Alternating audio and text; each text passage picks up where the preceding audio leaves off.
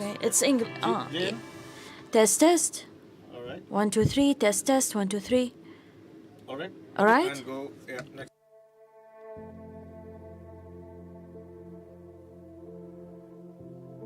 You're welcome.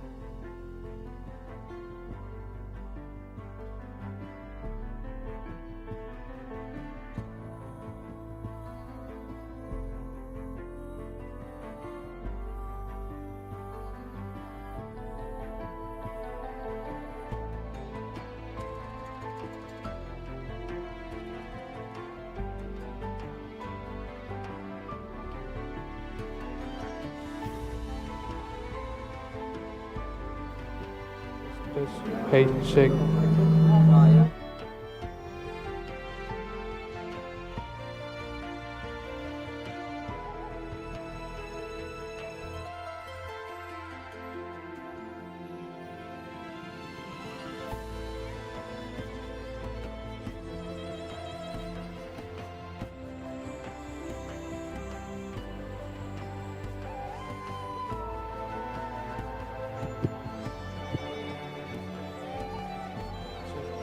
Test.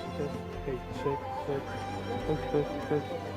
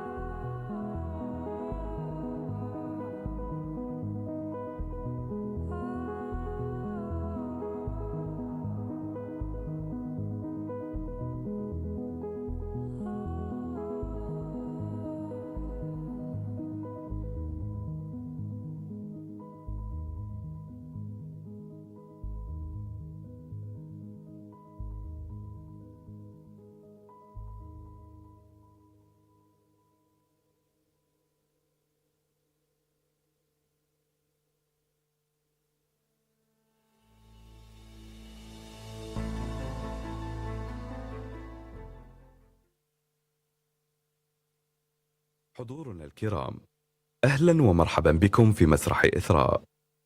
من أجل متعتكم نود منكم البقاء على مقاعدكم طوال مدة العرض، وعدم التصوير باستخدام الفلاش.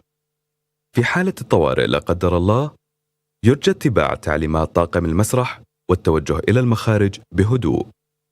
شكرا لكم، نرجو أن تستمتعوا بالعرض، ونتطلع للترحيب بكم مرة أخرى في مسرح إثراء. Ladies and gentlemen, welcome to Ithra Theatre. For your enjoyment, we kindly ask that you remain seated throughout the performance, and no flash photography will be allowed. In the unlikely event of an emergency, please follow the guidance of theatre staff and make your way calmly to the exits. We hope that you enjoy the performance, and once again, we welcome you to Ithra Theatre.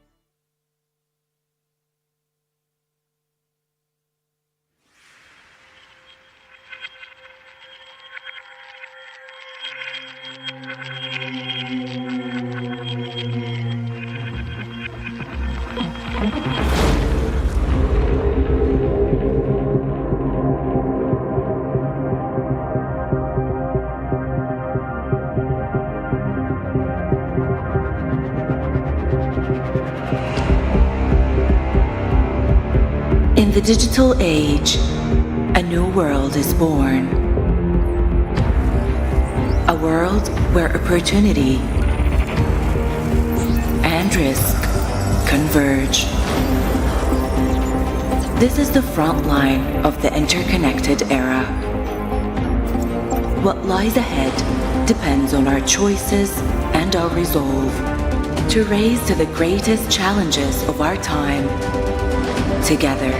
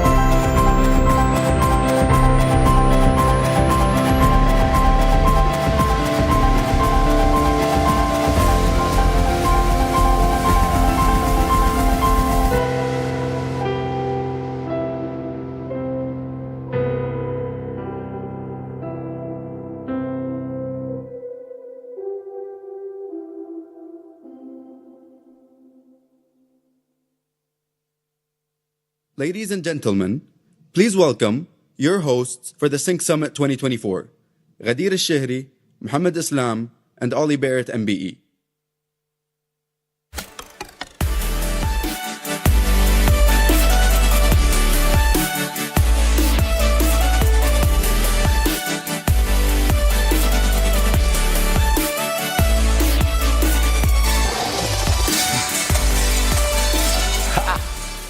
Wow, what a great way to start Sync Summit 2024.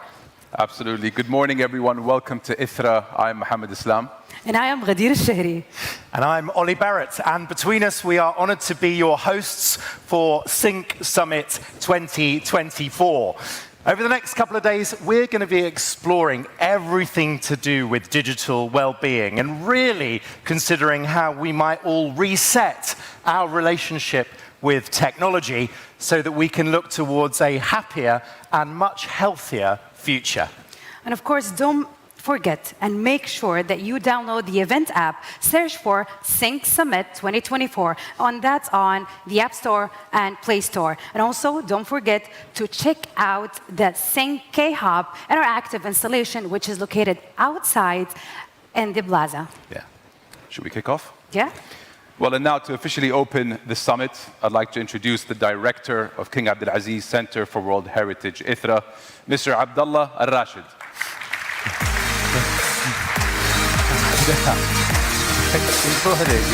Thank you. Hello, Abdullah. كيف حالك؟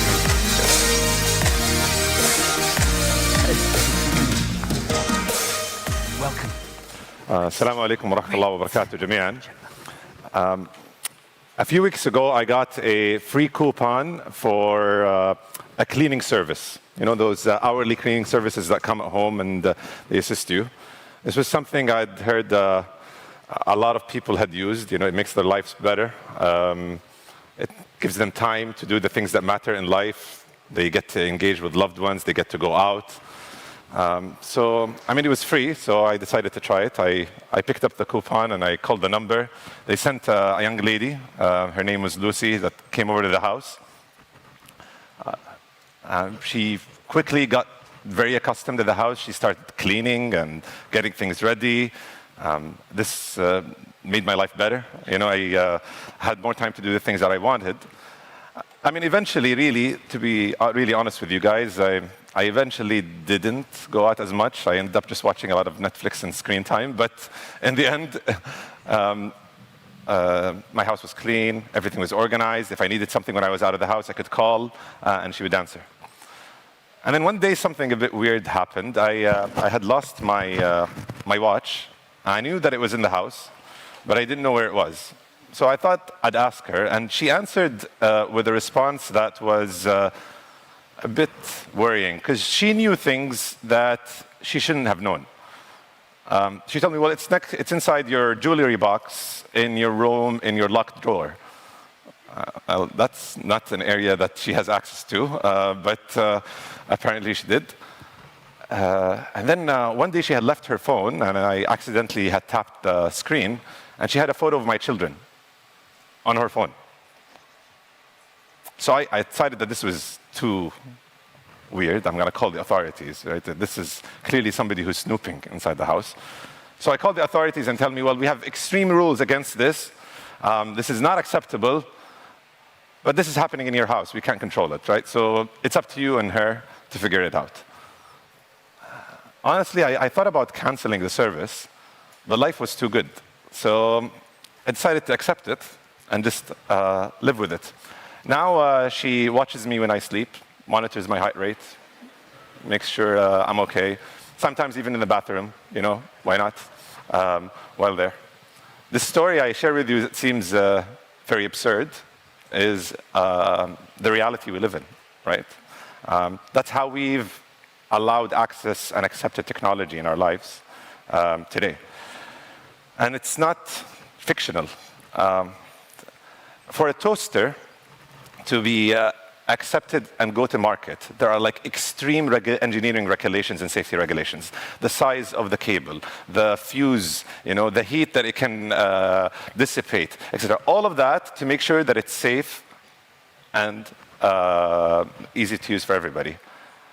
but a VR headset that can rewire your brain, change your perception of reality, doesn't go through that rigor. We are more concerned about burnt toast than our brains. Our kids are more comfortable becoming performers in front of thousands of people on a screen than they are chatting one-to-one to somebody in a room. Now, some of you might say, we've heard all of this before, it's over-concern, it's hyperbola, it's the apocalypse now narrative. But I want to tell you why I think it's really important to have this discussion today. There are 15 billion phones around the world and 7 billion people. Our research, which is the largest in the world in 30 countries, spanning east and west, shows that in many countries, when people were asked about how they feel about technology, the split is almost exactly 50-50. So we are at the tipping point. One of the most remarkable, I think, paradoxes for me is that 71% of people think that AI is great, yet also 71% of people think that there should be a pause on the development of AI.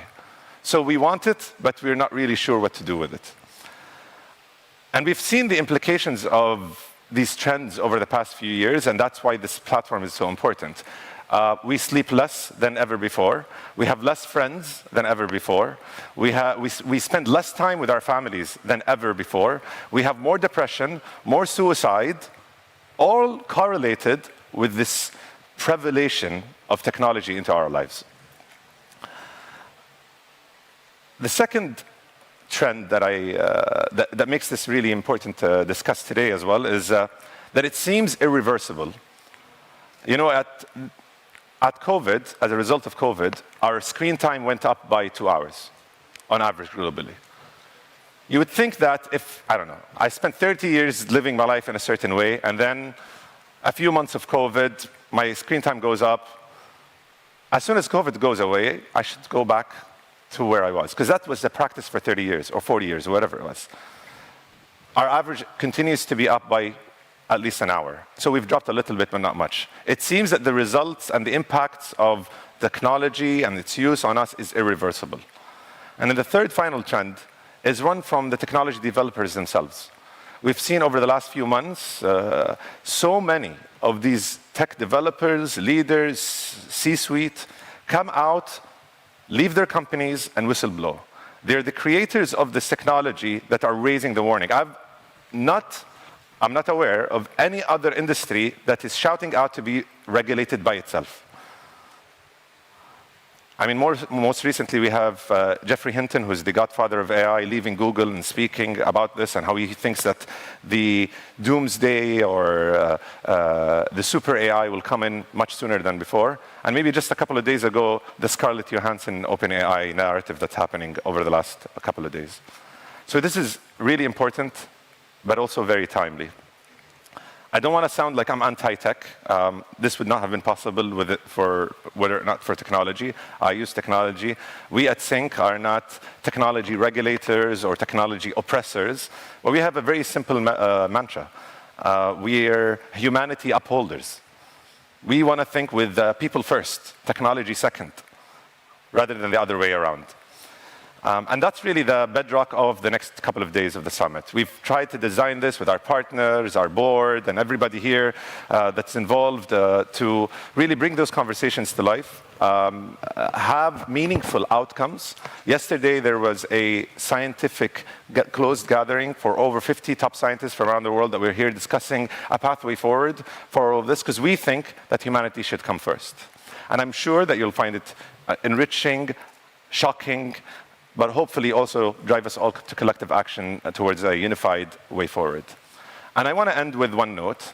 Over the next 2 days, you're going to hear from psychologists, pediatrics, management professionals, teachers, lawyers, everybody from every spectrum. It's no longer a discussion for the IT specialists. Today, we are all technologists. Thank you.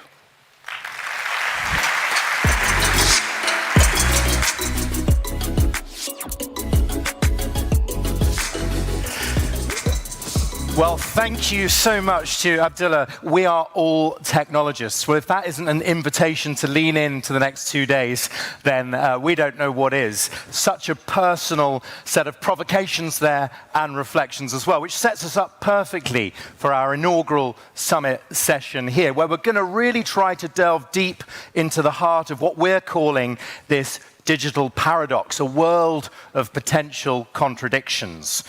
I'm going to introduce to the stage some outstanding individuals, and some of them, their reputations, and all of them, in fact, their reputations precede them, because they have been profoundly shaping and shaped by the technology around us.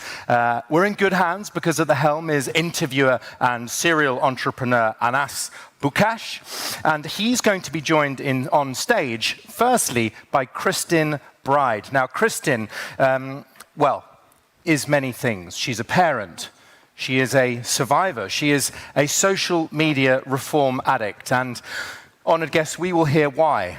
Because her activism in the wake of her son Carson's death by suicide as a result of cyberbullying is driving incredibly important and critical dialogue at both a public and a policy level across the US and further afield on the importance of online harm prevention. So Abdullah really has set the scene. These topics are are challenging, to say the least.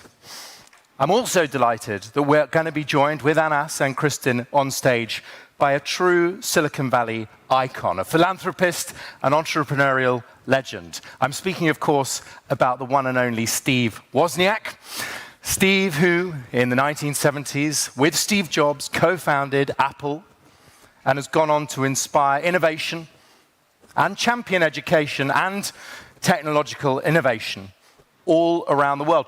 And he has always, as you will hear, kept a critical eye on the changing face and the global influence of the global tech industry. So fascinating to hear his latest concerns, reflections, and ideas. Now, before this trio join us on stage, we're going to share just a very short film to show a little bit more context on what this conversation is really all about. An important story for parents and kids now internationally. Kristin Bride, she's one of the parents who went to Capitol Hill today to urge lawmakers to try to hold social media companies accountable. I am testifying here today to bring a face to the harms occurring every day resulting from the unchecked power of the social media industry. The last search on his phone before Carson ended his life was for hacks to find out the identities of his abusers. These are not coincidences, accidents, or unforeseen consequences. They are the direct result of products designed to hook and monetize America's children.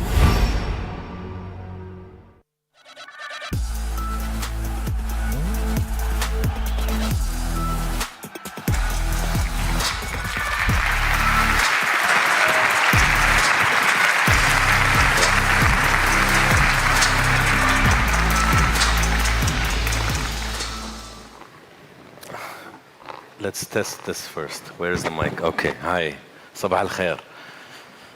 قومتونا الصبح اليوم. Okay, welcome. It's lovely to have you both. Before we get into it, we have a very shocking and interesting topic we're discussing today, and we want to try to tackle it from different angles. I'm not going to stay too long, but it's a very good paradox to talk about. The pros, the cons of social media, its effect on our children, on us. I want to start with Kristin. You have a few things you wanted to start with, Yes. some slides. Yes. So please go ahead. Okay. Do I have my first slide? Okay, here we go.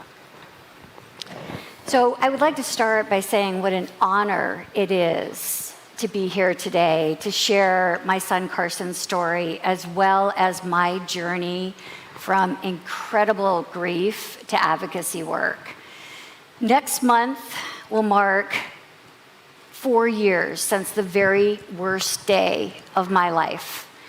My son Carson, with the beautiful blue-green eyes, an amazing smile, great sense of humor, had just finished his sophomore year in high school. We encouraged him to get his first summer job, and he worked hard to get one, making pizzas. He came home from work that night happy and wrote his upcoming work schedule on our kitchen calendar. We celebrated him. We told him how proud we were of what he had accomplished. And in so many ways, our family was looking forward to an amazing summer. But that all ended the next morning. I woke up early to do some work on my computer. I looked down at my phone, and I saw that there was a text message from Carson regarding a suicide. I went running through the house, and I found that my son had hung himself in our garage while we slept. There are no words to describe the trauma that our family endured that morning, and it's something that never goes away. It's something that you live with for the rest of your lives. And so our first question was why? What had gone so terribly wrong overnight?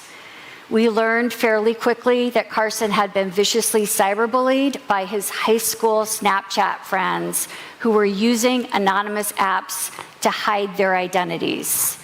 As parents, we were conservative with technology. We waited until Carson was through middle school to give him his first iPhone, a very old version with no apps on it. But by the time he got to high school, he was begging for Snapchat because that was the way all the kids were connecting. As parents, what we didn't know is that Snapchat had allowed anonymous apps onto the back end of their product. And anonymous apps, when marketed to teens, always lead to cyberbullying, usually a suicide. They get shut down, and then new ones come to market. So we looked into his phone even more, and we found that in the 2 weeks leading up to his suicide, he had received over 100 negative, harassing, sexually explicit, and humiliating messages from his high school Snapchat friends. He reached out to them, and he tried to handle this on his own, which many teens do. He reached out to his abusers and said, please swipe up and identify yourself. Clearly you have a problem with me. I'd like to talk things out in person. So here is my son trying to reclaim humanity in a digital world that was literally crushing him. No one ever did reveal their identity, and that's why in my testimony I say that the last search on his phone was for hacks to find out who was doing this to him. And when we look at what YOLO, the anonymous app on Snapchat, presented, it said that they had no tolerance for cyberbullying and that they would reveal the names of those who do so and ban them from the app. So after Carson's death, I reached out to YOLO. I needed to know who did this to my son, and I needed to know that they were banned from the app so they would not do it to any other kids. I was ignored all 4 times. And it was really at this point that I had a decision to make. Do I lay in bed and cry about this and just accept this, or do I begin to fight back? And I chose the latter, and I have not regretted it. Thank you.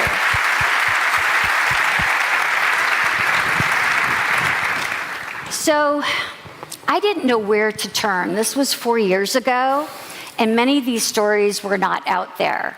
And so I turned to the Center for Humane Technology after watching The Social Dilemma, and they were an amazing support for me. They provided me with resources and connections, and they allowed me opportunities to share Carson's story. And through that, I was able to connect with a law firm who informed me that YOLO would never respond to me.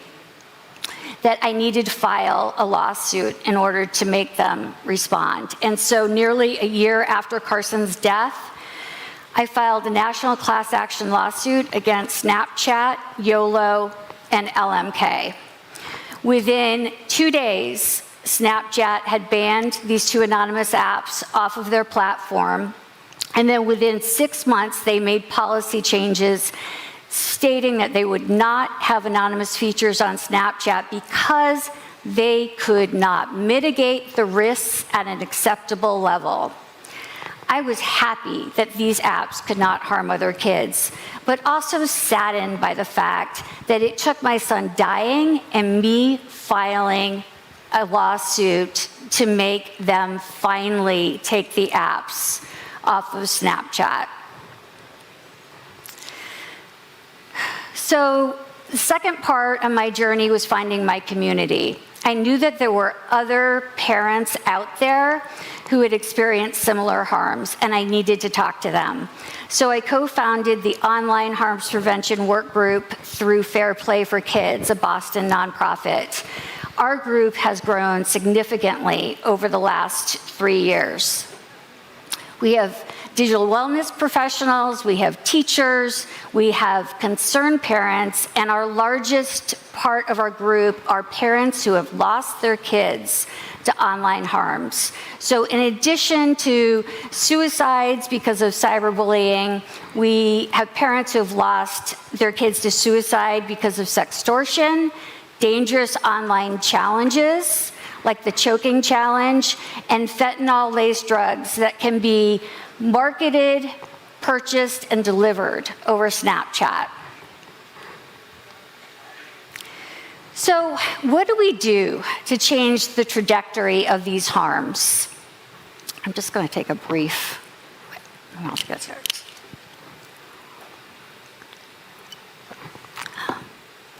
Many of us, parent survivors and other groups of younger people, are advocating for the Kids Online Safety Act, which is federal legislation.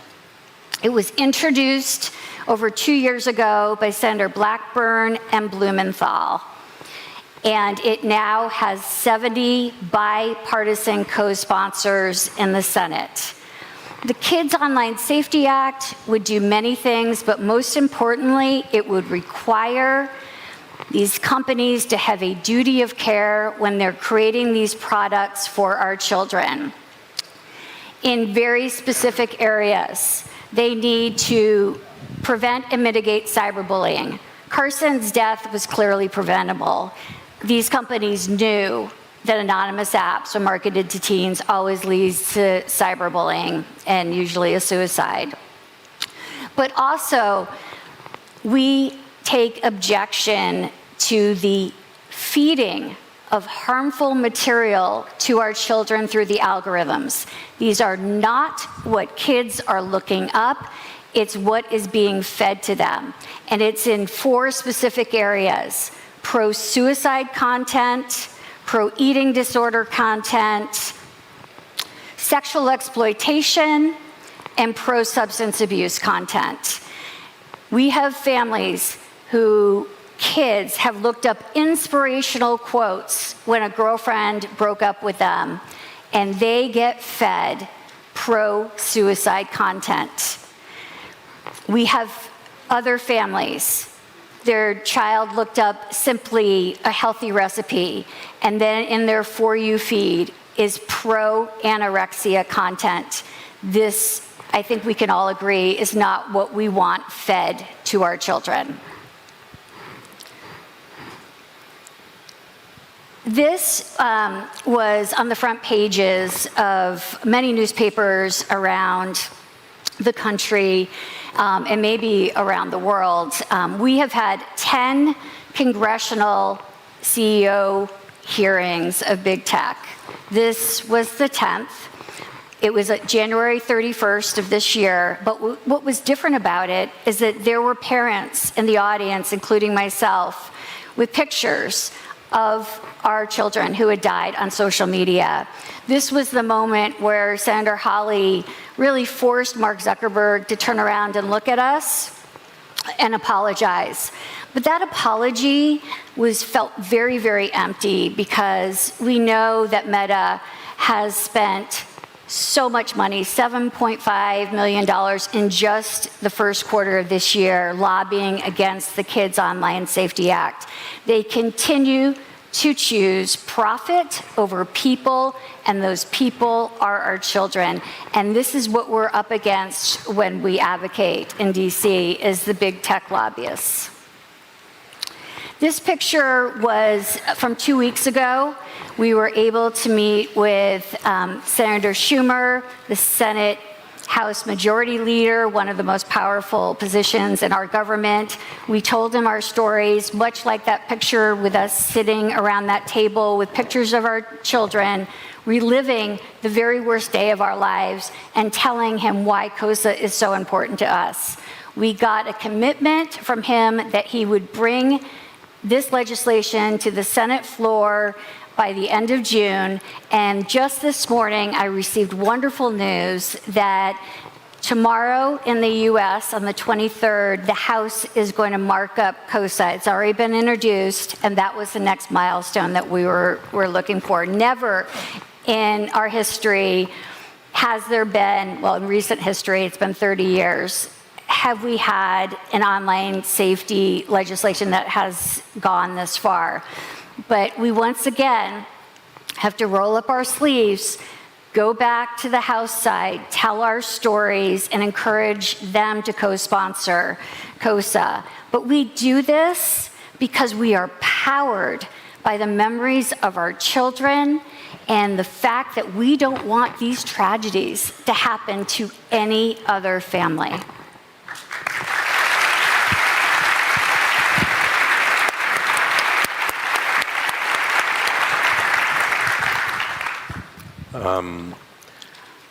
I think I speak on behalf of everyone to say how brave you are, Kristen. I know you're being very objective and very strong, and it's very admirable.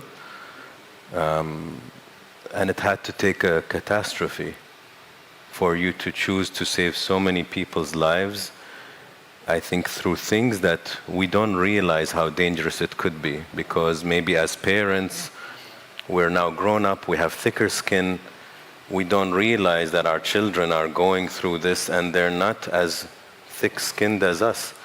And we've never lived that.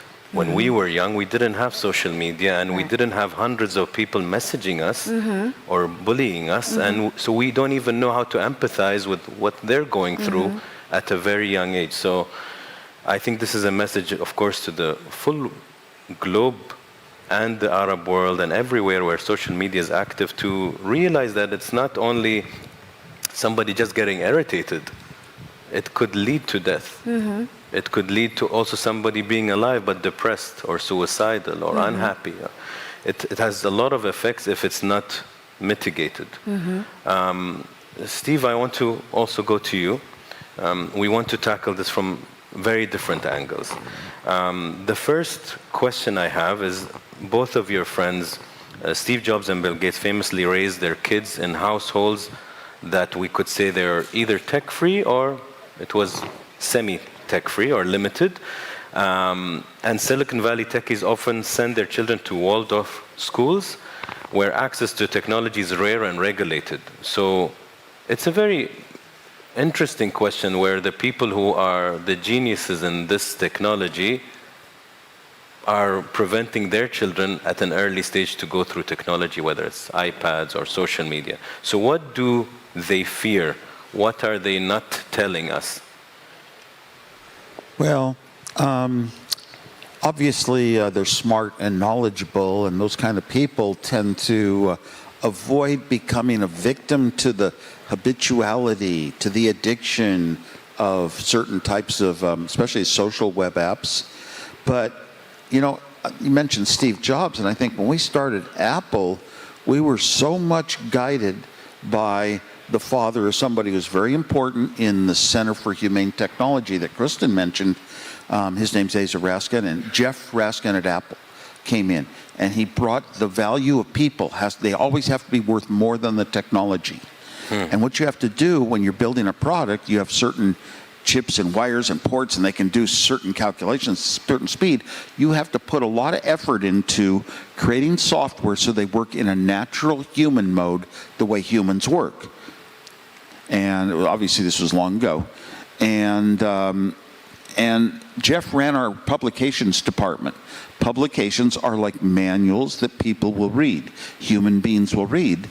If the engineers had an idea for an enhancement to a product, the publications department would have to be able to write it in a clearly understandable form, or it was not allowed in Apple. That's the sort of company we had. So much emphasis on the human is more important than the technology. And, but we started an industry, and who knew where it would go. This was long before the internet. So this was back when you just bought a product, you owned it, you did whatever you wanted with it. It still worked the next year, still worked 40 years later, just like a broom you stored in your closet. You were responsible for the security of it. And those days are long past. The internet came, and eventually enough bandwidth came, and we had the social web started, and that's where we started going really wrong. And, and right now, the social web is protected in the United States by legislation that lets them publish anything. They're not the publisher. They're just a third-party source. So people can come on and do the cyberbullying all the time. I can go on and make a little point, and people will jump all over me explaining why they have a different feeling about things. And it could be something very simple. But when it gets down to even illegal things can be done very easily on the social web, and nobody's ever punished. There's no accountability to the social web themselves. They were removed from all accountability, all responsibility. And that's some legislation that we've got to start changing and crack through and make them realize when there's crimes going on under their nose, just assign a human being to watch a few things, a real human. Answer your phone call. If somebody calls and tries to get a hold of somebody to get something corrected, you need a human that will understand why it's important. And I'm sorry, computers never do. We go through all these, voice channels. We have a problem on our computer or phone, and we call in. It's so hard to get to a human being. You get fed all this information that was already in manuals that doesn't even solve your problem anyway. And these voice trees, that's how computers treat us. It's algorithms. I call it AI, algorithmic inefficiency. And it's sad, and I sometimes feel very kind of sorry for my role in having created this digital world early in those days when things were good, and then they kind of turned bad. And today, back then, you bought something, you owned it. It was yours. Like you even owned your life back then. Nowadays, you buy something, and if you make a setting, they'll change on you. They'll change it because they feel like it very often, or they'll have an upgrade, and usually the upgrades to me are downgrades. And things that used to know how to use them and where they were on the screen, they're different places, they're hidden, they're non-existent now, they work a different way. And it's very not treating the customer. I always came up thinking that the low-level person who's a customer, the end user, is more important than the manufacturer. And I still have that philosophy to this day. And I think we need to do a lot of things. Coase is one really good example. Why would it ever run into any fights over this sort of thing? Yeah, what happened to me was people were publishing my face and me talking about things, and then they said, send me 1 Bitcoin, and I, Steve Wozniak, will send you back 2 Bitcoin. And then people started somehow emailing me. I didn't know this was going on. And they started emailing me saying that they put their life savings into it. Where was their Bitcoin? And Facebook wouldn't even, or was it Meta on that one? No, that was YouTube on Google. They wouldn't do one thing. You couldn't get to a human at all. And if they took something down, 10 more popped up of the same thing. They wouldn't assign a human to just watch it every day. If somebody sees one of these claims of Bill Gates or Elon Musk or Steve Wozniak offering to send you back more Bitcoin, just cancel it. Get rid of those people. Identify them to the police by their name. The anonymity is one of the big problems we have on the social web. And there should be ways around that. Anyway, so I agree with everything Kirsten said. There was, I don't remember the exact words, but it was Mike Tyson saying it's so easy to talk and bully behind the screen until you actually get punched in the face. And he said it in a funny manner, but there's so much truth to it. Before social media and before anonymity, if we wanted to say something to somebody in school, you have to actually face them. So you would think 3 times before doing anything. Nowadays, you could be a coward. You could completely be invisible and just bully somebody with no consequences or accountability. And I think that's danger on many fronts. But to your answer, so can I easily say, Steve, that they kind of avoided technology because they realized that there is an addictive pattern to it for their children, and like you said, there is no control over the information that's being fed to children. It's just out there, and you can influence a child right or left. Is that in a nutshell? Think about children in a classroom. If they're getting bullied, there's a human teacher there that can correct it and take steps on both sides of the bullying to help out. You just don't have that on the social web. Correct. It's very much the anonymity that it presents lets people behave in ways they wouldn't when they were around friends of theirs and socially responsible. Kristen, I have an interesting long question, so I have to read it properly. At the higher level, you're an advocate for COSA Kids Online Safety Act, which is congrats on tomorrow's news. It makes social media companies more responsible for the safety and well-being of young users. But it's also faced, surprisingly, real opposition for a variety of reasons, including possible over-surveillance of young people and potential for heavy censorship that could negatively impact developing teenagers. Do you think there are any ways that COSA approach risks sacrificing real-world well-being in pursuit of digital well-being? I think that's the first question. Or is it always just the tension we must wrestle when it comes to these kind of measures? The first point of this long question is it's surprising that there is resistance, but not. It's surprising because you think if any ethical company or any, I think, Steve, you mentioned how it was a human-centric approach back in the day. Nowadays, maybe it's a profit-centric approach that I could compromise people's lives and their well-being for profit. So I understand that's where the resistance could come. But it's also from a human-centric point of view, like, are you serious? Are you actually opposing something so basic and should be there? So. Well, I'm just really glad that you asked that question. I did touch on it in the beginning. COSA is not a surveillance bill or a censorship bill, and that is what the messaging from the big tech lobbyists have been, and it is just absolutely not true. Kids under COSA can look up anything they want. What we're objecting to is the dangerous content and those 4 things that I talked about being fed to children through algorithms. And it will do some other things that Steve just mentioned in his own situation. It will require that these companies respond to parents who are bringing up concerns and issues. We all face this. It is like a brick wall when you are trying to reach out.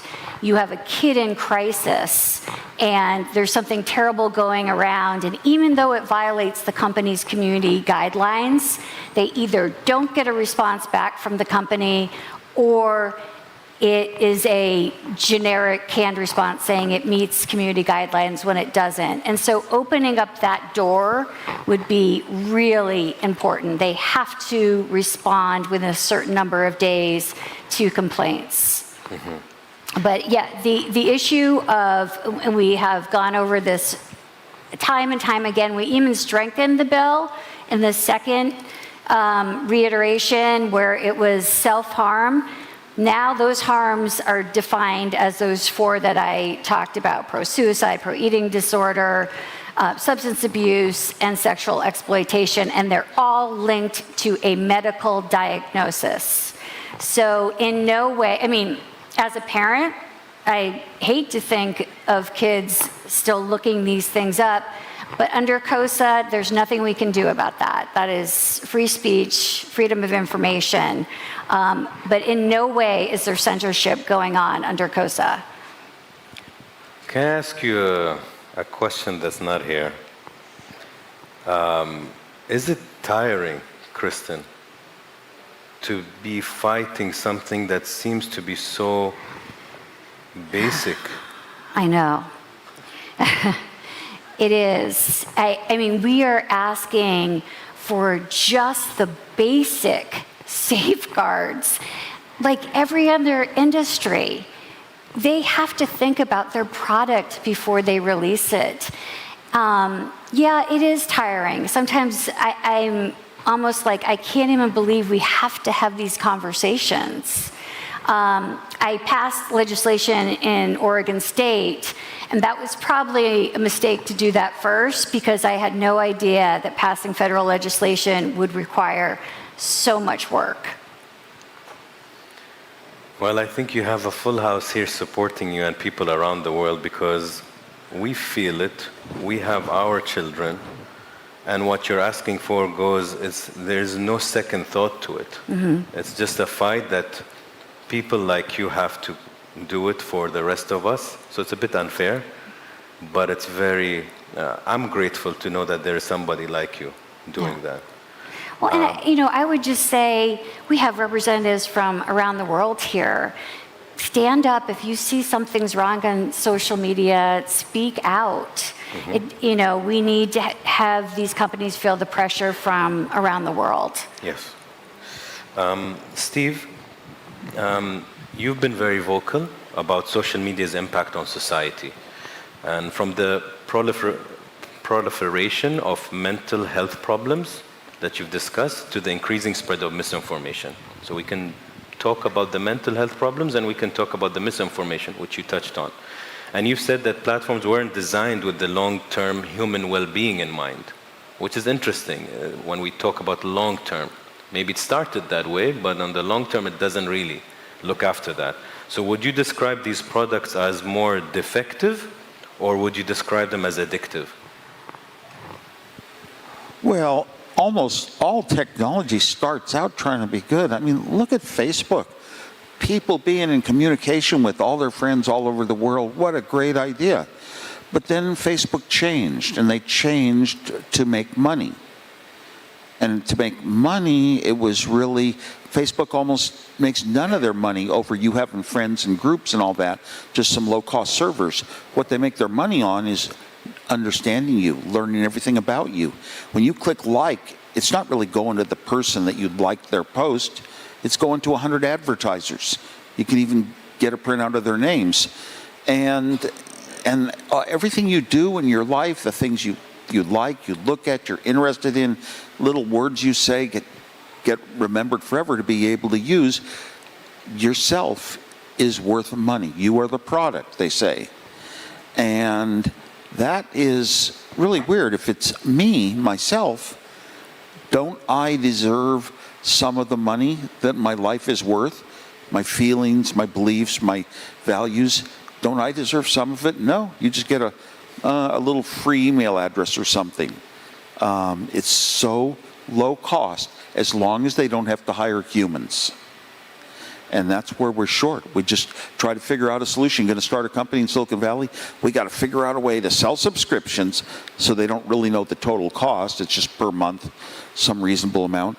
And we got to, and everybody has to go through us in a cloud. They have to go through us, and we own you. We own everything you do. We'll make upgrades. We'll make changes that, whether you like them or not, we won't ask you. And we're gonna make all this money off of you doing nothing. We don't want to hire humans, because human who could listen to your problem and say, "Oh, that is real. We've got to take some corrective action." Oh no, don't want any accountability. Don't want any of that responsibility either. And so to even talk that way, they just say, you say, there's a crime going on. And what's the answer from these companies? It's free speech. And it might be a real crime, taking money from people. So we need to reevaluate this. I'm sort of sorry for my role in it. I often like to say that those of us who brought this digital world should be executed, or worse yet, we should be made to live in it ourselves. And I get so frustrated when I'm doing something logical, maybe on an app on a phone, and it just doesn't work. I want things to work in life. And those days are pretty much past. It used to be that, for example, we could put speech recognition into a phone with no cloud, no Siri, no internet, just speech recognition, and you could tell it to do things and run apps and call people, call your wife, built into the phone. Nowadays, if you can't get to the internet because you're in a car traveling or something, if you can't get to the internet, you can't even get to Siri to make the call for you. Why don't you build the backup right into the phone? There are an awful lot of things that computers can do themselves without access to the internet. Access to the internet gives you more, but we've just sort of forgotten. We don't want to ever allow things to exist like as an app that you own and you bought and you paid for, and you control it and do the settings. Steve, you mentioned a few times today that it bothers you sometimes that maybe you played a role in this. However, I want to be the other side of it. There are pros and cons to everything in life. Maybe I will not be sitting with both of you here if there was no internet, if there was no iPhones, if there was no technology, even with a lot of people here. So it was something that was created, and it's a tool. I've always talked about social media and technology as a tool. We are the culprits as human beings. We know how to use this knife to cut a loaf of bread or to stab somebody. Mm-hmm. That's what it is in the end. So if I have to go to the other side and I say, Steve, with what you have created, whether through technology or Apple, what are the ways we can use it for well-being, for the good? Because we can. It's literally a tool. But if greed is overcoming us, of course we're using it and abusing it. But if we actually say this tool can bring societies together, can educate parents to bring up children better, that can bring 3 people from very different parts of the world together and just talk about normal things that we all care about. So you see, there are many dimensions to this. So if I go to the other side and I ask you, what can we do now using all of the technology that's available to maybe enhance the world? You can use it for so many good things. We put too much of our trust into technology to come up with the answers. AI is an example. Look at AI and ask a question, you get a ton of detailed, here's what you can do and this and that, and propose to your boss. But then again, I think it's a good search engine in a sense, in one way, but there should be a human being who sits and looks at what comes from AI, since it's known to hallucinate or have deep fakes, and a human should say, what is this? Can I understand it? Now can I repeat it in my own words because I learned from it? However, some just pass it on. And passing on a lot of these AI reports, it's still boring. It's not like from a human that has emotions. As a professor in Nashville that allows AI reports in his class, he's never had one good enough to give more than a C+ grade. They're just too boring unless it goes through a human that understands how to concisely pick out the right parts of it, and they convey a meaning in my head and they'll convey a meaning in my boss's head. But it involves a lot of understanding, and we tend to think AI is really thinking, not a prayer. I believe in the A, and it's artificial.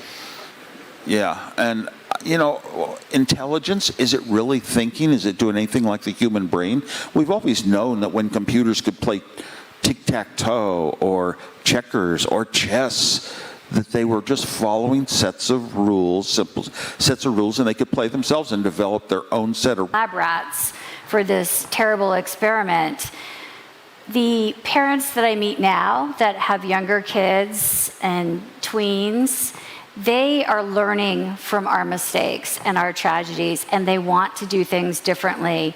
In the United States, there's a movement called Wait Until 8th, and we have a new book out by Jonathan Haidt called The Anxious Generation, and these movements are pushing waiting to give your child a smartphone until high school when they're through middle school. And this way, they really develop the foundation of what a real friend is and what real interaction is before you set them up for looking for likes and followers. That's artificial friendship.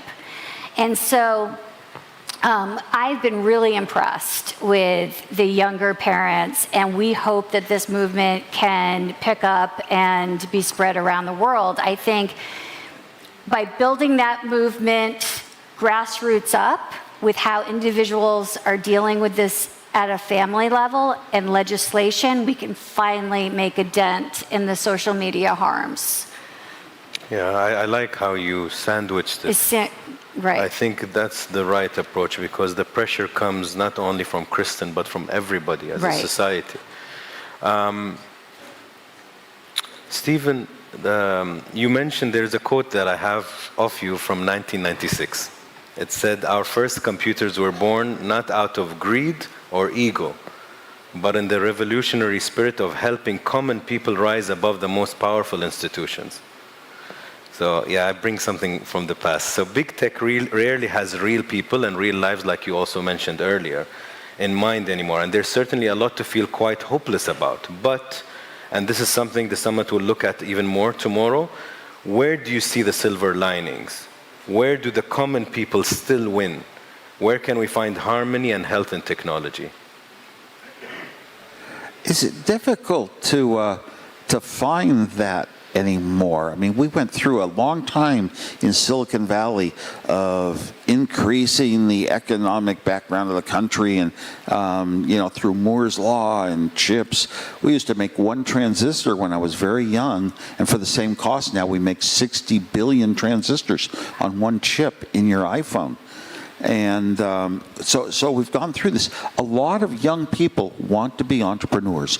I believe strongly in entrepreneurs, that entrepreneurs starting new businesses sometimes find new ways of doing things in life that didn't exist before, and it's not a zero-sum game.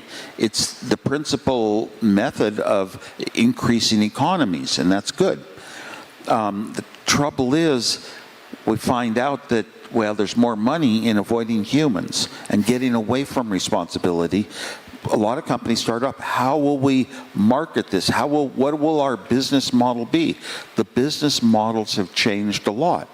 And it's hard to see the silver lining in that side of things. As far as for people, we have examples like Christians that teach us lessons, but really, up until 8 years old, we should have, in primary education, we should have courses where students are shown, here are some examples of bullying or what's wrong in other ways, and you don't want to ever go in that way. It starts with the most important positive aspect of being a good person is being honest. Honesty, that's where it starts with. Long ago, that's one influence that I got from my parents, thankfully, because you don't ever think, how do I say something that I think a different way, but I'm going to tell somebody else this is good for you, but I know what the problems with it are, and I'm not speaking them. Why are these companies so silent about what they do, what they don't do, what their algorithms are, how they manipulate you? They don't want to come out and talk about it because they know it's bad. If you're honest, you're only saying truths that you really, truly believe inside. There was, I do interviews, and I was talking recently about, it was a very basic question, but my director kind of shed light. And I was like, why are children harsh? You know, kids don't care if they see somebody like, he's ugly. They don't even filter it. And I'm like, why do kids do that in school? Why do they bully? And my director said it so simply. He said, they lack empathy because they lack experience.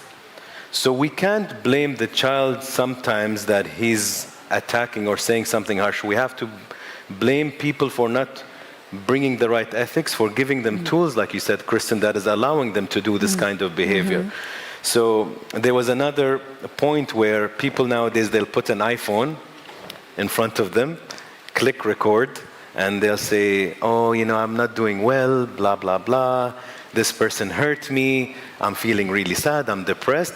Click, post, being vulnerable.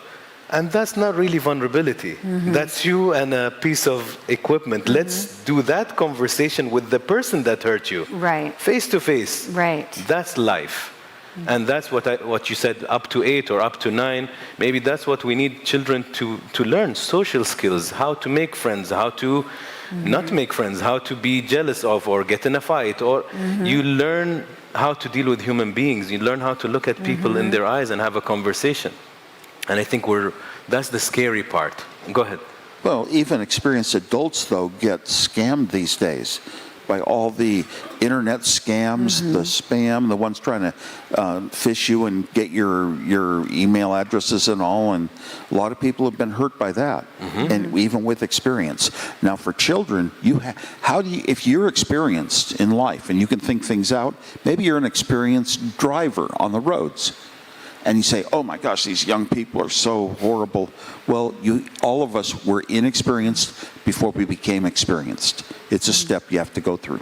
Steve, the chairman mentioned also that recently you had a talk about happiness or the purpose of life. Can you, before, I know we have to finish, but can you touch on that? Yeah, before Apple, and I was in college and made my first year of college, and I read an article about a man named Sumner Redstone, who was CEO of Viacom, a big media company. And in today's dollars, he was going off and buying a company for $1 billion and going to another city to sell one for $1 billion. And as I read the article, that's in today's dollars, I thought, oh my gosh, would I want to be that man with so much power, so much wealth? And then I remembered a funny story, a prank that myself and some friends had played, or a joke that we told them. We laughed. And I said, on the day I die, I'd rather be laughing. And I decided that life was not about accomplishment as much for me. It was about happiness, enjoying things, smiling, things that make you laugh, a lot of comedy, making your own jokes, making your own pranks, going to comedy, going to music, whatever makes you happy, and smile. So I said, life is about happiness. H equals S minus F. Happiness equals smiles minus frowns. Minus frowns is the key part. A lot of people say, oh, I'll just tell myself don't frown. No, there are actually techniques. One of the big techniques is don't argue. If you argue, you have a line of reasoning, somebody else has a line of reasoning, and they come to a different conclusion. The important thing to realize is, well, everybody has a good head that they want to follow some reasoning to get to their answers. So everybody's good. There ain't no good guy, there ain't no bad guy. There's only you and me, and we just disagree, is what Dave Mason sang. And there are Bob Dylan quotes along those lines. So don't argue to avoid frowns. Also, if something goes bad, it's making you frown, your car gets dented, take a constructive step. You take the car to a body shop to get it fixed. Just always forget a lot about the past. Don't go back and question the past. Oh my gosh, if I'd only done something different. Why? Then all you're going to do is wind up with a reason to frown, to feel that you didn't do as good as you could have. So my formula, happiness equals smiles minus frowns, is one I've lived with to this day. I didn't need anything like Apple to have, life made for me forever.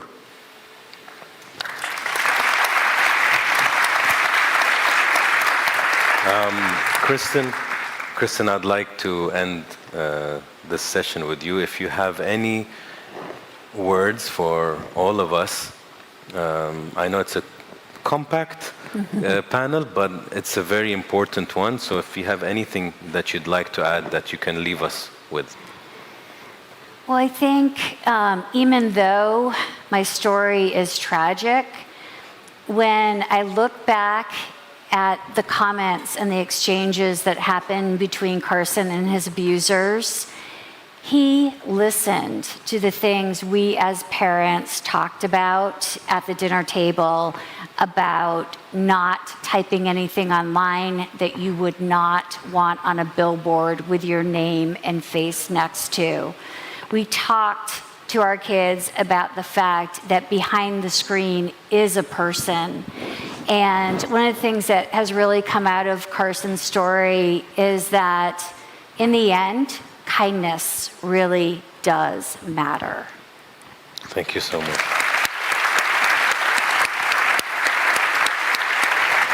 Thank you. Shall we? I think we're good.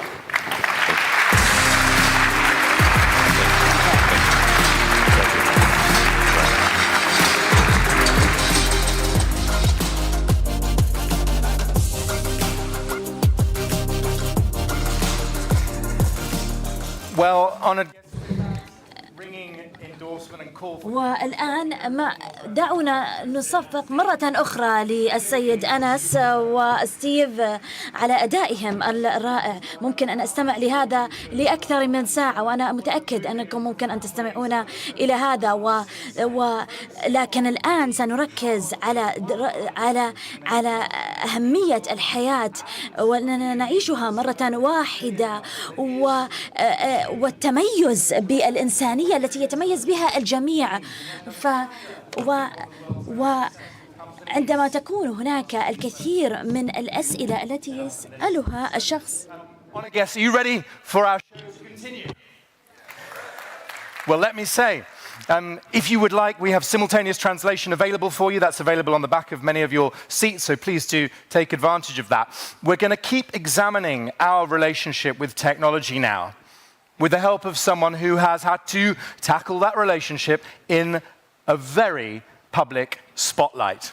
Well, our interviewer for this session is none other than Lema Al-Hamawi, and our guest is, to put it mildly, very special indeed. I'm, of course, talking about the one and only Jose Mourinho. Let's welcome them.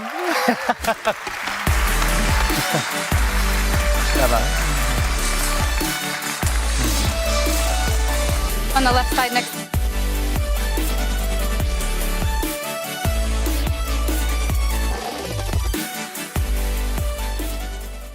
Very good. Thank you all for joining us. I was told this is a highly, highly anticipated session, and just looking around, I can tell that. So thank you all for joining us, and thank you, Jose, for making the time to join us.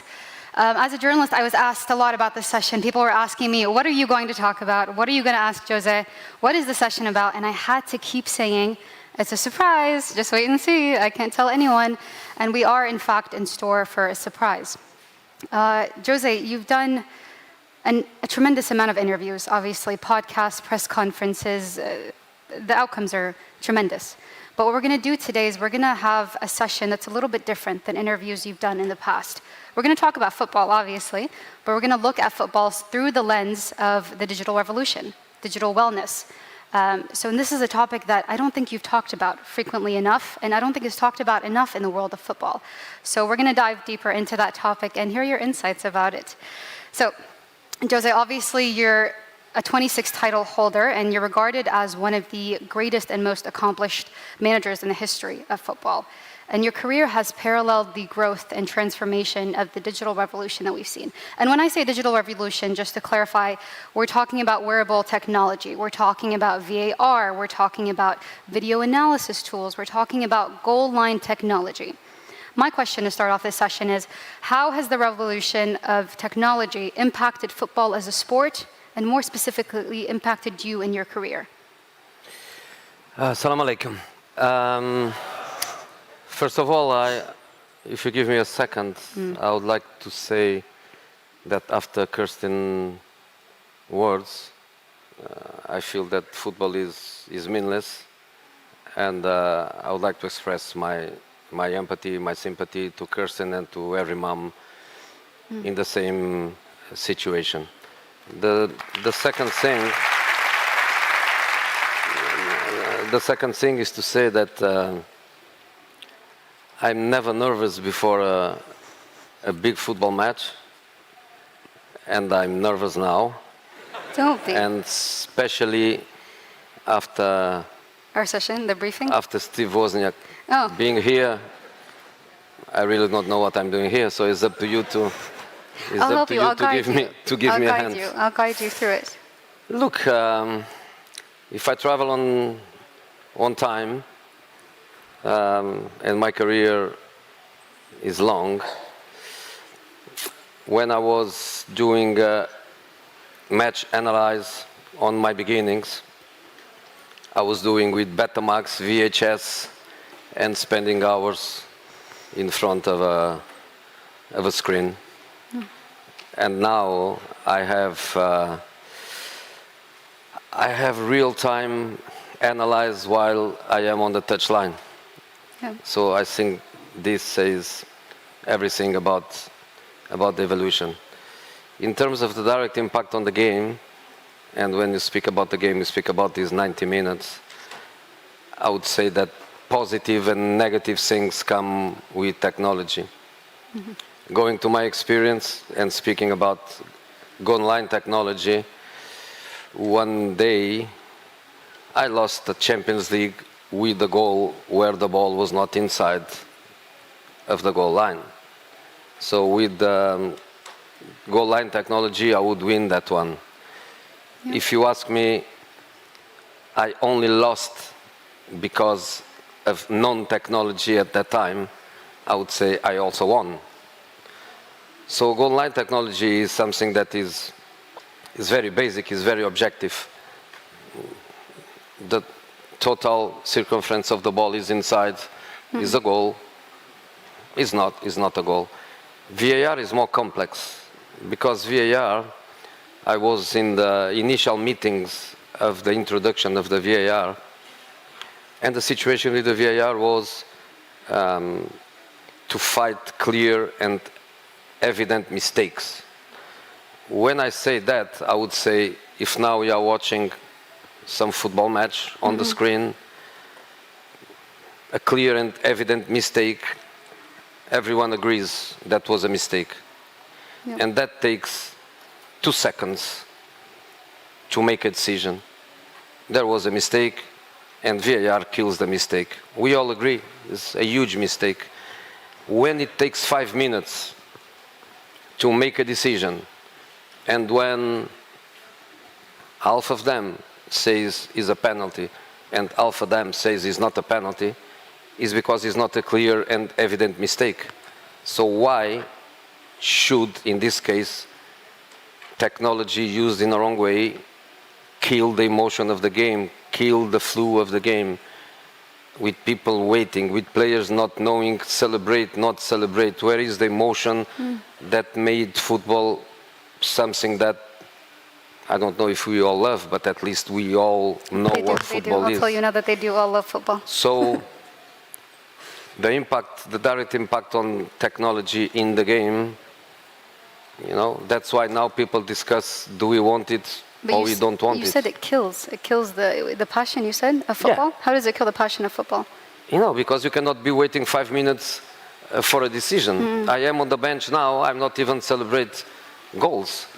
I'm known for many silly celebrations because I slide on my knees, I run for 50 meters. In this moment, I don't celebrate.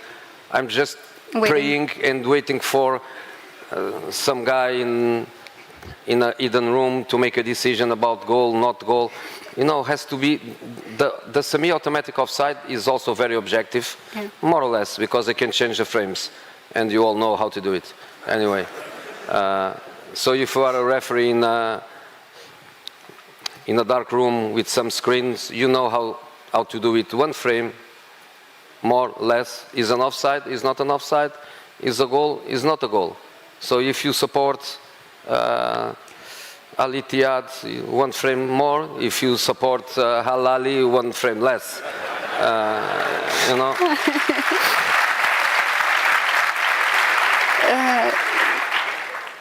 Okay, I fully understand what you mean now. I'm glad you came out of your comfort zone. We had this, I don't know if I should say, but we had a briefing session before, and there's one question I want to ask you, and I actually wrote this question before I met you.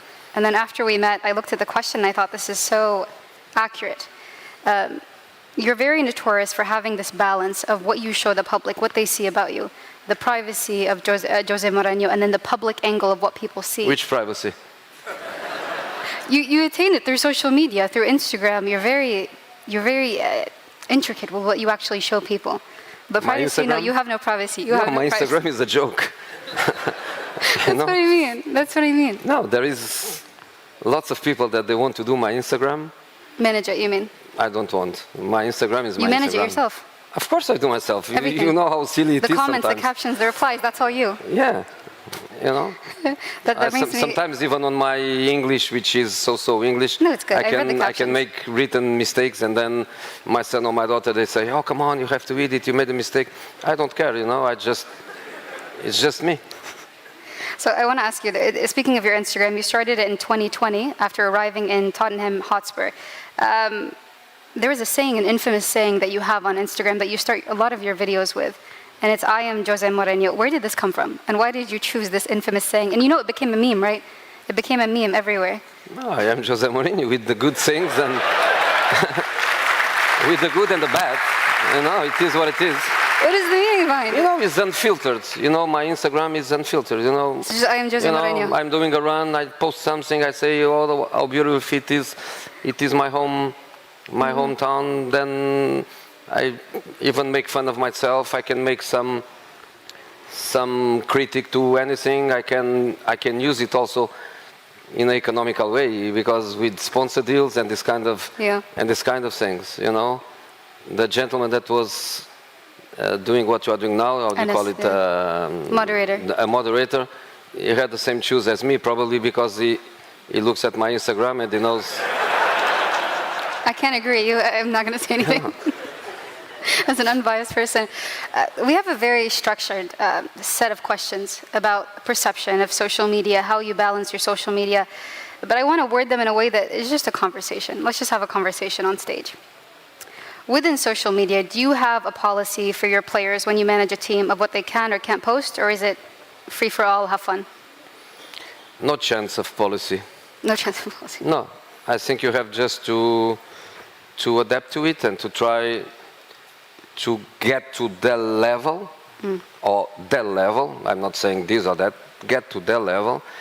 Honestly, it helps me the fact that I have a daughter and a son, same age as players.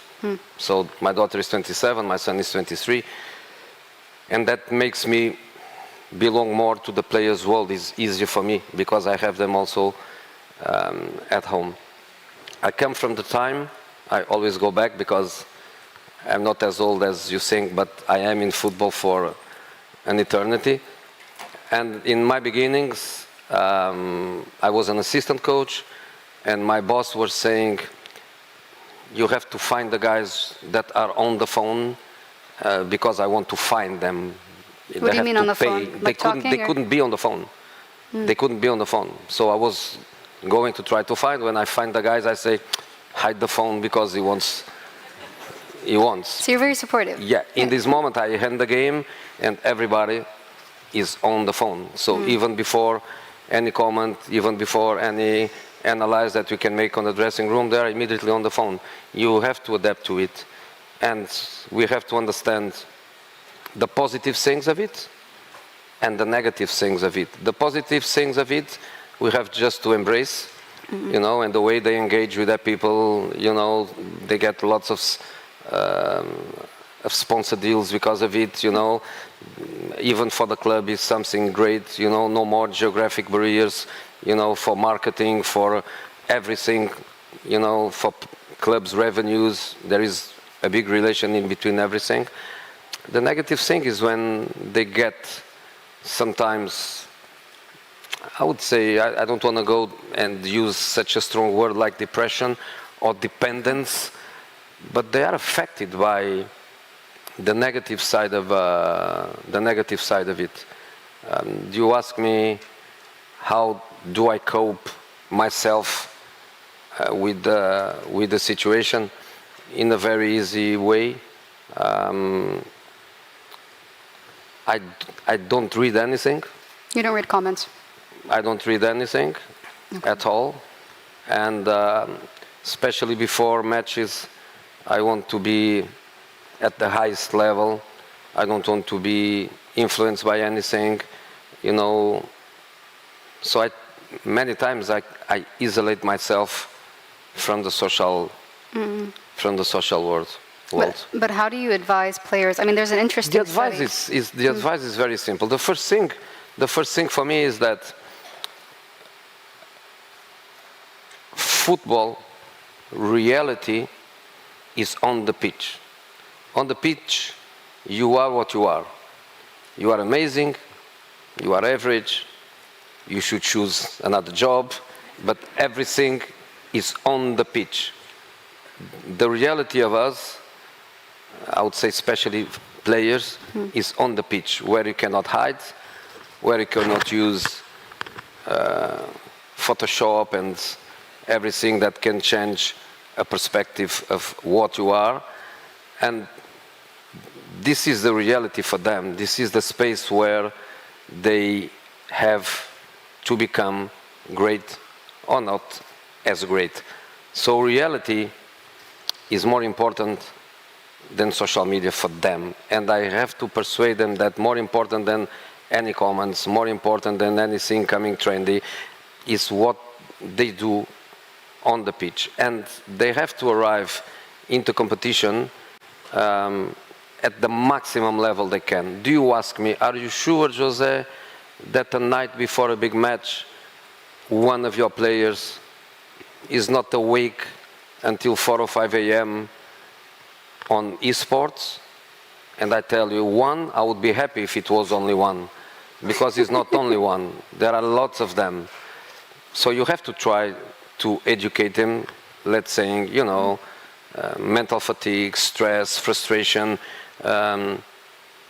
is not possible at the highest level. So you have to try to explain them, your world is 90 minutes on the pitch. That's your world. If you ask me, because sometimes people speak about, oh, Jose Mourinho brand, I am Jose Mourinho, all this kind of stuff, the special this, the special that. My brand was made on the pitch, on the 26 titles. Not because my Instagram is good fun, not because I'm wearing nice, Zegna shoes, not because of that. It's on the pitch. It's on the pitch. So the players, they have to understand that is there. But then this modernity that I was telling you, also my kids, you have just to adapt to it. And rules. I don't fancy rules. You know, I fancy more, they understand the principles. So if you are in a tactical meeting, come on, don't be speaking with your girlfriend. You know, it's more about the principles in between us, because in the end, a football team is like a family, and I believe a lot in communication. So it's more about communication than rules. I cannot say to my son, don't smoke at home. If I tell don't smoke at home, he smokes on the balcony. And also, it's more about trying to explain why. But in the end, he smokes. You can't forbid it, because he's going to do the opposite, I think. You talked about creating an environment for your players. Obviously, you seem very supportive with your players. I want to ask you, undeniably, you've coached some of the best players in the entire world. And recently, I saw a podcast interview that you did with Rio Ferdinand, where he asked you, what was your experience coaching Ronaldo? To which you said, you don't coach. You don't teach much in regards to a player such as Ronaldo. You said it's about being happy and creating an environment by the tactical point of view, by the idea of football where the player can show their best. What is that environment like when you have a player such as Ronaldo that's reached this incredible capacity on his own at this point? What is it like coaching him, and how do you create that environment for him? You know, I used to say that I don't coach players, I coach teams. And I also say that I don't coach players, I coach young men that play football. I don't know if you get it, but it's quite deep. Yeah, it's quite deep. You know, I feel it deep. Yeah. And when you are speaking about a super player, you cannot teach that super player how to take a free kick. You So you cannot. stand by your statement. You can't teach. A player like that, there's no teaching. Depends on level. I've coached teams with, as you say, with the best players in the world, where it's more about creating a puzzle. It's about creating a puzzle. It's about creating a situation where they can express themselves at the highest level. I had also teams, more recently, where the players were not so good, and then yes, you have to go more on the individual. But come on, let's go a little bit to the positive things of technology. You know, nowadays we have lots and lots of data that shows us clearly how a player brings more to the team idea. Is just so easy. That's why in this moment coaches are born every day, because you know, even at the intellectual property, because in football there is no copyright. You know, a coach spends hours thinking, a coach spends hours building exercises to develop his players in these teams. You know, because of player engagement and because clubs and social net, everything that we're doing now becomes public. I used to say that it's so easy now, copy paste, and they can do it. The only thing that they cannot do it is what is on the brain behind building this kind of exercises that, I'm sorry, no chance, no way of technology can think the way we can. And by the way, I go home with something that I listened from Mr. Wozniak when I was there. I go and I go so happy, because he was saying something like AI, algorithm inefficiency. That's perfectly said. Obviously, our topic surrounds the topic of digital well-being and well-being in general. And when we talk about well-being, I have to think of the word resilience. And obviously, you've overcome so much in your career, an immense amount of pressure. I want to do a little game instead of doing like the traditional question ask, if that's okay. I'm going to give you two options, so it'll be like a multiple choice quiz, okay? I'll give you multiple options, and you tell me if it's this one or this one and why. It'll be fun. So do I have a third option? No, you have two options. Just Only two. Just two. It's very easy. It's about you. I mean, you can't get it wrong. I feel like from there. So what was the most, this is obviously under the topic of resilience, okay? So what was the most challenging achievement of your career? Winning the Spanish League with Real Madrid in 2012 with 100 points, or winning the Premier League in 2004-2005 with Chelsea with 15 goals. Which was the most challenging and why? The most challenge? Not. Neither? Neither. They're both easy. No. Why? Tell me why. Tell me why they're both easy. I think the most. Maybe I didn't understand your question, but you were speaking about difficulty. I can repeat it. Yeah. So difficulties. Which one was more difficult to achieve in terms of level? I mean, we're talking about 100 points, the Spanish League with the Real Madrid, 100 points. I mean, which was more difficult? Or Premier League, 2004, Chelsea with 15 goals. Which one was more difficult to achieve? They're both tremendous. Roma 2 European finals. Easily. More That's difficult. So why? Why? Look to history and you understand why. For 50 years they never did it. You know, so depends on the dimension, depends on the conditions too. You know, there are things that you do that are just almost a normal consequence of, what do you mean? of the situation. You know, Real Madrid was a great achievement, of course, and the other one, but I think the less conditions you have to succeed and you do it, the more credit I feel it, the more pride I feel about it. So Roma was historically something impossible to do it, and we did it twice in a row. Inshallah. That's why they sacked me on the third year. Okay, question 2. Which of the 2 achievements is closest to your heart, or means the most to you, under the topic of wellness? Because I'm trying to stay on theme, as we talked about. Winning the European Cup with Porto in 2004, or winning the treble with Inter in 2010? Which is more dear to your heart? You are asking me questions that I always refuse to answer because it's so Why? difficult. Because it's so They're difficult. both. I know they're both. And, They're both. and in the end, it's a question of respect for the people connected with it. When people ask me, you know, what is your best ever 11? What is your best ever goalkeeper? What is your best ever striker? I always refuse. So every time you read something saying Jose Mourinho best 11 is everything is a social media lie, because I never say it. Well, can I ask you, why do those 2? I mean, they seem like they're an equal level in your heart. Would you say that? Yeah, because you know, I have to share with the people that was involved. How can I say to Inter people, where we did the only travel in their history, how can I say that something was more important in terms of my empathy, emotion? I cannot say that. I cannot say to the Chelsea people that winning the Premier League after 50 years was not close to my heart. Everything was close to my heart. And in the end, I think one of my good qualities, because I also have some good qualities, great empathy with my clubs and with the club families. With both the teams. Yes. Yeah, of course.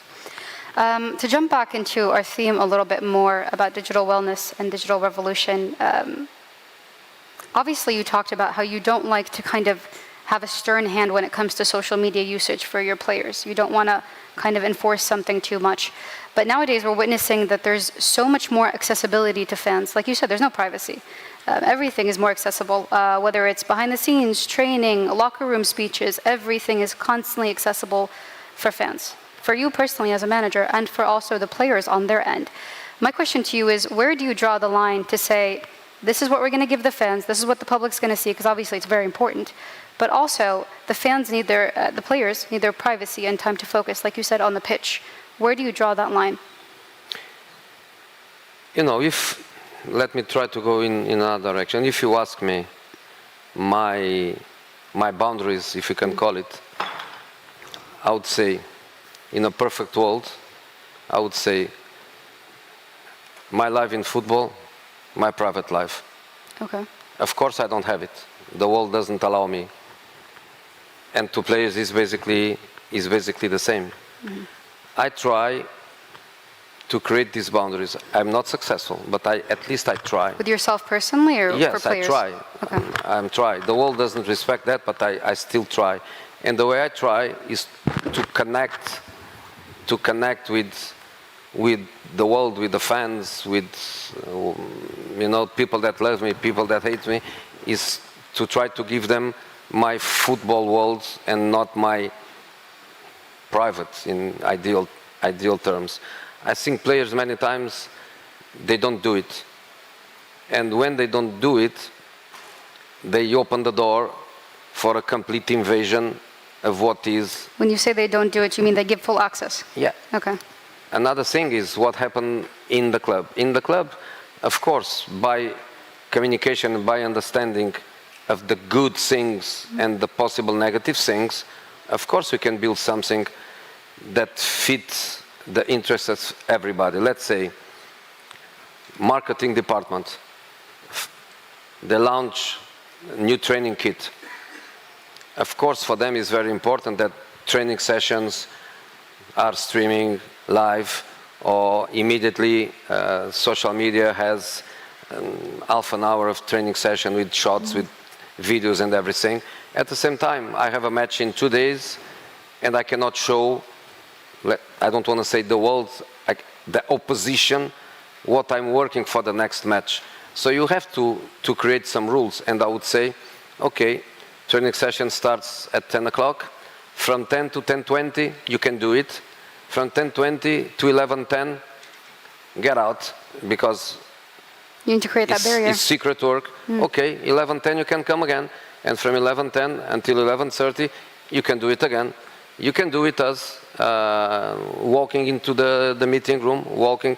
Okay, when the screen is on, get out of the room. So in the club is an environment where you can control and you can understand, of course, the amazing positive things that this connection with the fans bring to the club, bring to the players, and there is an edge in relation to the objectives, which in the end is always, of course, trying to win football matches. Then there is the second part.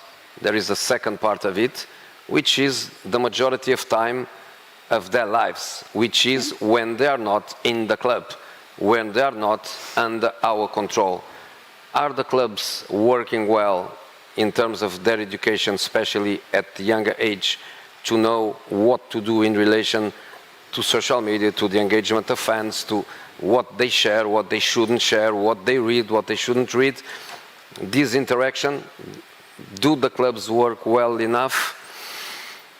I don't think they do, but I think they are trying to do it. Progressively, they are trying to do it. Progressively, they are trying to understand the possible negative effects. But how can they improve further on that? You said they're trying right now, the clubs. But how can they improve further on that, in your opinion? Look, in the beginnings of what we now call the academies, in the beginnings, everything in the clubs, when you were speaking about academy, you were speaking just in football terms. Then progressively, the school come, the education come into the academies. Then different areas, physiology experts, nutritionist experts, psychologist experts, and they were trying to improve the players at every level. Now, in clubs especially clubs of high level, with of course resources to do it, there is people that helps kids to understand, again, the positive effects, the negative, how to do it, how not to do it.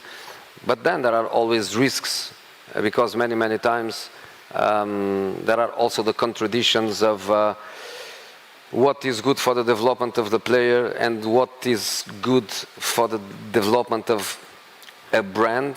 And then we go in the direction of what for me is fundamental, which is, for me, the brand is on the pitch. Is there that everything starts.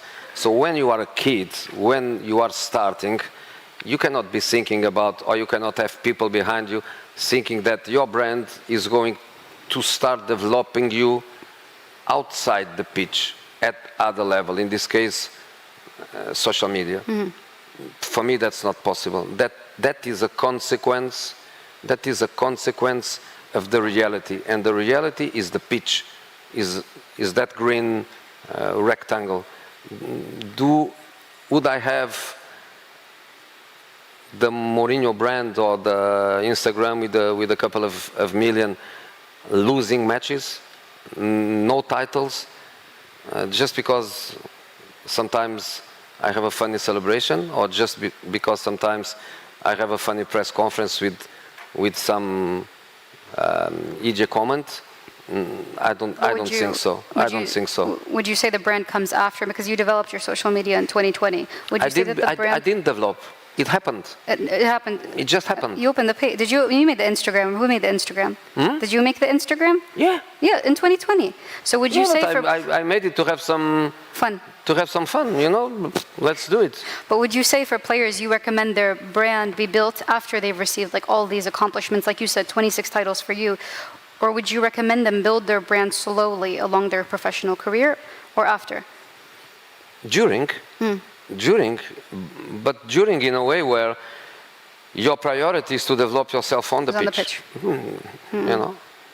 And we talked about it. I think I'm out of time, but I still have another question. So we've talked about it a lot, about social media and you know, and if you want to go back to an amazing half an hour that I spent there, listen to Kirsten, of course, at a dramatic way, of course, and football is meaningless, but football players are basically many of them in the beginning of the explosion, let's say that, they are almost same age as Kirsten kid. Yeah. So when they have also the public scrutiny, where they don't have even their privacy in their social life, when they are many times disturbed by a very weird family background, are they ready to cope with everything at the same time? Online abuse, harassment, bullying, criticism, plus the public persona they are and the public scrutiny, because in the end the public scrutiny is something that not many people knows. Not many people knows what it is. Not many people can feel it. Because the same way these criminals, these online criminals, they can hide, we cannot hide from the public scrutiny. Many times I think about, can we compare a mistake that a football coach can make on the pitch and a mistake that a doctor can make on the surgery table? We cannot compare. But we can compare the doctor that goes on the street and nobody knows who he is, and the coach that goes on the street and everybody knows who he is. And this public scrutiny can be hard. And I also think the difference many times between top players, top coaches, and average coaches and average players is the way you cope with something that is not easy to cope with. It's perfectly said, I think. That's perfectly said. And I think, during our session we talked about it. There's no perfect way to advise players, to give them recommendations on this, on how to tackle the scrutiny that they may face. There was a study done by the Professional Footballers Association a few years ago, and they analyzed the pages of 44 high-profile players over a 6-week period. They identified over 3,000 explicit tweet messages over Twitter. 56% of those had discriminatory racist remarks in them. You talked about it. There's no perfect way to advise players when it comes to scrutiny. This is something, do you think that they have to develop over time to be able to know how to face it? Or is there something that you would advise players from now on how to tackle on scrutiny? You've been doing this for years. And obviously, to be diplomatic, football fans are very passionate. We'll say they're very passionate. And sometimes that passion can turn into something else. How do you tackle the scrutiny? How do you maintain that well-being for you and for your players that you manage? Maybe my answer is not politically correct. Maybe my answer, you don't even... Say it, just say it. You don't even agree. But in the end, I think a little bit what I was saying before. Many times the difference between average and reaching the top is what I used to call, always in a positive and respectful way, don't get me wrong. Top football players are competitive animals. Okay. They cope or they don't cope with it.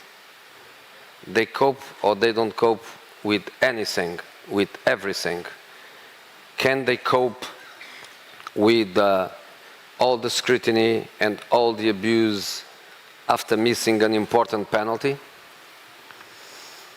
If they cannot, they are not top players. They are not a perfect animal. And to be at the highest level, they have to be the perfect animals. They have to cope with everything and with anything. But of course, again, it all goes to early stages. All go to early stages. And in my case, normally I work with, of course, many times with, let's say, young players, but coming from academies, I think the focus of everything should be should be in the academy. It's a little bit like when people speak about racism, all these negative social things, how to kick it out, how to fight. I always think starts on family. Okay. Starts on family, starts at home, starts from early ages. And in relation to football players, I always think that starts in the academies, because they have to be prepared for what they face. But in the end, I always go to the politically not correct, and the politically not correct is to say highest level. Animals? Animals. Okay. Perfectly summarized. That's all the time we have left. They've been actually signaling backstage for me to get off stage for a while now. So thank you for your time. Thank you so much. And thank you all for tuning into our session. Thank you so much. Give them a round of applause. What was that? That's painless. See, that's painless. That's good. Thank you.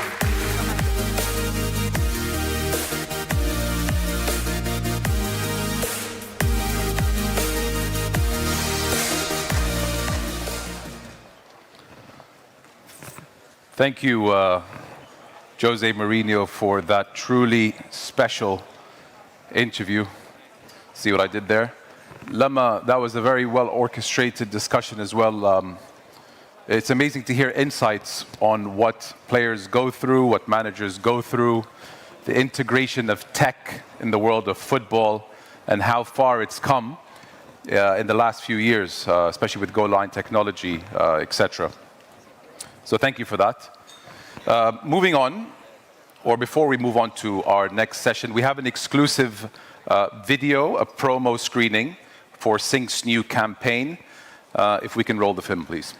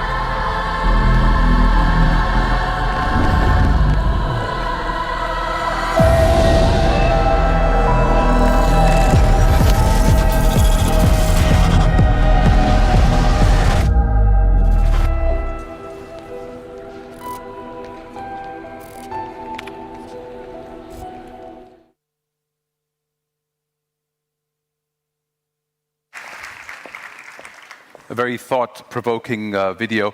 Before we start our next session, which I'll be moderating, one that I'm very much looking forward to, if I can ask that those who did not download the app yet to do so now. It's Sync Summit 2024. So there's a lot of interaction that is going to come throughout the day, one of which is a voting exercise or mechanism. So it's very important to download the app so that you can join us in that voting element that's going to come soon. Moving on, we've already talked today about the tensions of living in the digital era and how that affects our health and well-being. And perhaps nowhere are these tensions made clearer in black and white than Sync's most recent global digital well-being report, which surveyed 35,000 people across every age bracket and 5 continents, revealing a sense of anxiety around the opportunities that we all feel technology brings to us, and the simultaneous challenges it presents in terms of our digital well-being. To discuss this report, I'm very excited about this panel, and what the insights could tell us about where we're heading, I'd like to welcome to the stage our panelists for the next session. Best-selling author and former Chief of Business Officer of Google X, Mo Gaudat. Followed by the Middle East lead for PSB Insights, who collaborated on this research with Sync, Mr. Michael Hodgkinson. And last but not least, we have the Chief Executive Officer of Beyond Our Edge, John Hagel. Welcome, gentlemen.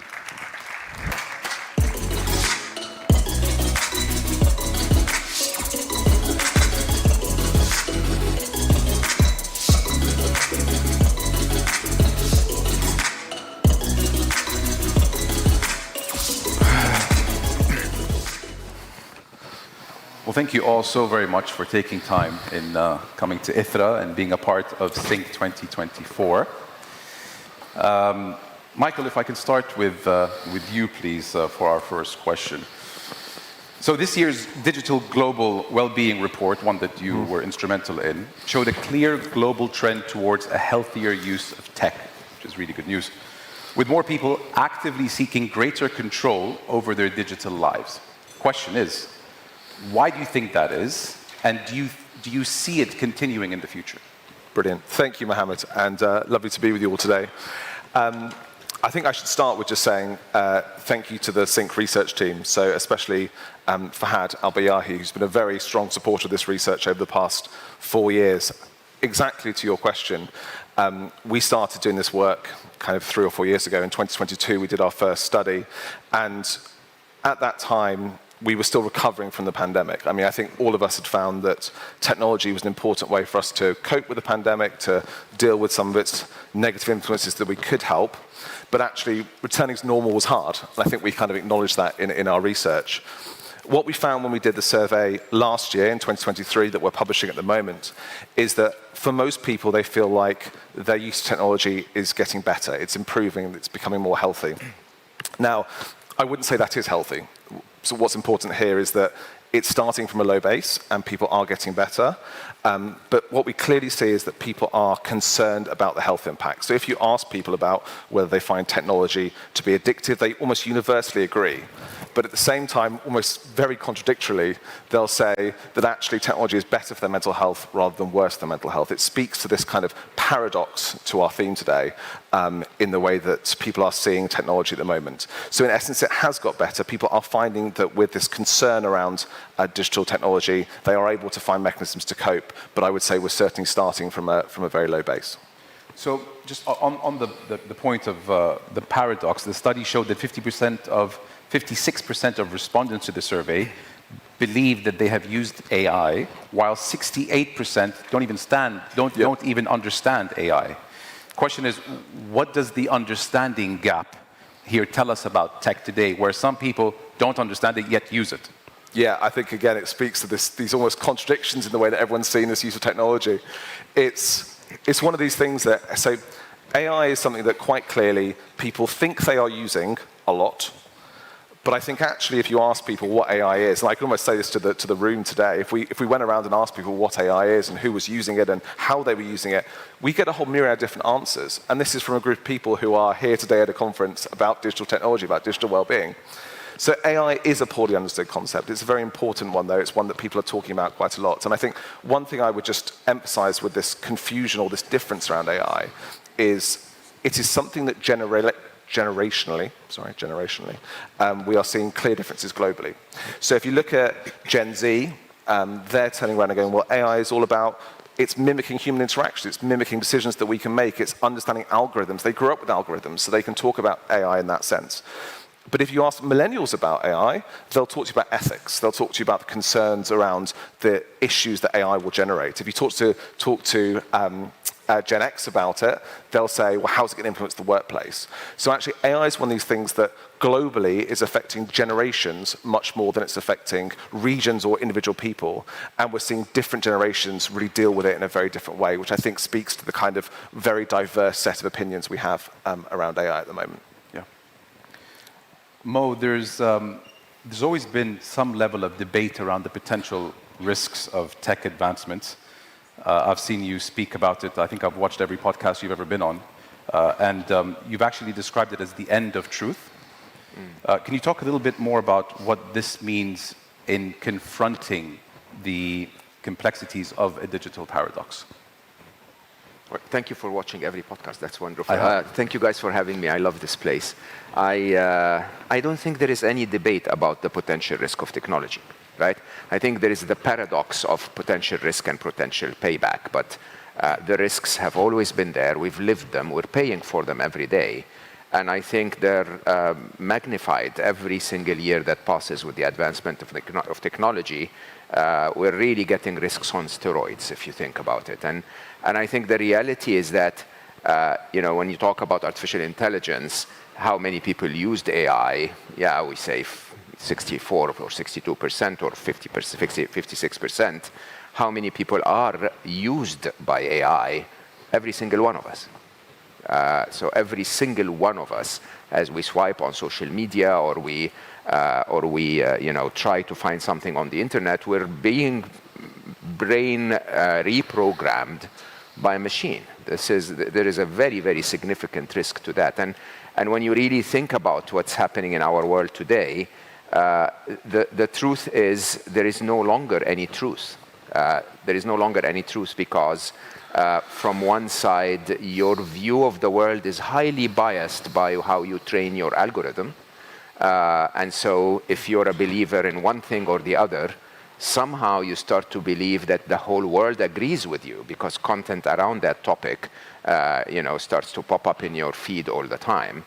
And as a result of that, you are more and more brain programmed, if you want, to follow what the machine is teaching you. Now, here's the interesting side of all of this.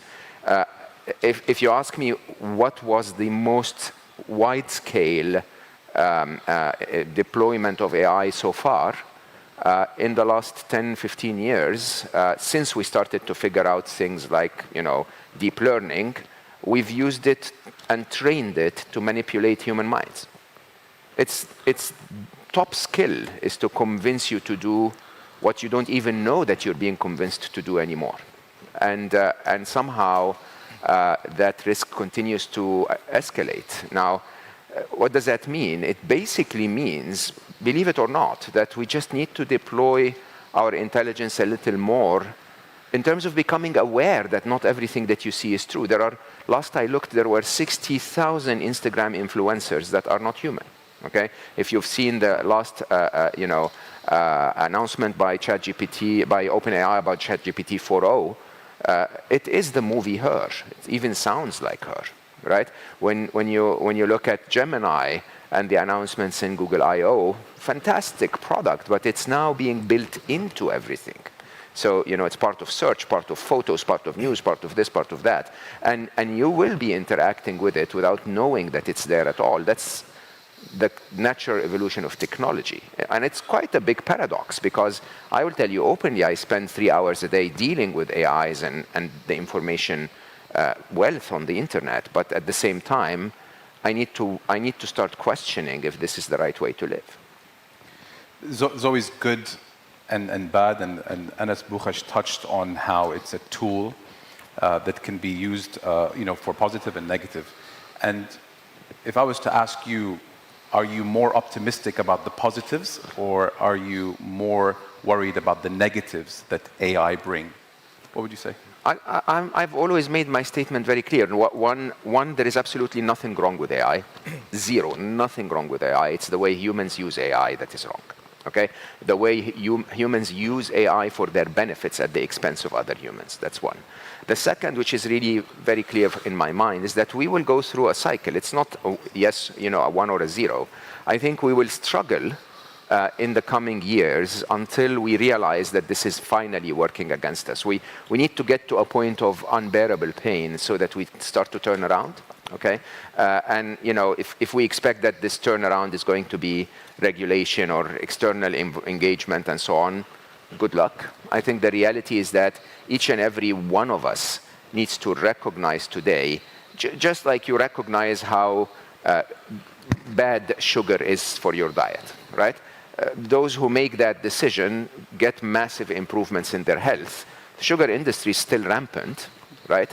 But you can make that choice. You can personally tell yourself, I need to change something here. I need to become aware that this is not entirely the truth. I need to become aware that this is becoming so much more intelligent than I am. And rather than, than wait for someone to help you, I think each and every one of us needs to start making choices, just like we cut sugar, to cut stupid reels, really. Great comparison, one that resonates with me.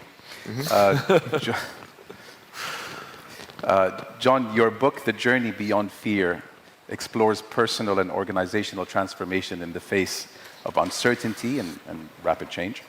How might those learnings about handling our fears help us to tackle anxieties of our own in this digital transformation age? Yeah. Well, I started writing the book, The Journey Beyond Fear, almost 9 years ago.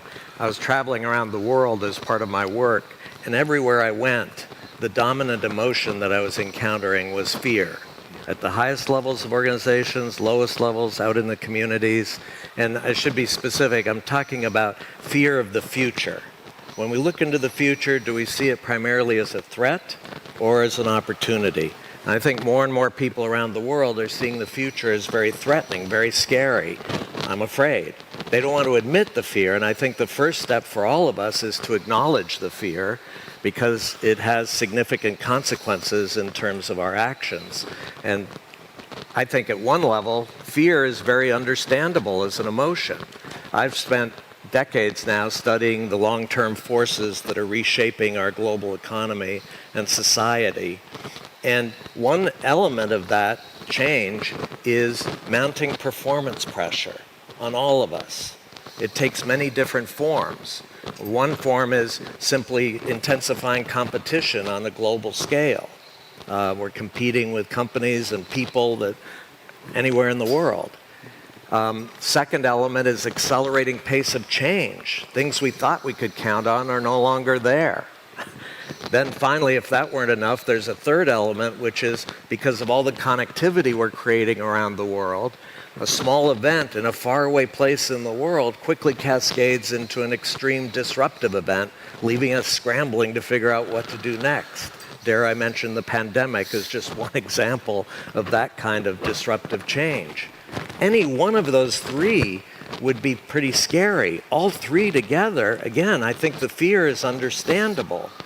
But here, the challenge is it's also very limiting for us, because it's preventing us from unleashing the full potential of digital technology. And in this context, paradoxes become a key theme in this conference. I think there's an interesting paradox about the big shift. On the one side, as I mentioned, it's creating mounting performance pressure on all of us. At the same time, it is creating exponentially expanding opportunity. We can create far more value, far more quickly, with far less resource than would have ever been imaginable. But here's the challenge. If we're driven by fear, we can't even see those opportunities, much less be motivated to pursue them. So we need to find ways to move beyond the fear and cultivate. Again, based on research I've done, I've become a proponent of a specific form of passion. I call it the passion of the explorer. I believe we all have the potential within us to draw it out and pursue it. But if we can find that passion of the explorer and pursue it, we can now be positioned to address the exponentially expanding opportunity that's being created by technology. But I think the key point of a lot of my work recently is that emotions play a central part in being human. And unfortunately, we've increasingly come to take the view of emotions are a distraction. Just focus on the data and the analytics, and that's where the truth is. Well, no, the truth starts with our emotions. If we don't understand what's motivating us to act, we're going to be at a loss. And I think we all have the potential to draw out that passion of the explorer to motivate us to address the opportunities that are being created by digital technology. John, you worked on a zoom-in, zoom-out strategy a method favored by some of the world's most successful digital technology companies in navigating the complexities and uncertainty in general. Can you just give us a synopsis on what the strategy entails? Sure. As context, I've been in Silicon Valley now for 44 years and had an opportunity to work with some of the most successful technology companies in Silicon Valley. And many of them pursue a strategy that is very different from the strategy that most traditional organizations pursue. They've never given it a name. I call it zoom out, zoom in. But the interesting thing about this strategy is it focuses on 2 time horizons in parallel. One time horizon, 10 to 20 years. That's the zoom out. And it says we need to look ahead 10 to 20 years and anticipate a really large opportunity, an exponentially large opportunity that could completely transform the business we're in. So that's zoom out. Zoom in, very different time horizon, 6 to 12 months. And on that horizon, the questions are, what are the 2 or 3 initiatives, no more, 2 or 3 that we could pursue in the next 6 to 12 months that would have the greatest impact in accelerating our movement towards that bigger opportunity? And do we have a critical mass of resource in the next 6 to 12 months to support those initiatives? And how would we measure progress? Interesting thing. So zoom out, zoom in. 10 to 20 years, 6 to 12 months. Where do most traditional organizations spend their time on strategy? It's the 5-year plan. Year 1, year 2, year 3, year 4, year 5. That's our strategy. Interesting observation. The companies I'm talking about spend almost no time on 1 to 5 years. It's either all about 10 to 20 years or 6 to 12 months. Their belief is if they get that right, the 1 to 5 years will take care of itself over time. And I think it's interesting on many levels, but one value is that, if you take a 5-year horizon, you can pretty much convince yourself that 5 years from now, you're going to be the same business or organization you are today. There'll be some modest changes, but basically the same business. If you go out 10 to 20 years and you really understand exponential change, and you believe you're going to be the same business or organization that you are today, get back to the drawing board. You haven't understood exponential change. So it forces leadership out of their comfort zone and forces them to really think about the changes that are going on in the world today. And it also focuses on action. I mean, I think many of you have participated in these blanking on what they call them now, but the scenario planning, scenario development exercises where you get the leadership to go off to an offsite and creatively think about the future, future 1, future 2, future 3. Maybe we'll even, pick one that's the most likely future. And then we go back to work. Meeting is over. Get back to work. It's a theoretical conceptual exercise. With zoom out, zoom in, the meeting is not over until we have committed to 2 or 3 initiatives in the next 6 to 12 months and committed a critical mass of resource. So it's focused on action and learning, which is a very different kind of mindset that I think helps to really drive impact. And I just want to also pull back and say that one of the reasons I'm so passionate about the zoom out, zoom in approach is its impact on emotions. I mentioned emotions before. The key here is with zoom out, zoom in, if you can identify a really exponentially large opportunity 10 to 20 years from now, it starts to build some excitement about the future. It's not just threat. There's a big opportunity out there that we can pursue. Now, most people who are driven by fear are going to be skeptical and dismissive and say, wait a minute, that future vision is just it's a fantasy. It's never going to happen. If you can show in 6 to 12 months real movement, progress towards that opportunity, now all of a sudden you overcome the skepticism that many people are going to have driven by fear, and it overcomes the fear and they start to build that excitement and passion about how can I join, how can I participate in that opportunity. So it motivates all of us, I think, ultimately to pursue that exponentially expanding opportunity, the opportunities that are created by digital technology. So if I can, one more minute, I'll just give a quick example, because many companies who pursue this strategy are not public about it. One that it has been written about that I can talk about is a small startup in Redmond, Washington, back in the 1970s, a company you may have heard of called Microsoft. Yeah.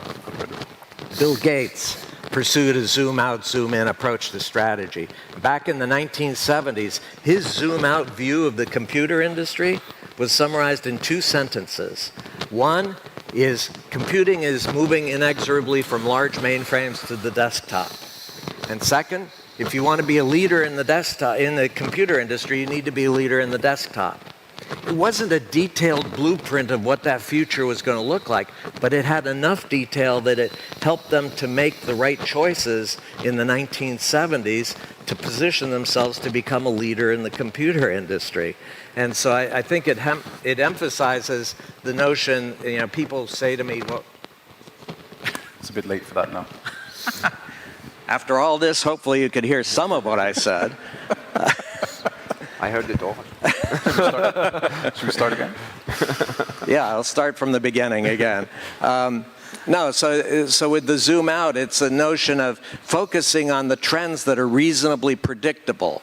When Bill Gates was doing this back in the 1970s, he was looking at the progress in terms of the technology and seeing that it was exponentially improving, and you could get on the desktop the power that you now had in a mainframe, reasonably predictive.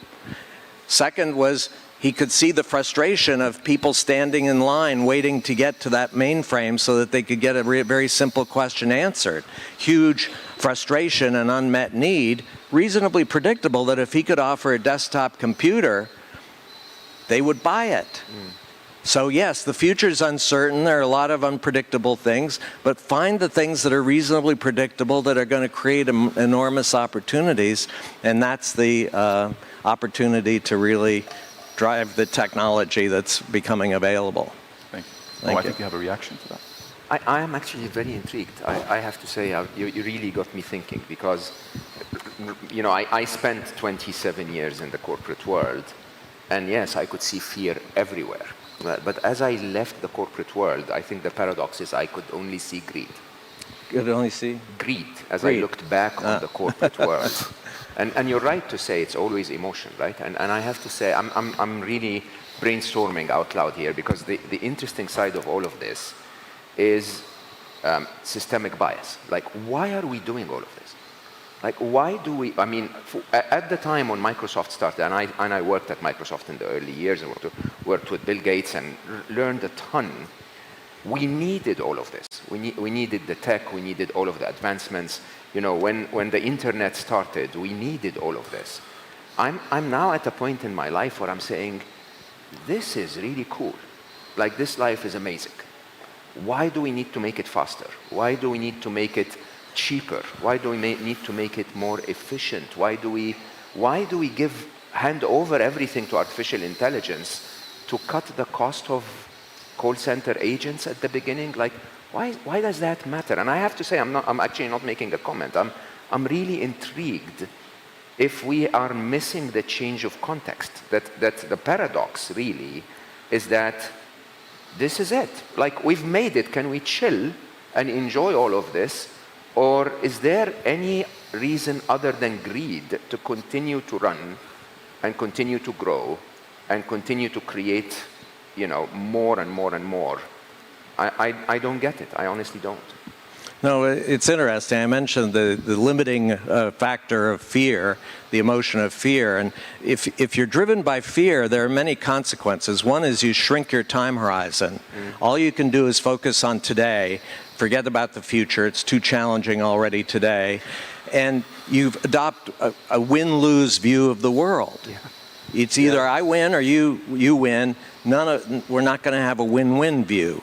And so it fosters that greed that I think is very scary and very limiting, again, in terms of the potential for people to really harness I'm sorry, I have to quickly also reference the artificial intelligence comment. I think every talk here has to mention artificial intelligence at least once. In artificial intelligence, I deal with leaders of large organizations around the world, and I'm going to generalize and summarize, but the general question I get from leaders today is, how quickly can I automate? And how many jobs can I eliminate? Exactly. Because it's that greed of cutting costs, right? All I want to do is cut costs.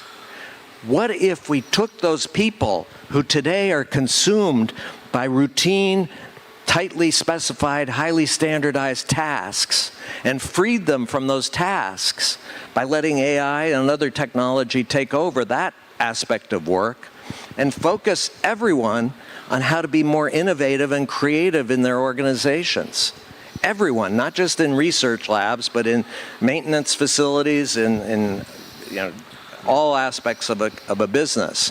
And so I think that's the missed opportunity, again, because we're driven by fear, and it's just cut costs and greed and versus what opportunities are waiting to be addressed.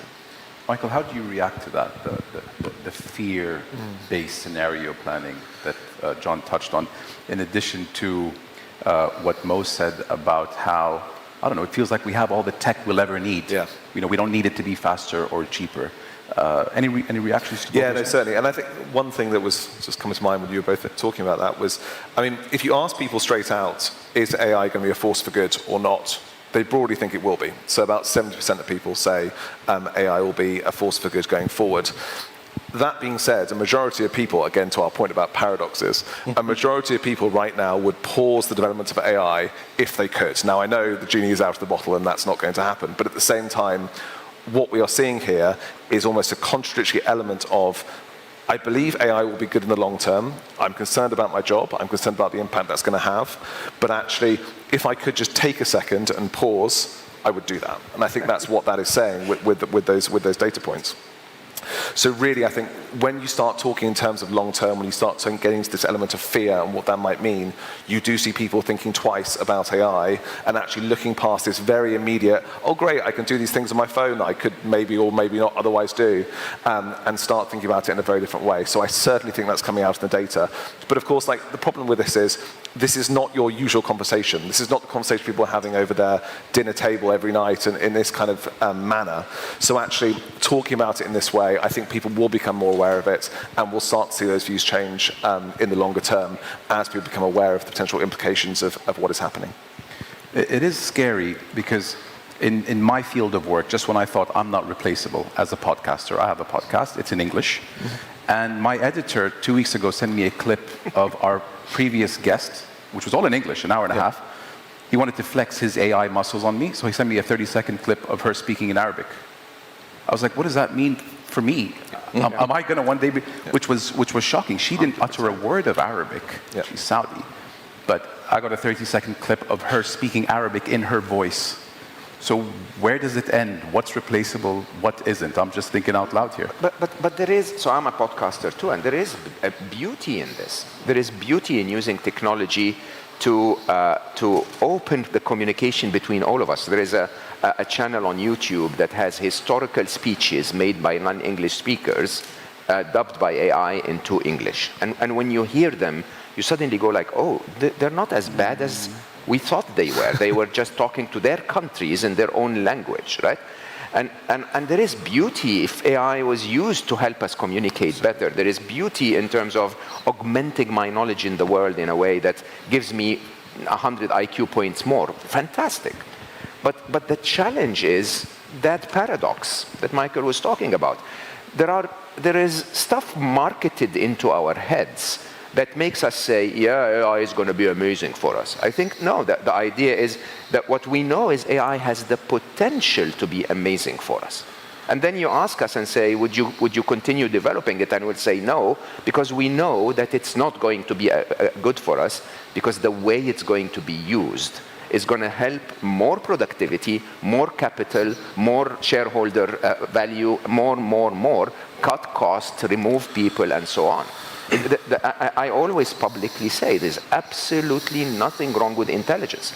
Nothing wrong with artificial intelligence. Nothing wrong with the growth of technology. Nothing wrong with the growth of the internet.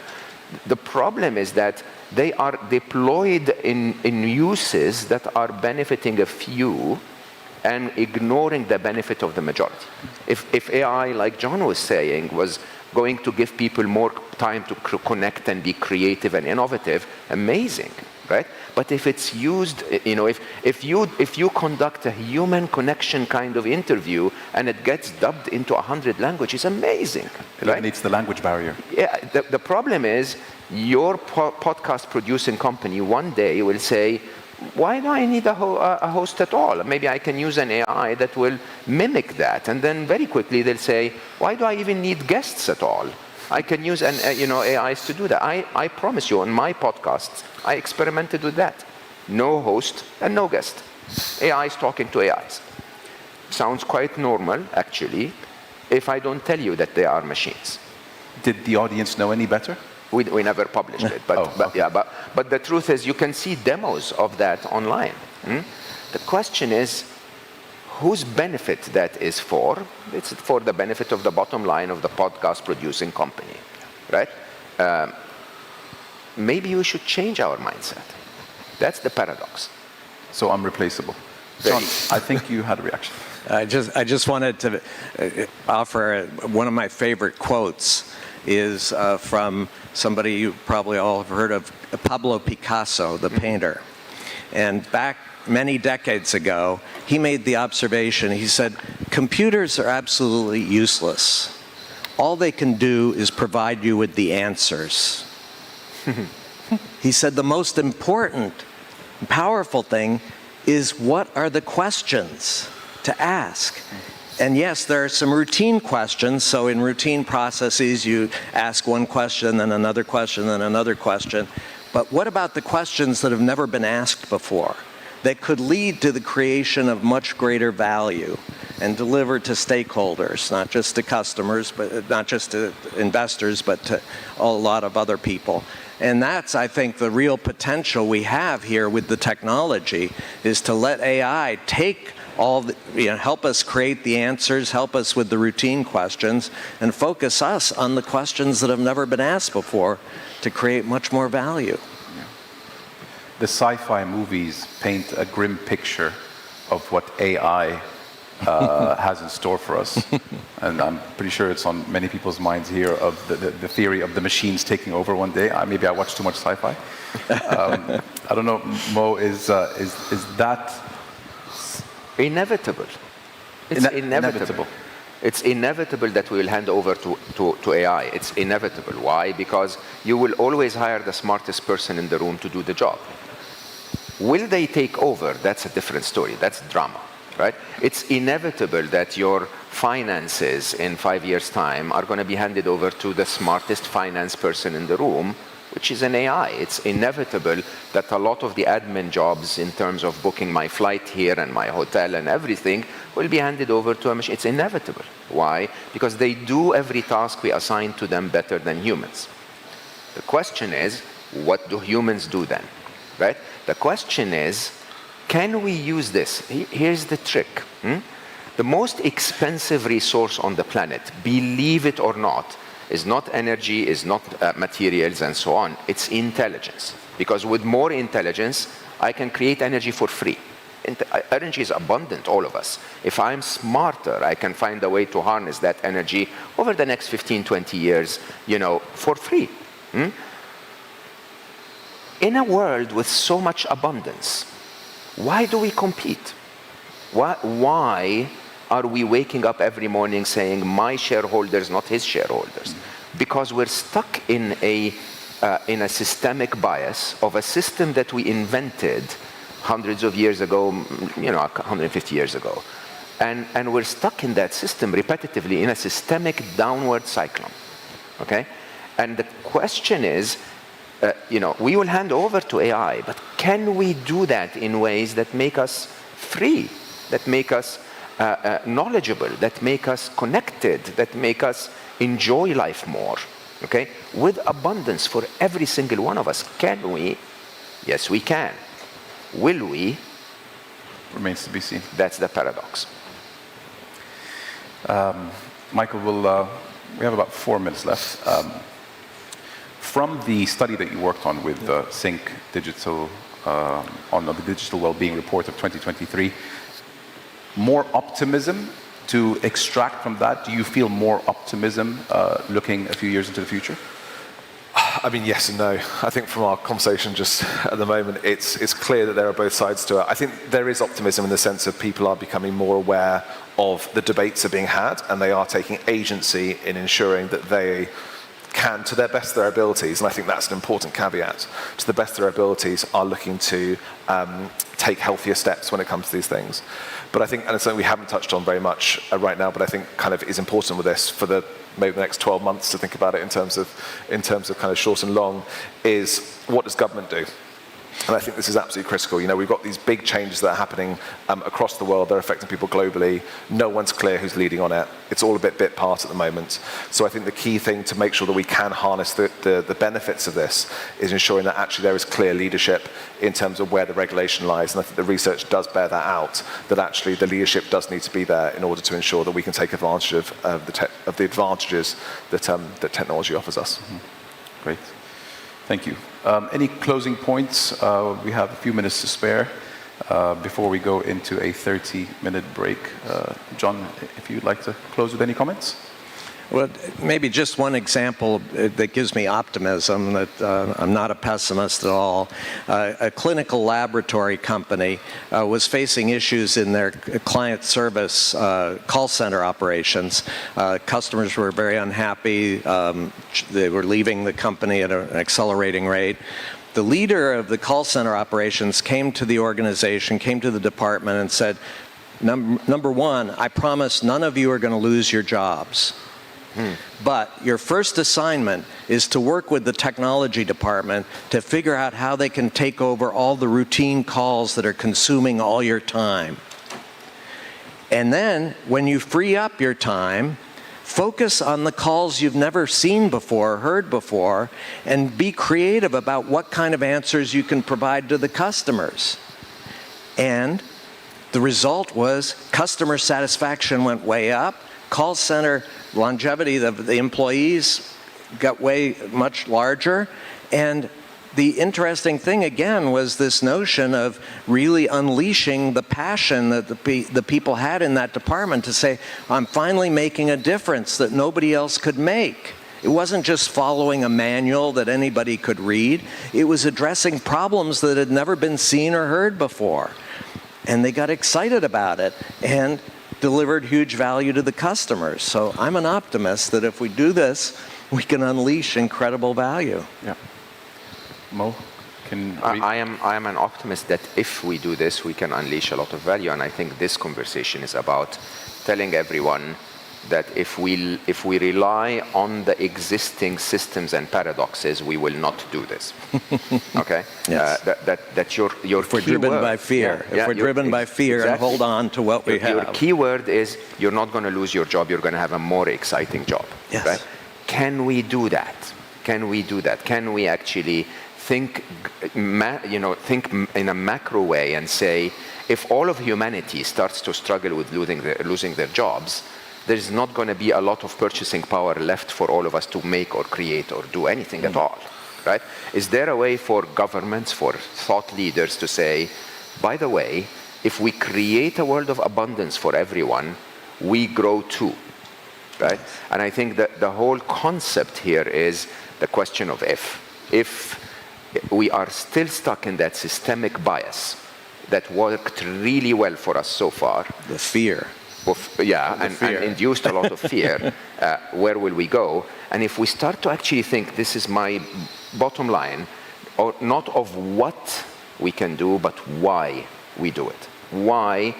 How can we improve the lives of everyone involved?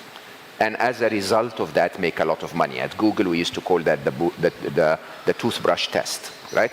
Can we make people's lives better with our products? And as a result, get a lot of money.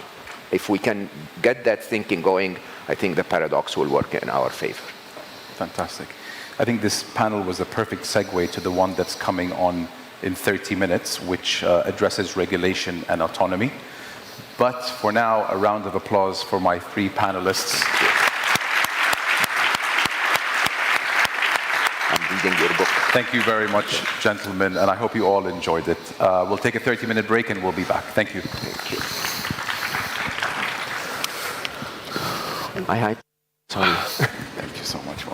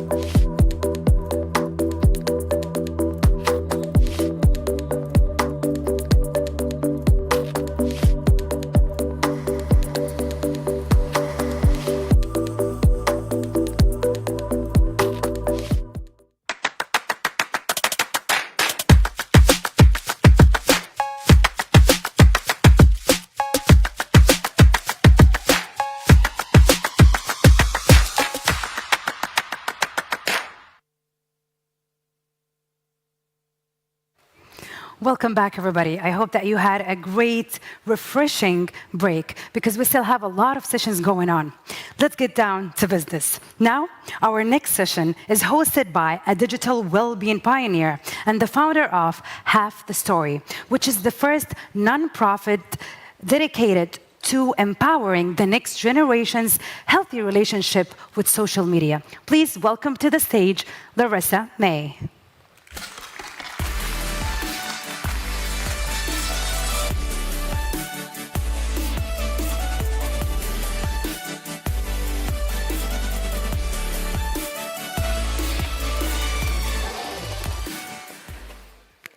Hello, everyone. What is a device without a human? What is a human without a device? Where does technology stop and humanity begin? Today, we gather at ITHRA on the precipice of a digital wellness revolution and an evolution of humanity and technology converging.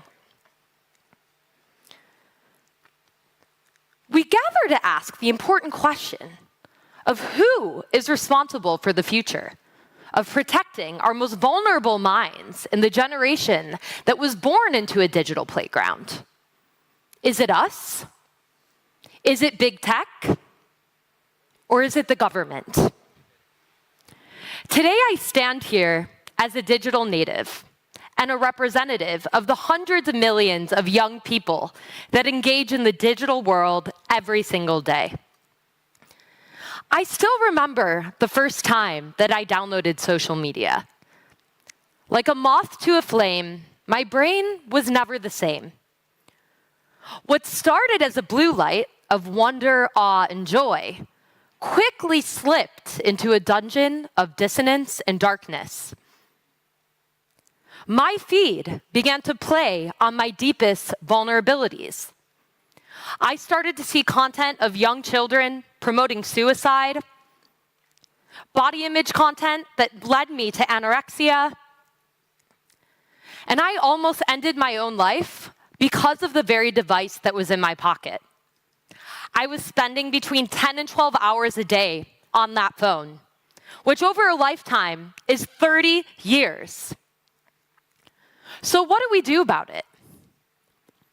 I realized in my darkest moment that as a young person, I had to have a consciousness shift, that no amount of drugs or sleeping would ever change my mental well-being if I did not reckon with the role that technology played in my story.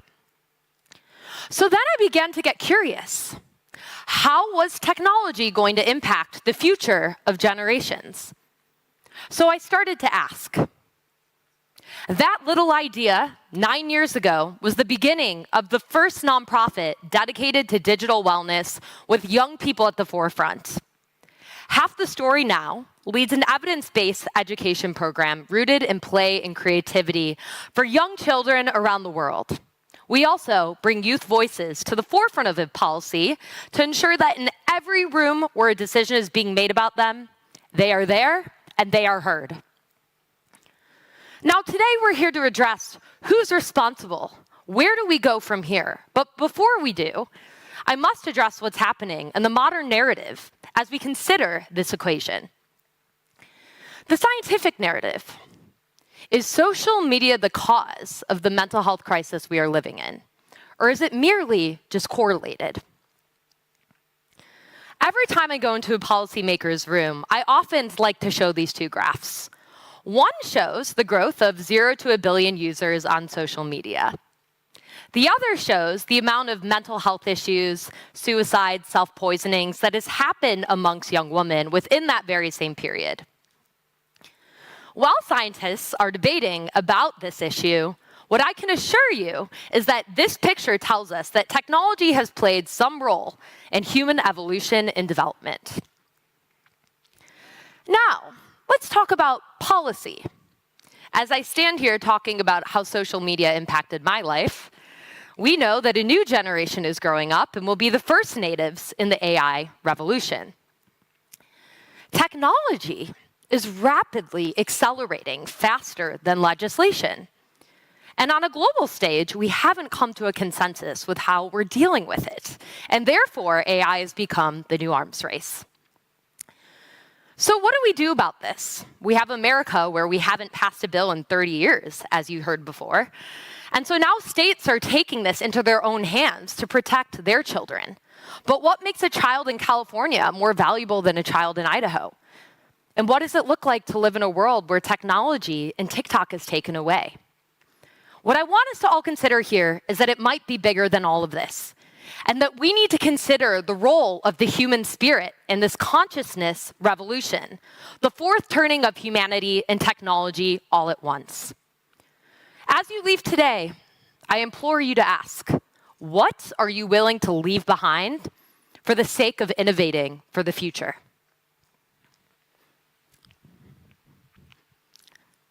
On the role of regulation, I'd like to invite my esteemed panelists to come join me to discuss this very important tension in our modern world.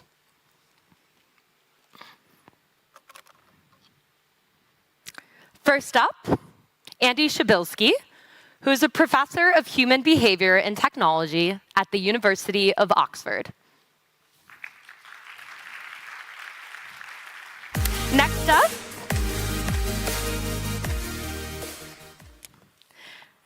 up, is Amy Blankson, the co-founder of the Digital Wellness Institute.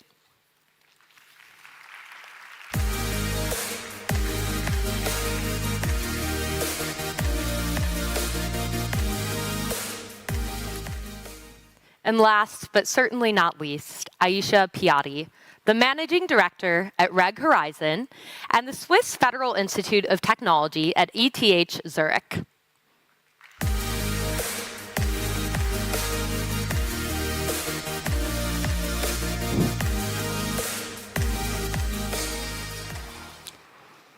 So I've already mentioned the what and the why we need regulation in this modern time, but as we spoke about in preparation for this session, how do we move from a world that is building policy based on reaction and move into policy based on prevention? Well, I'll start by saying, I'm sorry for my voice. I think that this requires us to think very carefully about whether or not we want to react to technology and to our fears and kind of anecdotes and kind of things that might frighten us, or if we want to approach technology in a more proactive way, in a way that allows us to articulate our values and then test, kind of with the data that these companies generate, whether or not the changes that they make to platforms that we impress upon them, whether or not these changes actually improve the well-being and the thriving of young people. And I think that that's a fairly fundamental shift from reaction to a proactive stance. And part of that shift is conscious collaboration and actually developing frameworks that brings policymakers, scientists, and engineers to the table. Can you talk a little bit about the frameworks that you've seen working, not only with social technologies as we know it, Aisha, but also as AI is unfolding right before us? What's working? What do you think needs to change? Yeah. Well, thank you so much. And first of all, it's a great pleasure for me to be here. So thanks for the invitation. So I do think today, when it comes to regulation, we really do have one of the biggest challenges that we face as a society. We have a very, very fast-moving technology. We have systems that are set up with regards to regulation which are not necessarily up to the mark, I would say, in terms of how we need to respond. So a lot needs to be done. Now today, AI, of course, is the forefront of these technologies, and we're having so much happening in that area. And what I can say is that we are scrambling to find the right solutions. I think we should not, we should say things how they are. Now, there are some jurisdictions in the world that have started to, move forward with something which is much more binding in terms of regulation. And EU comes to mind, and they've put in place many things like the DSA, the EU AI Act. But there are many others which are not necessarily there yet. Now, whilst I think on a geopolitical level we have things to do, what is most important is who is really in that debate. And what I would like to highlight here is that we see that on the one hand, You have, yes, the policymakers who are trying to do something. You have the industry, essentially the big tech, which is always on the table. But when you look at other stakeholders, youth, for example, right? Parents, we heard about this morning, which was so moving. Citizens, customers, are they really there on those discussions? And I think the answer is maybe not as much as they should be. And the last thing is, even from a geopolitical level, we did a study actually at ETH, and we were looking at every single sort of policy mechanism that is out there, and where did it come from? And we realized there's a large part of the world, which is maybe Africa, Central Asia, as well as Latin America, that is not really participating in this debate. And my one thing is, we need to work together, because this is a really, really big issue, and it needs everybody to be activated. I love that you just highlighted the amount of global consensus that is required, and that it's not only about moving forward, but also reflection. Yeah. One of the biggest challenges, or two, in policy right now is that, one, there are no real incentives to actually make changes within tech platforms. But we might perhaps be able to look at other challenges, like the environmental crisis, and think about tax cuts and apply them to this industry. On the flip side, we're also not measuring the impact of these policies and what the financial cost is to these institutions. One of the things that I particularly love about the work that the Digital Wellness Institute is doing is that you're going in and making macro-level changes and teaching companies about why and how this is not only good for humanity, but also business. Amy, can you tell us a little bit more about the quantification or qualification of digital flourishing and how that applies on a global scale? I'd be happy to. Thanks, Larissa. And again, I'm happy to be here as well and to represent some of the work that the Digital Wellness Institute has been doing on this front for the past 6 years, really looking at the companies who are leading the way and doing the best job of creating digital balance for their employees. And one of the things that we've learned is that many companies will talk a big game about how important people are to their organization. But if you look at the engagement surveys that the companies are using on a yearly basis, I have yet to find a company who asks a single question about the impact of technology on its people. There might be a quarterly survey on mental health, in which case one question might be devoted to this. But the reason why the Digital Wellness Institute is calling this the missing metric is because in the last 4 years, since the start of COVID to now, there's been a 30% increase in the amount of time that workers are spending behind screens. We all thought this would change after the pandemic went away, and in fact, we found that those levels have remained elevated. So a 30% shift in the way that we're going about work, which is impacting relationships, sleep, productivity, the way that we connect with one another at work, and yet not a single question on our engagement surveys that connects back to why we see so much burnout, why we're seeing decreased engagement levels. And so I think this is part of how we're aiming to quantify the missing metric by pointing to some real life questions that we can be asking to proactively begin to address this in real time. Well, the missing metric is also that we are missing the metrics of measurement, and what gets managed is what gets measured, which for the work that you're doing is so critical. And tomorrow, for those of you that have the opportunity to stay with us, you'll hear from the Inspired Internet Pledge, which is an initiative that started in America to help get more tech companies together to actually make changes within their platforms, but also their means of measurement. Because as technology and humanity converge, we have to be thinking differently, to your point, about the emotional impact of our technology, not just the quantifiable impact on the bottom line of the business.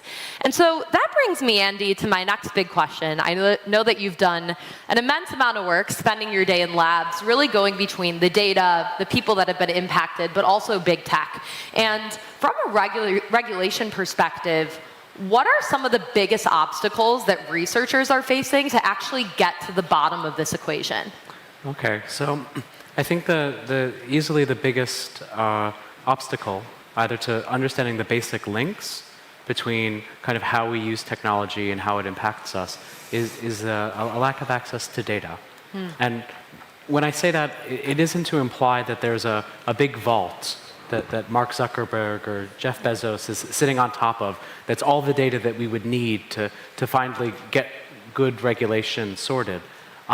It's a bit more subtle than that because, as you said, these companies, they exist for the very specific reasons of making money or pleasing shareholders and possibly providing a positive experience for end users.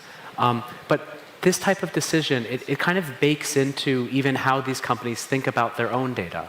They don't think about their data in terms of what might they learn about the health and the well-being of their platform or their users. They think about it in terms of engagement metrics, the kinds of things that might relate to ads or to time on platform. But this isn't necessarily the building blocks that I or someone like me would need to kind of really figure out, well, what are the features and the affordances and the algorithms that might promote or might undermine the well-being of a user. And so it's not necessarily, I mean, the lawyers are quite aggressive. They do put up many obstacles, and that can't be undersold or understated. But actually, we need to think very carefully about, well, what is the data that we would want as scientists? If we really thought that we wanted to make platforms safer for, say, young users, what would we need to learn? What would those Lego be? What would those raw material be for kind of maximizing well-being in kind of a scientifically grounded way, in a way that's very different than either the anecdotes, which I, as a parent, and we all have positive and negative ones, but also kind of on the other end of it, like if we really wanted to go beyond that to understand what's happening and to intervene, we need to articulate kind of a different standard for what we could study. Thank you. As we think about changing technology, and Aisha, this is important coming from your side of the work, we have to also consider that digital equity is a core component of this, and that digital wellness must be looked at as the fourth leg of this digital equity stool, so that as we are providing access to technology, we are not deepening the inequities that exist. And as AI comes to the forefront, we're already starting to see how some of these inequities perpetuate through the different features that these platforms are unleashing. And what is your perspective on how we can reduce the inequities or the biases as we're thinking about AI through conscious collaboration? Right. So I think, thank you, for that question. Indeed, it's very true that AI, there is the other side of the argument that says, well, you know what, these inequities are already there. So, what's the big deal? Why are we talking about the fact that AI is there and it's doing it? And bias is already in the society, we're just seeing it. I think the differentiation I would make is that what AI really does, it magnifies this bias at scale. So that's the first differentiation that we should all make and realize that yes, you can, if there is some discrimination happening due to a biased algorithm, if it is in a contained, that's okay. But when it becomes AI, it's going to be really at scale. So that's the big risk, and I think that's for those that are. Now, in terms of what has been done about it, I do think that there is movement. So we have good things that are happening. So it's not all like nobody's doing anything. We have propositions that are coming from the policy angle in terms of how we can potentially even use AI itself to take away some of the biases, right? So we have algorithms that are in fact able to identify some of them and take them away and make sure. The second thing is, of course, we're looking at policy frameworks as well, but we're also looking at solutions that are coming out of the academia, for example, right? So where am I going with this? What I'm saying is, we do need the solutions to happen. Things are on their way, but more certainly, we need more and more innovation in this area. We need more, and innovation has to happen when you get all the different voices that are going to be involved in this, right?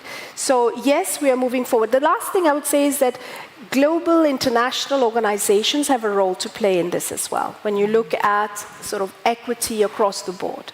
Now, the fact that we don't have a big part of the population around the world, which doesn't even have access to internet, of course, is a big problem, and we're talking about AI and algorithms.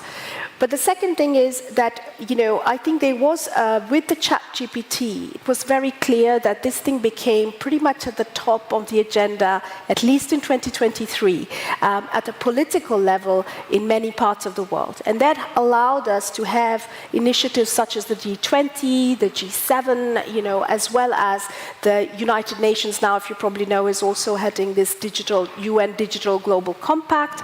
And one of the main aims of that is to make sure that we are inclusive and we get this equilibrium in terms of making sure that the benefits of these technologies, and we know in terms of profits of the big tech, I mean, there's very, very much, are also then equally distributed to not only within society, but also in terms of looking at it in international. So there is work being done, but I think we need to keep the eye on the ball, and we need to make sure that at the local level as well, at a country level as well, at you know, in Switzerland we have communes as well, we're looking at that issue and focusing on it. Thank you for sharing. And in sum, what you so brilliantly highlighted for us is that technology is a social determinant of health. And we need to ensure that everyone has access. At the World Economic Forum, that was the first thing that you saw when you drove in. But as I mentioned earlier, that we're scaling access without actually scaling those harms. And in light of this conversation, because we don't have a teenager on stage, and that's who I spend the majority of my time with, I do just want to bring to light that the majority of conversations surrounding AI and innovation and the future tend to leave young people behind.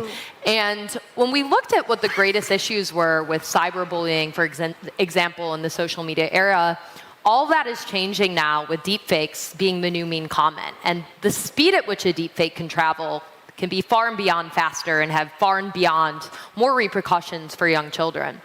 And while that is a negative, and we must acknowledge it, on the flip side, and Amy, this comes back to you, these kids are going to have to deal with AI. It's not going anywhere. It's not, is AI going to be gone or stay? This is like being in the 90s and asking if a domain is going to be a part of the internet. And so with that, and a lot of this turning of consciousness and humanity, our work is very much so rooted in play, creativity, getting kids to think about the things beyond AI and technology that remain to be human, or how you can use AI to actually perpetuate positive consciousness, entrepreneurship, and learning. And so, Amy, you talk a lot about the role of positive psychology in changing relationships with technology on an individual, a community level, and a societal level. Tell us more about what that looks like in practice. So the reason I've really leaned into this flourishing model has been that when you watch documentaries like The Social Dilemma, you get to the end of the documentary and it has a very important message, but then you freeze and you start to feel disempowered, thinking that the whole world is dictated by puppet masters who control our fate. And what I, as a positive psychologist, a happiness speaker, is really want to lean into is the sense of human agency, that no matter how much big tech does control so many of the aspects that have created the technology that we use today, we are not with that power. We as individuals have both consumer power as well as behavioral power to change the way that we interact with technology. And so the flourishing model came out of research that we had done at the Digital Wellness Institute to identify all of the many harms that come along with the digital era. And then we applied a positive psychology framework over it, looking at the traditional flourishing models for human flourishing, and began to look at what could a more digitally balanced, digitally flourishing society look like. And I think that's where a lot of us get stuck, actually, is we think, okay, I know all the problems, but what would it look like if I was truly thriving in the digital era? And so what we did was we actually began to cast a vision across 8 different pillars of wellness, looking at productivity, environment, communication, mental health, physical health, relationships, digital citizenship, and quantified self. And I think I repeated one in there. But the 8 different domains really focus on casting a different vision across multiple aspects of our lives, so that you can begin to recognize, oh, I might be doing really well with productivity today, but maybe my mental health is a little bit suffering. So I'm going to reallocate my mental energy and resources to bolstering those behaviors. And I think when we can recognize within ourselves when we're not flourishing, we begin to see, okay, this is when I feel my best. This is when I'm doing the best in my life. I love that you frame it that way, because for so many children, if we introduce them to technology and only introduce it through the lens of fear, that leads to apathy, which for me, people ask what you're afraid of. I firmly believe we can't save the world through fear, but apathy is the one thing that I fear most when dealing with children, because a lot of times, like I did myself, they're numbing their emotions in their screen, and the opportunity cost of that is their emotional wellness. So giving them a framework to improve their digital wellness on that spectrum is so critical. But I also just want to highlight that what you all have created is something that we use within all the societies that we work with at Half the Story. And it's actually been a very clear way that we can incorporate and measure the health of a student population, and that it isn't all doomsday. Yes, there are many of those horrible cases that we see, but we want to ensure that we're optimizing for strengths-based solutions while also acknowledging the negatives. I saw you nodding your head a little bit during the social dilemma. As a researcher, I'm curious. Right now, I spoke about this a little bit earlier. There's a lot of different schools of thoughts right now as to how to best tackle this. Data is at the core of this, and it is part of the policy conversations, but not all of them. What are some of the biggest changes that you would like to see beyond getting access to data as a researcher that would allow for global collaboration? I don't know. So I think that films like The Social Dilemma are very interesting. And I say this as a scientist, but also as a parent. Because I do have the same sense of kind of, not apathy, but helplessness or hopelessness, and a sense of, feeling afraid. And I think that, insofar as works like this get our attention, maybe they're useful, but, speaking as a psychologist, I tend to think that negative emotions like that, they're very good at focusing and maybe taking action, running away from a bear or something. But they're not very good for long-term survival. They're not very good for kind of understanding your environment and being able to be adaptive and adaptable. And certainly it's completely useless if you're then a parent, because then your options are very limited in terms of, say, some form of digital abstinence. And so I think that as we approach policy nationally and internationally, it's really important for us to understand that this isn't the first time that we've had this conversation. I'm sure that you've all seen in the last month or so a lot of seemingly new ideas about how to deal with the digital world. Not using a phone until a certain age, not using platforms before a certain age, not allowing phones in schools under any circumstances. None of these are new ideas. In fact, every single one of these ideas has been tried in different cultural milieus at different times. For a decade, the South Koreans turned off the internet for under 18s between midnight and 6 a.m. It took them 10 years to figure out that none of the KPIs around digital well-being were met. Massive human rights implications in terms of information, and they saved less than 2 minutes of sleep and no change in test scores. A place like China, sometimes people think, a parent who maybe watches The Social Dilemma, we wish we would have a government that would limit our kids to playing for 3 hours a day, 3 hours a week of video games. We find out 3 years later, through what little data comes out of China, that there's absolutely no change in the amount of time that anyone spends playing games. Great ideas around limiting screen time. The American Academy of Pediatrics, for more than 20 years, no screen time for under 2 years old, no more than 2 hours of screen time for those who are older. That's the rule of the land in the United States when it comes to being a good parent around technology. But they found out in 2016, eventually there was enough literature reviews that showed that, no, these inflexible rules don't work. There's an academic paper, the title is Virtually Impossible, because of the position that it puts parents in terms of thinking about technology in terms of time and restriction. And so I would say that, even an idea, and I'll give one more, I'm sorry, this idea that banning phones in schools will solve anything. I grew up in New York in the 1980s, before kind of not retiring, but moving to the UK for quite a long time.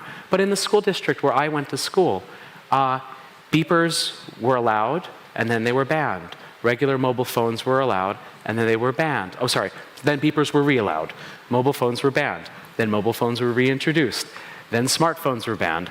Then smartphones were reintroduced. And now we're talking about the 5th incarnation of heads of school and teachers kind of doing these things. So my plea to all of you, besides, and to regulators, is to not repeat the mistakes of the past, to bother learning about the fact that while a restriction might feel good, it might sound like it's easy to implement, not only will it be ineffective, it will also waste resources that could be better spent on evidence-based policies, the kinds of conversations like Steve said earlier, like in terms of actually starting a conversation about technology earlier and kind of having that advice and that two-way communication being based in scientific evidence. That way it can be tweaked as we learn new things and as new platforms like generative AI platforms come into our children's lives, so that we can constantly revise the kinds of advice that we're giving and the regulations that we're trying to make, because we know that abstinence doesn't work. And just repeating that again, it's just going to waste everyone's time. I'm glad that you brought that to light, because for so many children, there is a double standard where they're walking into their schools, the schools are taking their iPhones, and then they're handing them an iPad and saying, you have to submit your tests, you're going to get your score in 2 seconds, and all of their anxieties are still heightened. And for many of them, they're breaking through the VPNs and accessing all of the sites that their teachers and parents don't want them to have. And so one of the big things that we've been focusing a lot on is how do we go beyond that screen time or that scowl mentality, when the reality is that for all of you that have parents up here, not all children are the same. They're built differently. They're emotionally predisposed to different things. I was predisposed to anxiety and depression. So it's no doubt that giving me a screen amplified all of those things.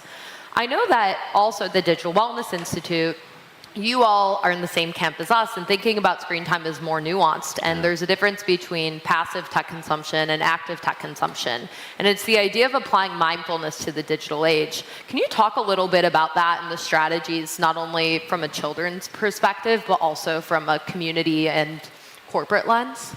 Oh, I love that question. And I was thinking about this because I do have 3 teenagers, and I've tried all of the different tactics on them. They are my little guinea pigs. But I would say that of all the interventions from various apps I've tried, screen time limits, ruling on 2 hours of entertainment-related screen time, the #1 most effective strategy that I come across is talking about digital wellness nonstop with them.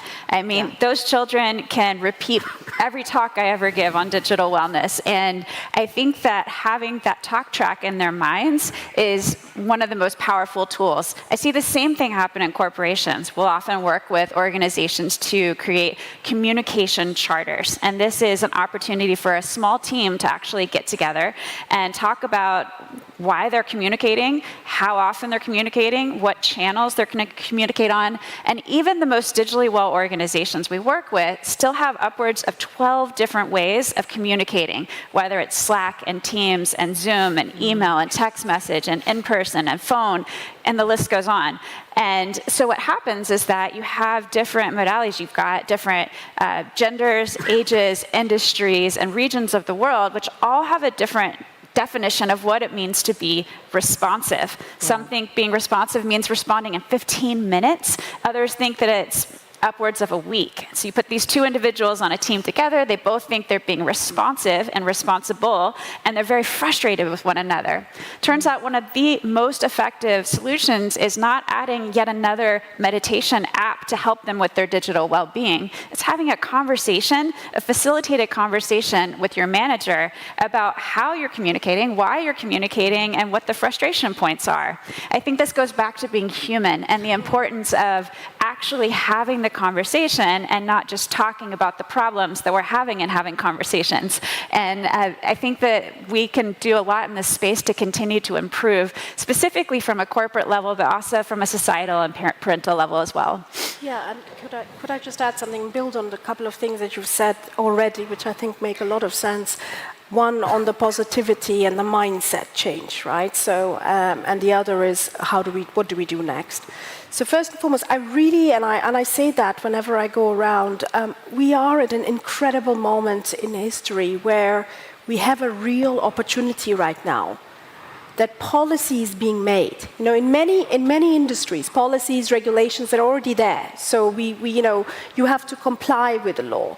Now we are in a situation where we can help make those legislations, right? So I find this is an incredible opportunity which each of us can seize in a positive way, right?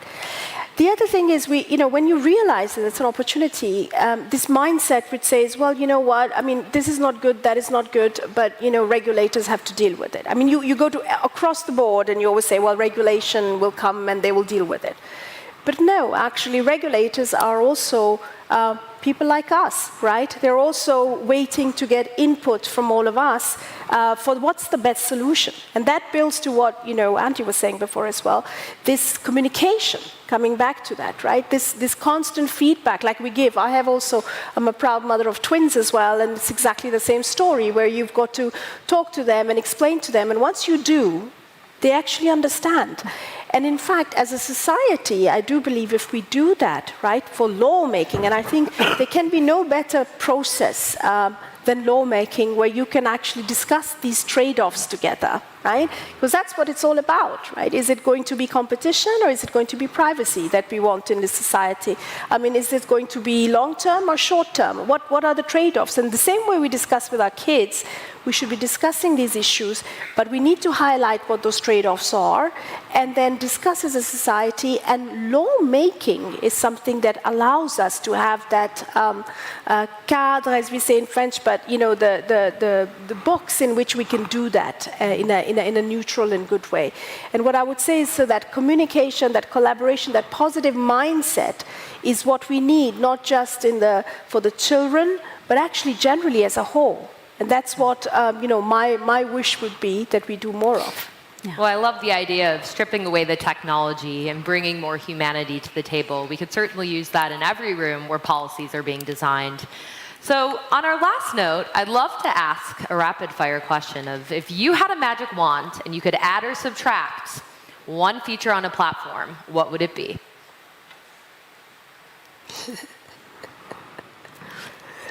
I can jump in. I've got an idea. So if we're talking about social media platforms, one idea that I would love to see is to have some sort of overlay of digital wellness coaching, especially on social media. So you've been on for a little while. It might be worth stepping away. I noticed that there have been some negative comments on your post. Would you like to handle this or get some coaching to work through this? So somebody, at least prompts that would help to connect somebody to a healthier way of processing what we're seeing in social. Okay, I have maybe one. I think, as everybody, many people know, algorithms are there to sort of put us and show us more of what they believe we like to see, right? Mm-hmm. So more and more that happens. If I could actually have a wish, my wish would be that I should be shown on a social media something opposite to the general algorithms which I actually have as what they should be showing me. So something different, which allows me to go outside of my sort of world and see what the other world is like, right? And now I know it doesn't make a lot of money for the big tech if we do that, but that I think will help me to see what's happening in discussions outside of my realm, which could be maybe helpful and which I should be listening to. So that'd be my wish. It's never been more important than to break out of your echo chamber than now. Yeah, so I have a really interesting experience sometimes, which is I'll talk to people who work in tech firms, quite senior, junior, doesn't matter.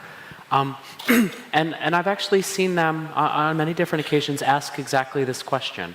But these are the people who are kind of, in their own way, holding a magic wand, because they do have, to different levels of experience and power and technical capability, the ability to change their platforms. And so, you can see this in two ways, or I've seen this in two ways, one private and one public. In private, they will very excitedly talk about some of these things, kind of the productization or the toolization of ways of making their platforms better, ways of not recommending certain things, promoting other things, kind of reflecting their internal values. The second way that I've seen this is the magic wand. We actually can see this in the Facebook files, the Facebook leaks from Frances Haugen back in August of 2021, where you can actually see through leaked documents, more than 21,000 leaked documents, all the different ways that Facebook and Instagram engineers and researchers were trying to get a hold of digital well-being. And you can see all of their magic wands too. You can see a lot of their interventions. And so we've gone through these documents, and we've seen now that they did 36 studies out of these 21,000 documents, and actually 5 intervention studies. So there's 5 examples of them waving their magic wand. And some of them worked, some of them became products, some of them didn't work, but still became products. And I think that this is happening at a time where actually we have more power as users. And when we talk about the social web and the federated social web, there are already very interesting experiments. And what's happening is people are being able to use their magic wands outside of the tech company proper, but inside of the way that platform is governed. Yeah. So if you look at the platform Blue Sky, you can actually, it's like Twitter, it spun out a long time ago, you can actually add your own algorithms. You can curate your own algorithms in such a way that my Blue Sky is different than yours and yours. Not in that we've been driven down some digital rabbit hole, but actually that we can select for positive content. It's like an app store for this type of thing. But it's not an app store controlled by the platform. It's an affordance for us as users. And so my magic wand is out there, and I think it should happen with other platforms. The shift from the digital rabbit hole to the digital oasis. Yes. Well, thank you all for joining us today. As we are at this critical turning point, not only in technological innovation, but human consciousness, it's clear that we need to have humanity at the forefront of these platforms, shifting from vocabulary of user experience to human experience and building in every sense of the way, backed by data. Thank you for joining me, and let's give our incredible panelists a round of applause. Thank you. Thank you. Thank you. Go.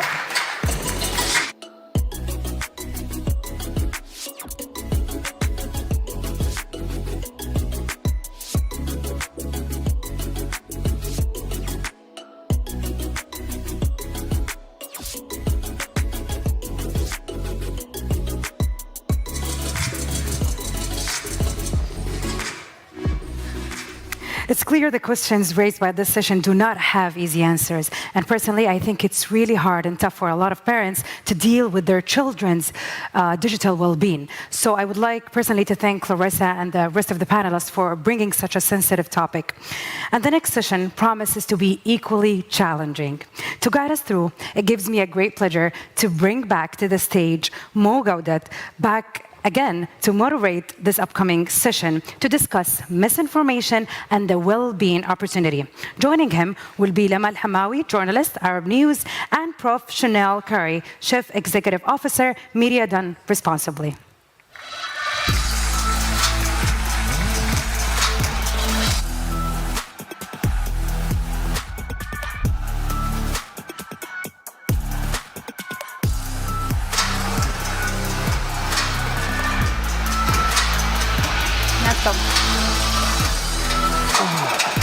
Ready?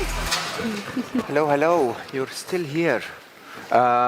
Thank you for being here. This is a topic that I have to say is very important to my heart. So I haven't prepared very well, which I think is the lovely part of being the moderator, because I'm going to do very little talking, but very curious about misinformation, disinformation, and what's happening in our world when it comes to what I call the end of the truth.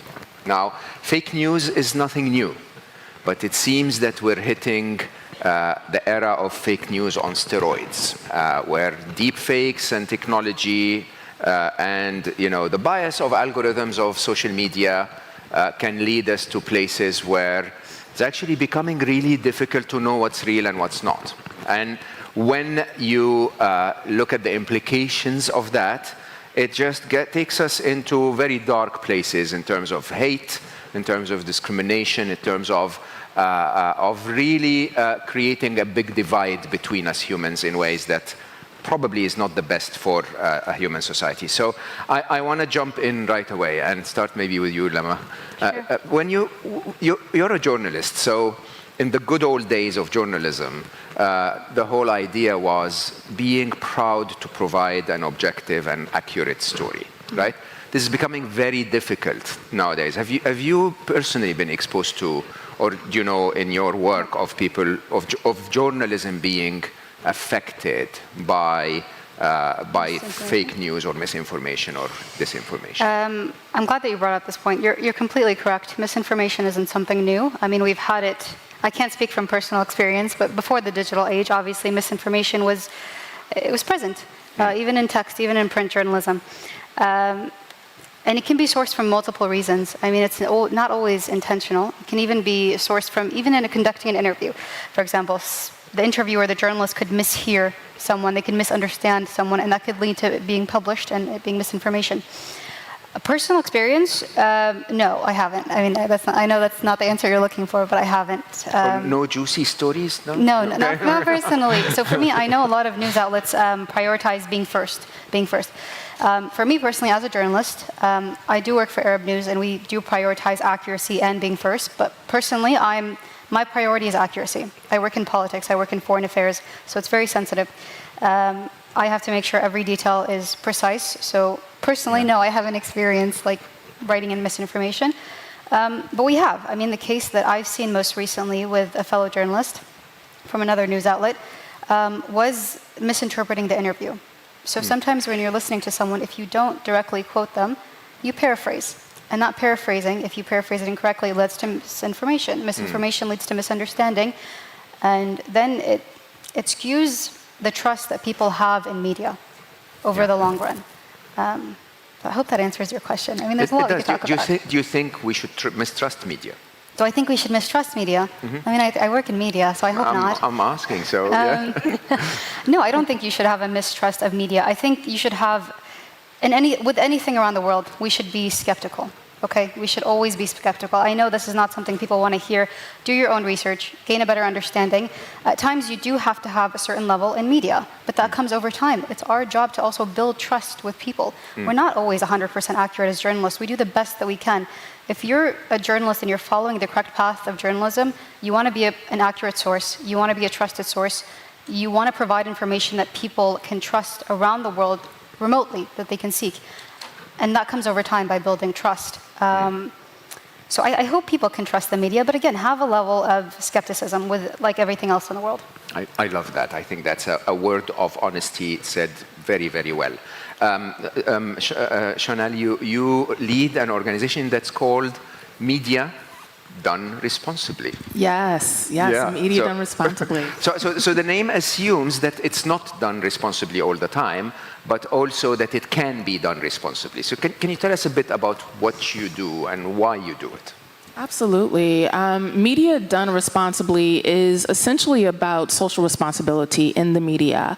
And when I look at the word responsibility, I don't just look at it in terms of accountability, but we take a look at it deeper, our ability to respond, right? Who has the ability to respond to the media, to social issues, and the ways in which they're being represented? Originally, I started off as an organizer of a campaign. So I'm at the intersection of digital literacy and media literacy, digital wellness and digital well-being, as well as social justice and love.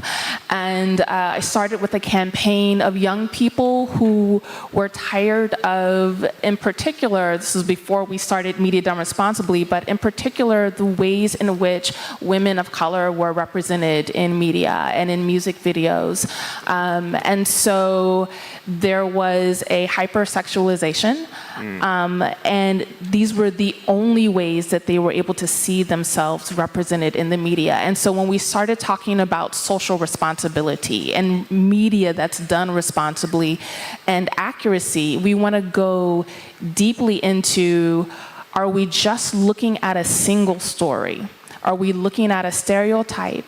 Can we get beyond that stereotype and look at the full human being, and what does that mean? And so going back into this view of transparency, making sure that we are accessing the full lives and lived experiences of humanity, as opposed to kind of our lower, quicker nature, what is going to be salacious, what's going to get a bunch of eyes.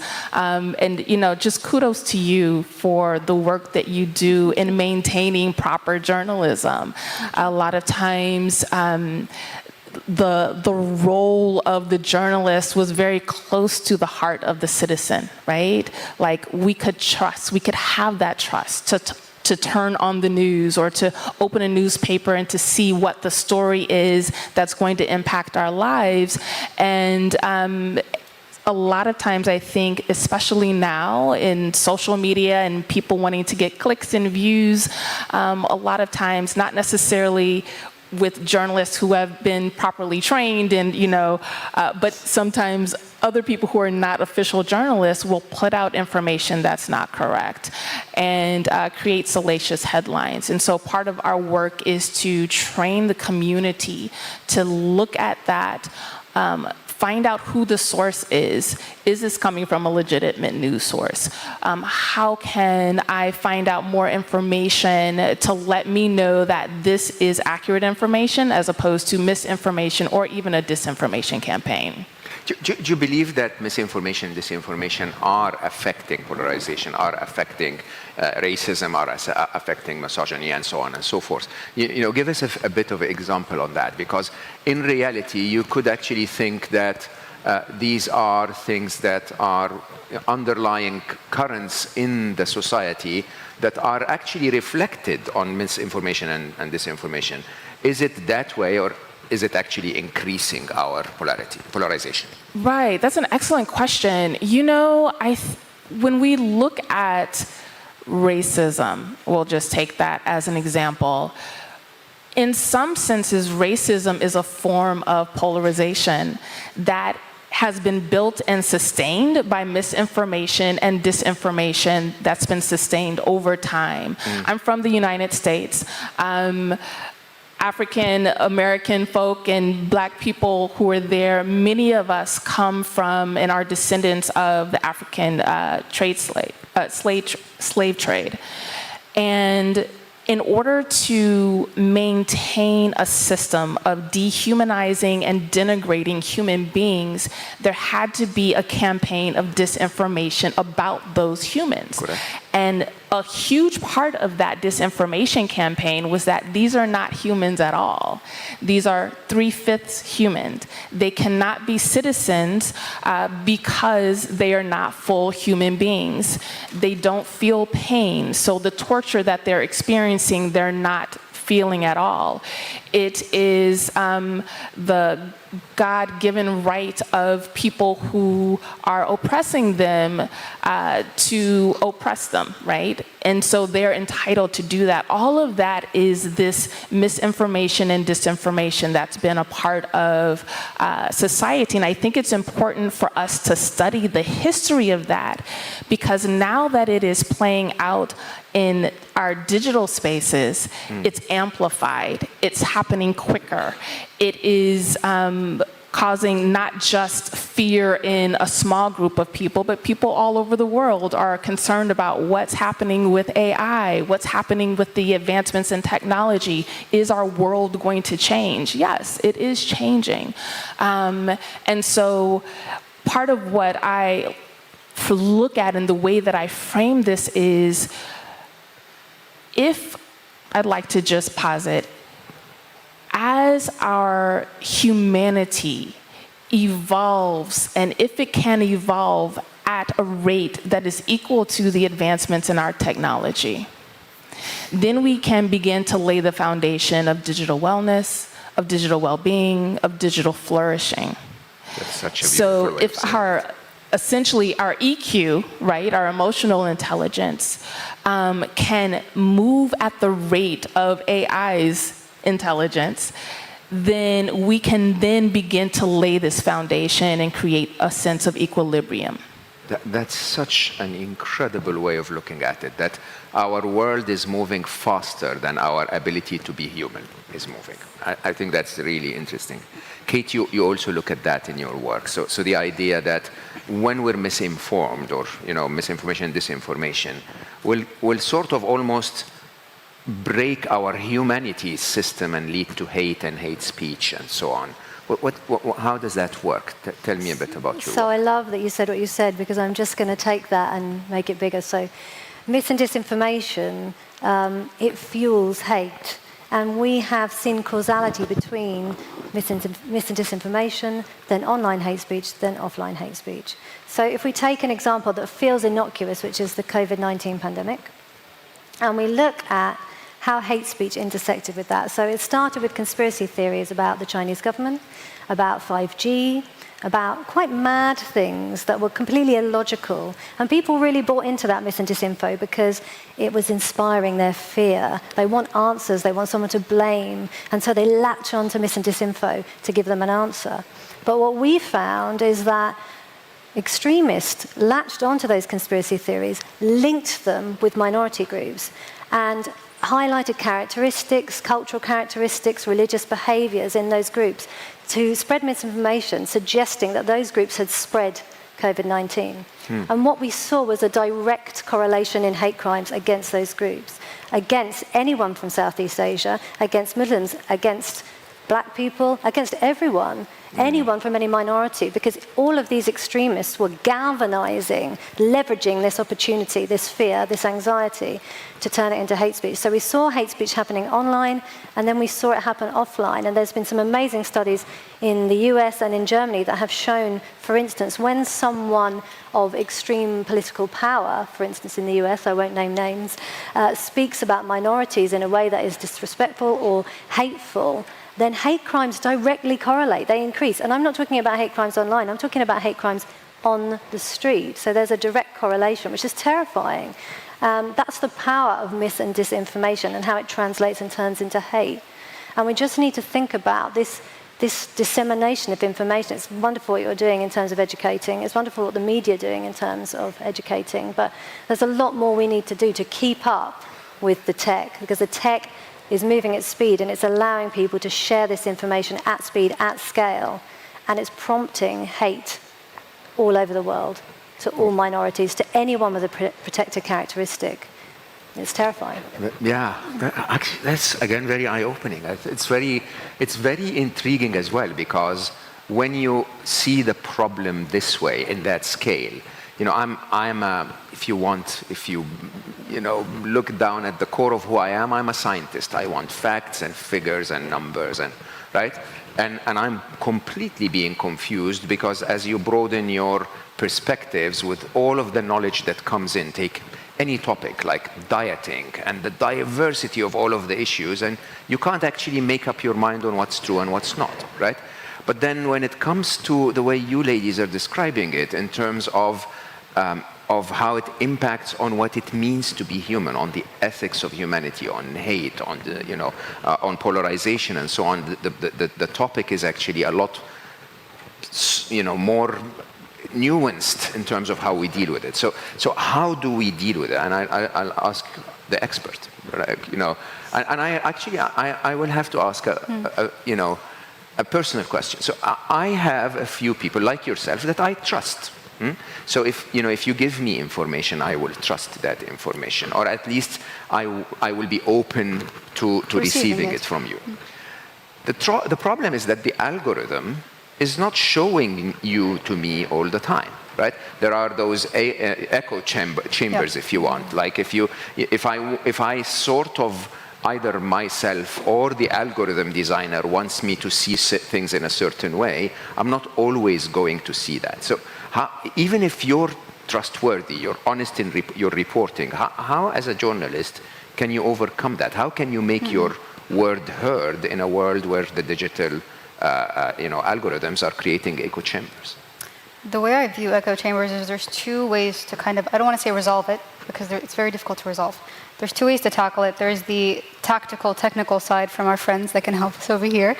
And then there's one that's more human-based. I think at times we overlook the power of just human-based connection, the sharing of information between people honestly, without an agenda, without the agenda of spreading propaganda. With these echo chambers, I don't know if everyone knows what an echo chamber are. I think some people may not know. Yeah, go for it. I think the best way to describe it is, I want to simplify it very simply in a way that people can kind of understand.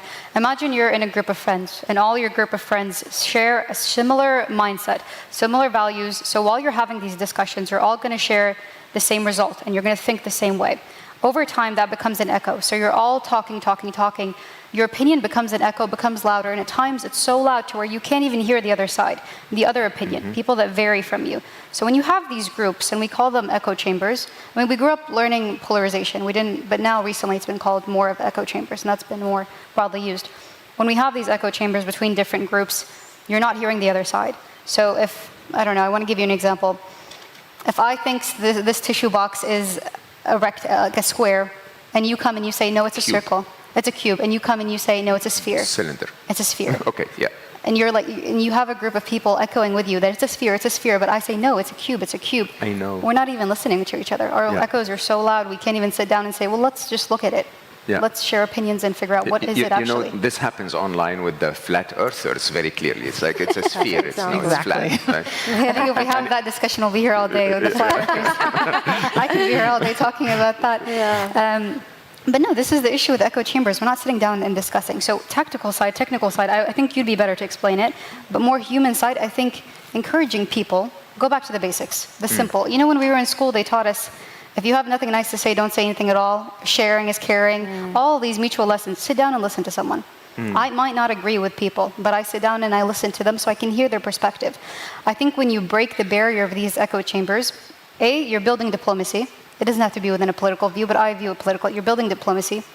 You're strengthening understanding between people. And over time, that reduces hate speech. That reduces this perception that people have of each other. So go back to the basics, listen to each other. Media's role in this is much more complicated. With us, is just showing up every day and being an accurate source of information.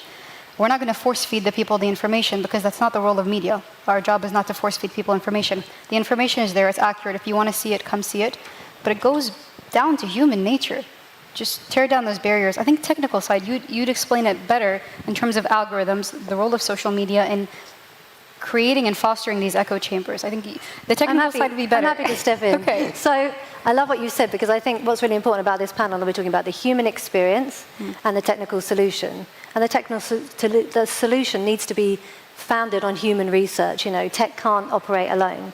So there's two things we can do, I think, online to stop this. And it's pre-bunking and debunking. So pre-bunking is a proactive measure we can do to educate people. So I think we make an assumption. Everyone in this room is probably digitally native. You mentioned that you are, because you're young and have experienced the digital world. I'm in my 40s. I'm sort of half and half. But you know, you might have your young son, he's 11, he's seen something online, he's sharing it with his friends, and you think, how can you believe this? Or we've probably all got a grandparent or an uncle or an aunt who is sharing mis and disinformation, and you think, oh my God, how am I going to tell them that this is completely wrong, you're embarrassing yourself, etc. And I think pre-bunking helps with that. So it's about digital literacy. It's about teaching people to interrogate what they see online and understand that not everything they see is true. And we're not just talking about young and old people. We're talking about nations that are new to the digital ecosystem, people living in poverty, people with not access to mainstream education. You know, there's language barriers, there's all sorts of things. We have to be culturally aware when we think about these initiatives. So pre-bunking is something we can do. And I think pre-bunking is educating people about what tactics are used in mis and disinformation. So the tactics, and you talked about this really eloquently earlier, so I don't want to repeat you, but are things like emotional appeal, appealing to you emotionally, are scapegoating, so picking minorities and suggesting the ways that they're responsible for what you're experiencing, othering, creating polarization. And there's lots of tactics that can be used. And I think if we're aware of those tactics, we learn to be, as you mentioned, healthily skeptical about information. But lots of people aren't aware of this. So Google actually did a great thing on YouTube where they had these 90-second videos in their adverts that just very briefly explain the tactics. So they pre-bunked. So people were just scrolling through YouTube. We've all gone down a YouTube rabbit hole. I defy anyone to tell me that they haven't. And we start seeing content because of engagement algorithms and our negative bias. We keep seeing content that's more and more negative because it keeps us engaged, and that's what platforms want to achieve. So these engagement algorithms are keeping us engaged, and then YouTube stops in the middle and says, did you know that these tactics can be deployed to make you feel this and that way? And people are stopped in their tracks, and they go, oh, now, these are like microdoses of information, because we've got short attention spans. We were talking about this earlier. So microdoses of information that allow us to go, hang on a minute. Now, we might not even know we've processed that information. Perhaps the next video we see is pre-bunked. we start thinking, hang on, I should be skeptical about this.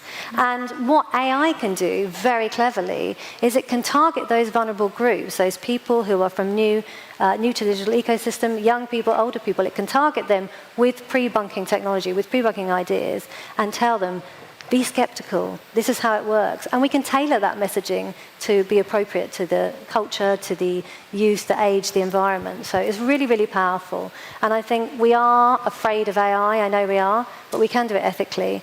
And I won't go on now, but if I can talk about ethical AI later, I will do.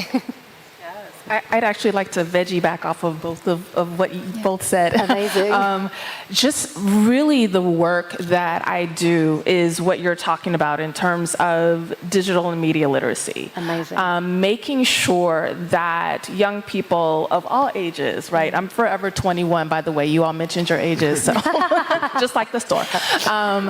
But whatever age we are able to think critically about all of the media that we're consuming and understanding the impact that it has on us. And so a big part of that is that healthy skepticism, or what we call critical thinking. Yeah. And not just taking the first thing that you've seen and running with it, or not even a lot of times getting a text message and you're sent, or a DM and you're sent an article and you just read the headline and you form an opinion based on that without going deeper. But really training, and I'll use the example of young people. I work with college students in the United States, in Southern California, and we train them to be media literacy mentors for middle school and high school students. And so what that does is it gives young people agency and power to tell these stories themselves, to think critically, and to hear that from one another, as opposed to some adult coming in and telling you, don't listen to this, right? Amazing. Or, what I'm saying, you should be thinking about this in this particular way. But we lead with curiosity. We ask the young people, what do you see? What do you think is going on here? Do you think that this is an ad or an article when we're talking about content in a new, what they might think is a magazine or a newspaper? Well, it's the New York Times, so it has to be a news article. Well, actually, no, it's an ad, right? It's a long ad that's made in the form of an article that's making you think that, but at the end of it, you're wanting to purchase something, or you're wanting to watch something on television based on that. And so having an understanding of what the media is, it's a money-making organization, really, right? It's money-making. That's the goal. The goal is not necessarily always, depending on the specific purpose and function of that news article or news outlet or media outlet, it's not necessarily to be warm and fuzzy and support humanity, but that has to be our role. And part of the emotional quotient, the part of emotional intelligence, is being self-aware and then being able to manage your emotions. So if I am on YouTube, or if I'm on a platform whose algorithm is designed to make me want to stay on there by triggering my emotions of anger and of upset, of an uprising even, I can, one, be aware that this is triggering something within me. And the more I scroll and the deeper I go in it, the more I'm triggered and inflamed by this, and yelling and wanting to take action and fired up. The second part of that is being able to manage those emotions. And part of that is having the skills and the tools to be able to do the research, to look and find out, is this true? So if there's not this, a tool that pops up there for you saying, be mindful of you're about to go down this rabbit hole, that you within yourself have the skill and the ability to be able to do that. And that is power. And so when young people have that power, it's amazing. I met today on my right over here, the youngest podcaster in Saudi. I don't know if she's in the room right now. Wow. Yes. But she talked about how sometimes she gets hate on her social media platforms. And she said, you know what? You haven't really made it until you have some haters. And I just know to ignore them. And then if they continue, then I will give them information to let them know that I'm going to respond with love, that they're providing misinformation and disinformation. I've said, who is this 13-year-old? But 13 years old, breaking down practical steps to manage and deal with hate online. I'm really interested in this because I think self-regulation is hugely important, but we have to inspire the platforms to regulate as well. Oh, 100%. And I hope you don't mind me jumping in here, but it's just so important. This is the easiest job ever. He doesn't want to do any work today. He already told us. Totally. So self-regulation is hugely important, but these platforms are designed to be addictive. They're based on gambling, many of them, the infinite scroll. I am addicted to TikTok, and I work in tech, and I work in global well-being. This is a problem, okay? So I can't always self-regulate, because the apps are designed to stop me doing so. And there are many tools that we can use as part of not only education that we can use, but I just also want to talk about another thing we can do, which is debunking, okay? So that comes after, that's like a reactive response to online hate. And I think if we can, so what that does is it says, this is what you've seen, this is not true. And this is happening across platforms. So I'm really pleased to say that people like Facebook and Twitter and TikTok have embraced this, surprisingly, because they care about engagement. They don't want to lose users. So what they've done is they've said, I'm just going to flag this is an untrue statement. They did this in COVID-19. Twitter does it to Elon Musk himself and flags his content as untrue, which is great because if you're a young person or all the people we talked about earlier, someone who's not digitally literate, the platform is flagging it for you. And young people trust these platforms, which is actually quite frightening. We were speaking about this earlier. So, okay, debunking works to let you know this is not true. Great. But it feels quite limited. I think there's more we can do. And I think it chimes in with some of the things you've said. And I want to talk about counter-speech. So the media uses counter-speech, which is fantastic. It says, here's a narrative, here's a different narrative. Let's not be biased, let's explore both. But we can use AI to deploy counter-speech automatically, which is insane and amazing. So let's imagine a trigger event's happened. We've pre-bunked the trigger event. We've said this is going to happen. There's going to be the World Cup in Qatar. There's going to be the Eurovision Song Contest in Europe. There's going to be an election in America. You may see some information that will be mis or disinformation or promote hate. That's fine, everybody's aware. But then they start seeing this information. They're starting to think, I'm angry, I feel strong about this, blah, blah, blah, blah. And then, what if we deployed counter-narratives? So what if I am someone who casually uses the internet, and I'm watching the World Cup, I'm a man, I'm watching the World Cup, and I'm annoyed that women are participating, and I start sharing misogynistic content. But I'm not wed to this misogyny. It's not my lifelong belief. I'm a treatable person. I can change my views with empathy, okay? What if AI deployed something that said, how do you feel if someone said that about your daughter or your wife? We have research that proves that this works 65% of the time, so that 65% of the misinformation online could go if we deployed this counter-speech. And how we do it is we triage users. We look at the ones who are non-treatable, the lifetime racist. He's a member of a society. We can't treat him. He's spreading the disinformation. He's the source. We can fingerprint him using AI. We can find where he is.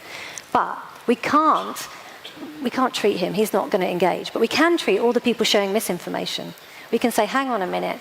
How would you feel? Hang on a minute. And we can shape those narratives. AI can learn to shape those narratives so they work. And AI, as you know, continually learns.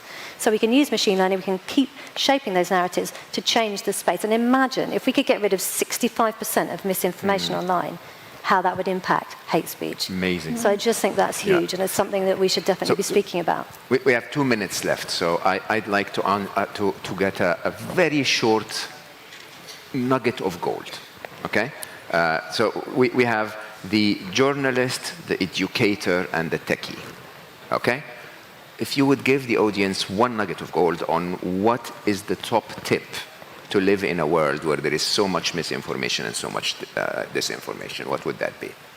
A top tip, you said? For the general public, I think deciphering between fact and opinion, and I think we hear it so often at times, people don't know how to decipher.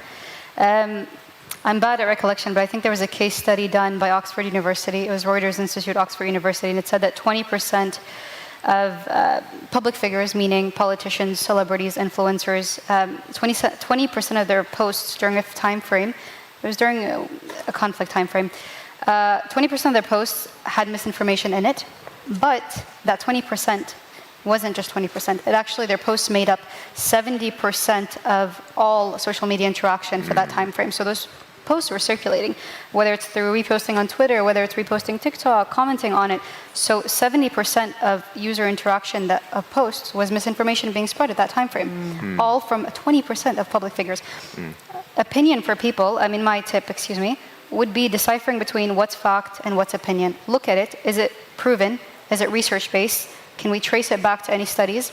Or is it just a celebrity that I really like that said, this is happening, and then I reposted it because I like her, and now everyone that I follow thinks it's a fact. Please decipher. That would be my best advice. Beautifully said. Beautiful. Yeah, Chanel. Yes, beautifully said. I would say support media literacy and digital literacy education. Really advocate for that, because it's wonderful that we are in kind of an echo chamber of our own, right? Talking to where I'm from, we have a phrase, preaching to the choir, right? That means the choir already knows the sermon, right? But we're telling it anyway, but making sure that those who are outside of rooms like these have the tools and the access so that we can work in conjunction with technology that is doing good in the world. The other thing I would say is a big part of the work that I do is have civil dialogues, conversations with people who have polarized viewpoints. But it's not a debate. It's leading with curiosity, listening first, understanding that sometimes we have similar values, but we go about things in different ways. And it's okay if I have a difference than you have. I can hear you out, I can listen. I don't have to change my view. I might, but then I also speak authentically what my truth is, and we can understand the context of that. And what we find is when people don't have the defense mechanism of I have to prove my point and I have to win you over, I can just express who I am, I can express my ideas and thoughts and allow you to do that same in a non-judgment environment, then we more openly receive information, learn from others, oftentimes maybe shift our perspectives, kind of, work with some folks who are a bit more willing to shift and to change, and we can learn and work together in supporting that foundation of digital well-being. Love that so much. Kate, 1 minute. Okay, so I would say, from my perspective as a corporate techie, I'm loving hearing from these perspectives. The human element is so important. Technology is your friend. Don't be afraid of it. There are many apps, many solutions you can use to limit your time online, to challenge mis and disinfo. Use technology. It's not your enemy. And I would say the hope that I have is that if we do deploy AI to pre-bunk and debunk, then we as humans might start doing it ourselves, because people are scared to engage online, right? We don't want to be cancelled. We don't want to fight. Like you said, there's not healthy conversations. They're not nuanced online. I don't get to say my piece and you say yours. I'm going rah, rah, rah, and you're going rah, rah, rah, and we're not listening, as you said earlier. But maybe if we see AI deploying counter-speech, we might be brave and deploy it ourselves. And then we're all engaging in healthier conversations online. Lovely. I absolutely love this. Thank you so much. This was a wonderful conversation. My top tip is differentiate between words and actions. So a lot of people around the world, especially where I lived in the corporate world, will tell you that they're doing certain things, but they're actually not doing it at all. I have not, in my 35 years in the business world, been in a panel that is all women teaching us so beautifully, so wisely. So well done, Saudi Arabia. This is it, doing what we say we're going to do. This is amazing. And I will tell you openly, this topic of end of the truth is really one of the top topics you should think about today. It really is going to shape your mind, shape your heart, shape your relationships with others, shape your relationships and perceptions of countries and communities and everything going forward. So make it your priority. I think we got massive tips today. I'm so grateful for what you shared. This is incredible. Thank you for attending. I hope you enjoyed it. Thank you. Thank you. Thank you very much.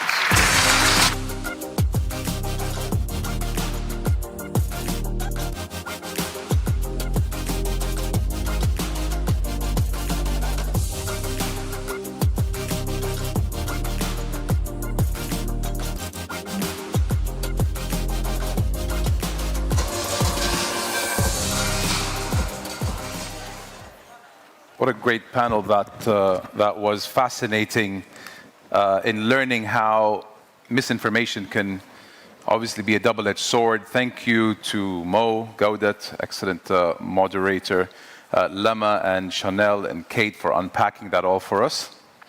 We're going to dig a little deeper into the world of tech, specifically AI, a topic that obviously we're coming back to every so often today. And how it's already begun to quietly, or maybe not quietly, transform our world. We see it in so many various touch points. Concerns are rife, as we've already discussed today, but it's also questionable that AI holds a tremendous promise to be a force for good. So we have another panel starting now, which I will be moderating. Where we will see the benefits to our digital lives in particular, and what safeguards are needed to ensure these developments continue. Again, safeguards is something that we heard in the beginning of the day with Kirsten's story, and let's dive a little deeper into that today. Helping me with this discussion, if I can introduce my three panelists, we have the Vice Governor of the Saudi Digital Government Authority, Mr. Nabil Al-Aufi. We have the Chief Executive Officer of Aramco Digital, Tariq Amin. And joining us by Zoom, we have the Deputy Director of, I'm going to try to get this right, Telecommunications Standardizations Bureau at the International Telecommunications Union, Bilal Jamousi. Welcome.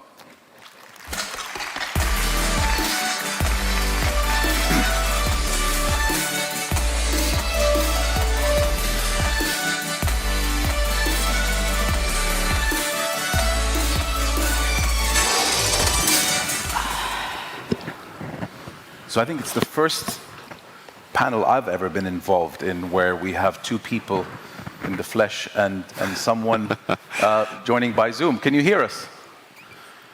Yes, I can. Assalamu alaikum. Wa alaikum assalam wa rahmatullahi wa barakatuh. This is going to be fun.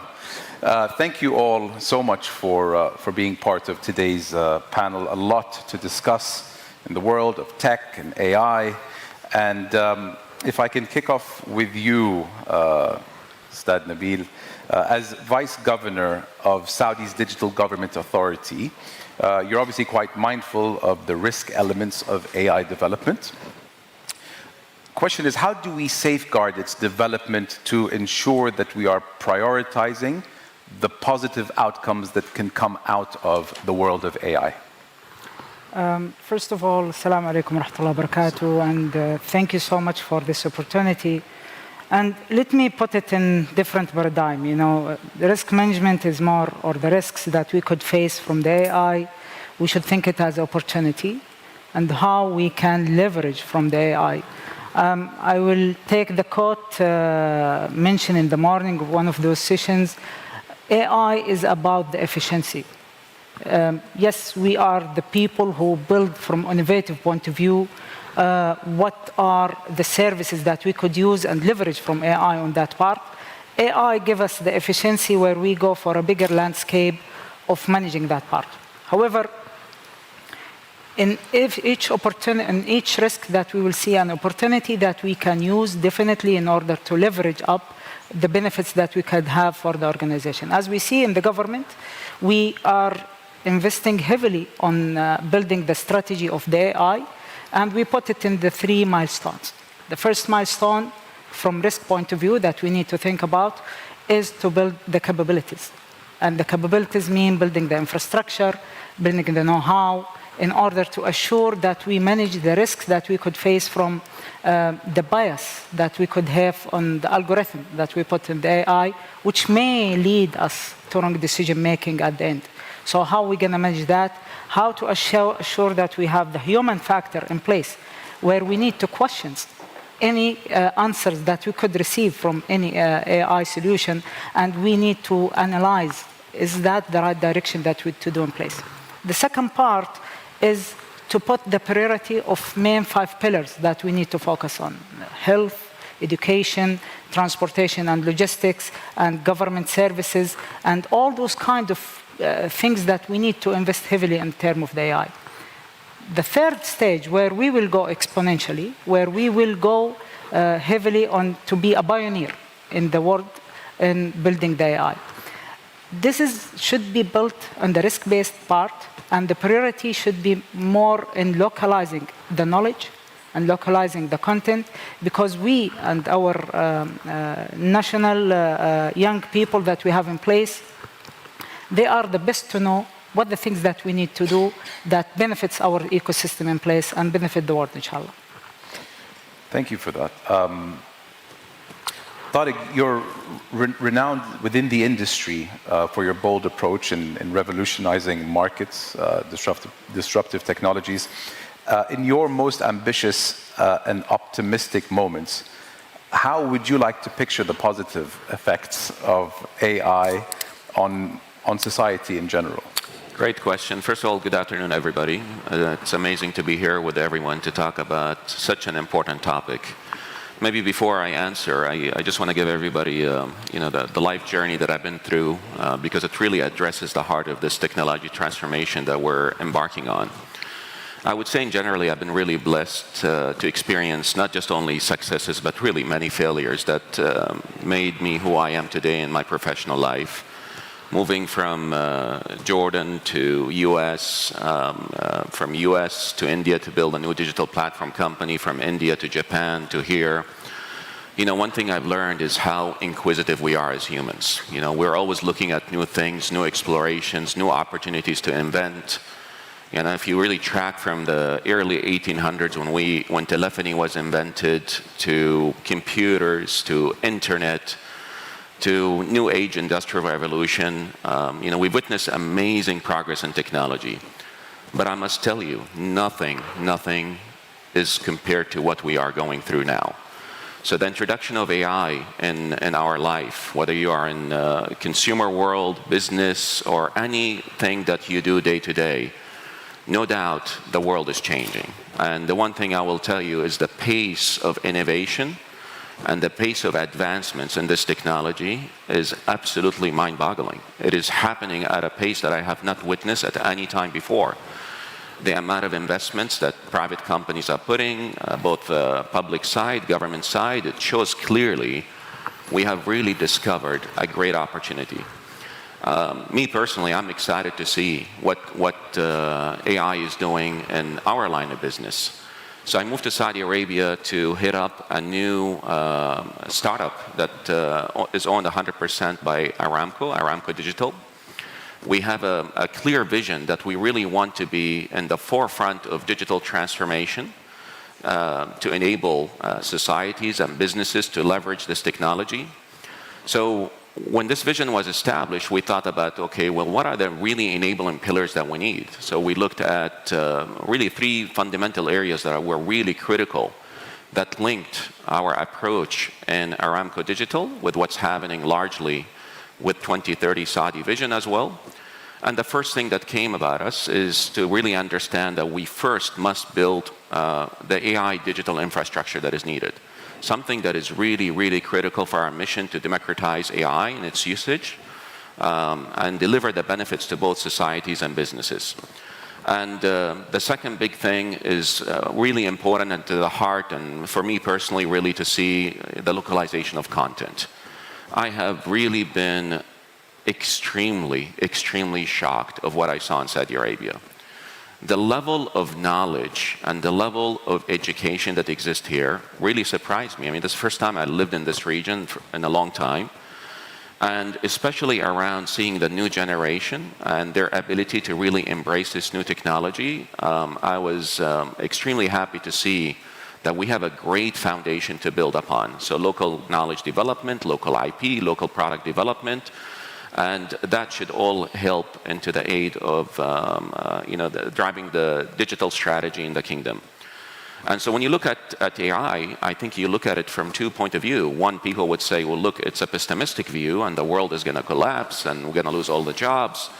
Or you could look at it from the other point of view, which is what I highlighted earlier, we as human beings, being inquisitive, being innovative, driving new discovery of new areas of opportunities where we could find value and coexistence with this new platform.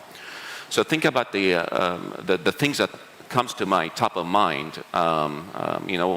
If you have kids today and they're going to school, how we teach our kids today is you have in most places across the world, you see that education is one to many. So and sometimes, just because of the number of students to a teacher does not allow the teacher to deliver on personalization of content to the student. The teacher is able now, with new AI platform, to really start to think about the concept of personalization. An AI that really understands a student's behavior, personality, strengths, weaknesses, to deliver their likes. I think this is a great thing. Think about medicine. Today most of what we go through is very reactive. I get a symptom, then I go to the doctor. What happens if AI aids us to change this paradigm, to go from reactive approach to predictable approach by early diagnostics? I think that's also a really good thing. And top of mind of the world, not just locally here, is sustainability. And AI could help you really utilize your resources in a much, much more effective way. So in general, my point of view, AI is not a tool. That's really important. AI now, to me, is your digital companion. And it is here now, and it's going to evolve. And our ability to coexist with it is important. But it's also really important to understand the ethics and the development that we have to do and the responsibility that we need to take, all of us as private citizens, government, and enterprises, to ensure that this new idea is evolving in a way that delivers on the promise. So I'm really optimistic about the future that we're in. We're in early days, but it's definitely going to be a game changer on bringing advancements to society, and a lot of help that it will do in both the business side as well as the consumer side. Interesting note on medicine, where we could potentially one day live in a world where you take a pre-medicine so that you don't get the symptoms. That's something that Absolutely. Could potentially be a reality? It's 100%. Just think about it. I'll give you very simple. Today, if you look at, when we talk about the digital divide, we have many places in the world today that don't have the basic of the basic of the basic, which is access to doctors. Yeah. Now, what happens now if you really have a very predictable way where you could just use your computer or your phone camera to predict, let's say, a skin condition, to analyze it, and then automatically a prescription of medicine is delivered to you before a problem could happen. So I think the advancements on discovery around medicine is already here and today. And you'll see a huge opportunity now to address health and wellness. And this is one particular domain I'm really, really excited about. Yeah. Interesting. Mr. Bilal, you can hear me, yes? Yes. Okay, great. So the ITU is a specialized agency of the United Nations responsible for coordinating global telecom and ICT standards. Why is regulation preferable or even necessary, would you say, when it comes to ensuring AI in the greater good of humanity, or for the greater good of humanity? Great. Thank you very much for the opportunity to join you and for the question. As you said, the ITU is the United Nations Specialized Agency for Information and Communication Technologies. We have just celebrated last Friday 159 years of existence. the ITU was set up to really set up international standards for telegraph, and has evolved in its mandate and mission to the artificial intelligence of today. Artificial intelligence governance and guardrails cannot be really implemented without international standards. The governance and guardrails are usually policy directions on how AI could safely be used. And in order to implement that, we need international standards.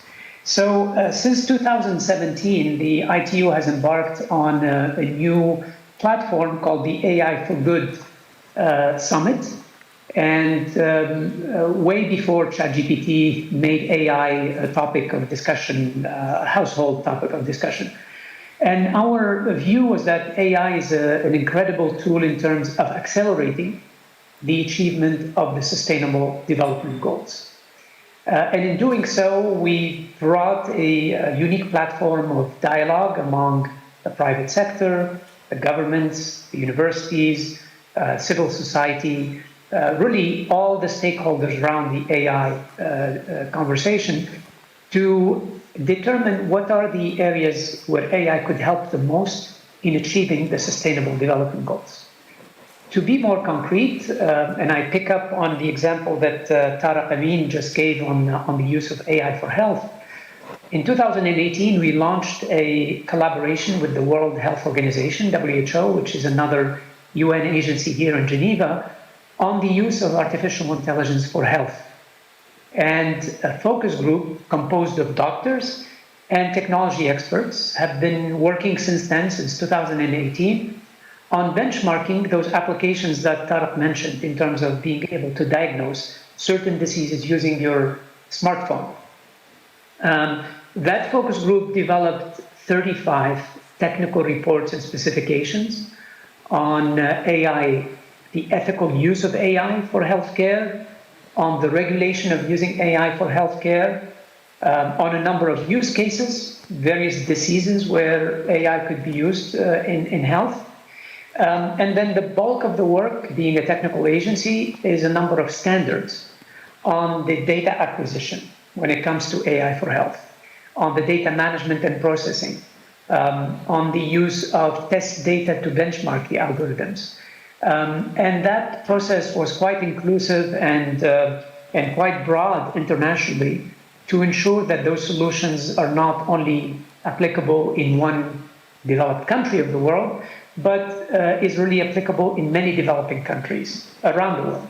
So that's a concrete example of how standards help in the implementation of AI within a regulatory framework, a framework of ethical use of data and acquisition of data, and with a framework that really ensures that the applications of AI for health are benchmarked according to the medical regulation and the medical guidelines and the medical standards of practicing doctors. Thank you for that, Bilal. Nabil, if I can go back to you and bringing things back locally for a second. The roadmap for the country's agenda for data and AI, the immediate term has been focused on addressing Saudi Arabia's urgent needs in line with Vision 2030. Can you tell us what those urgent needs look like and how have they been addressed to benefit both general and digital well-being? I think the main direction of the government on that part was to focus on what is the essence of the problems and challenges that we face and how we're gonna use the AI or any emerging technology in order to move forward about resolving that part. I think healthcare is one of the top priority part because this will have the implication of reducing the waiting line of the patients to seeing the appointment of the doctors and going even more further about how to assure that we have the accessibility for the specialist on the patient in different city without getting the hassles of the travel. As well, education is very important part because now I can put it in this way, AI is coming. And students and the young generation are the early people that go use this technology heavily. So we need to intervene in that part to assure that we have, I'm not saying that put controls, but at least make sure that the deviation of this technology is going to the secure and safety for the student at the end of the day. So education is a very important part on that part.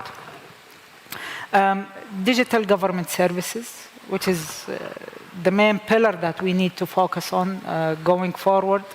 And let me give an example. We are working on something called the whole of government, where we are dreaming to reach to the point that we have one super app that all government services that you will have there. And that super app, it will be customized based on each individual about how he used that application and how what type of the services that he's gonna use at that part. But not only that, we need also to have the focus about what will be, let's say, and we were just talking in the backstage about that with Tariq, about what type of risk intelligence that we could have in place. So for instance, we could have some incident geopolitically, and that geopolitical incident in our region could have a ripple effect on many services that we have within the government, not only digital government, even the private sector. So how we make sure that we use the AI to give us that early indicators by analyzing that trends and where we are going to manage about that risk proactively. So we are moving from detection phase up to proactively, where we proactively manage that risk about that part. Yeah. I think the transport and logistics, there is a huge opportunity, and it's enabling the industrial sector, because industrial sector definitely, they are talking about minimizing the cost in order to have the competitional prices about the local products.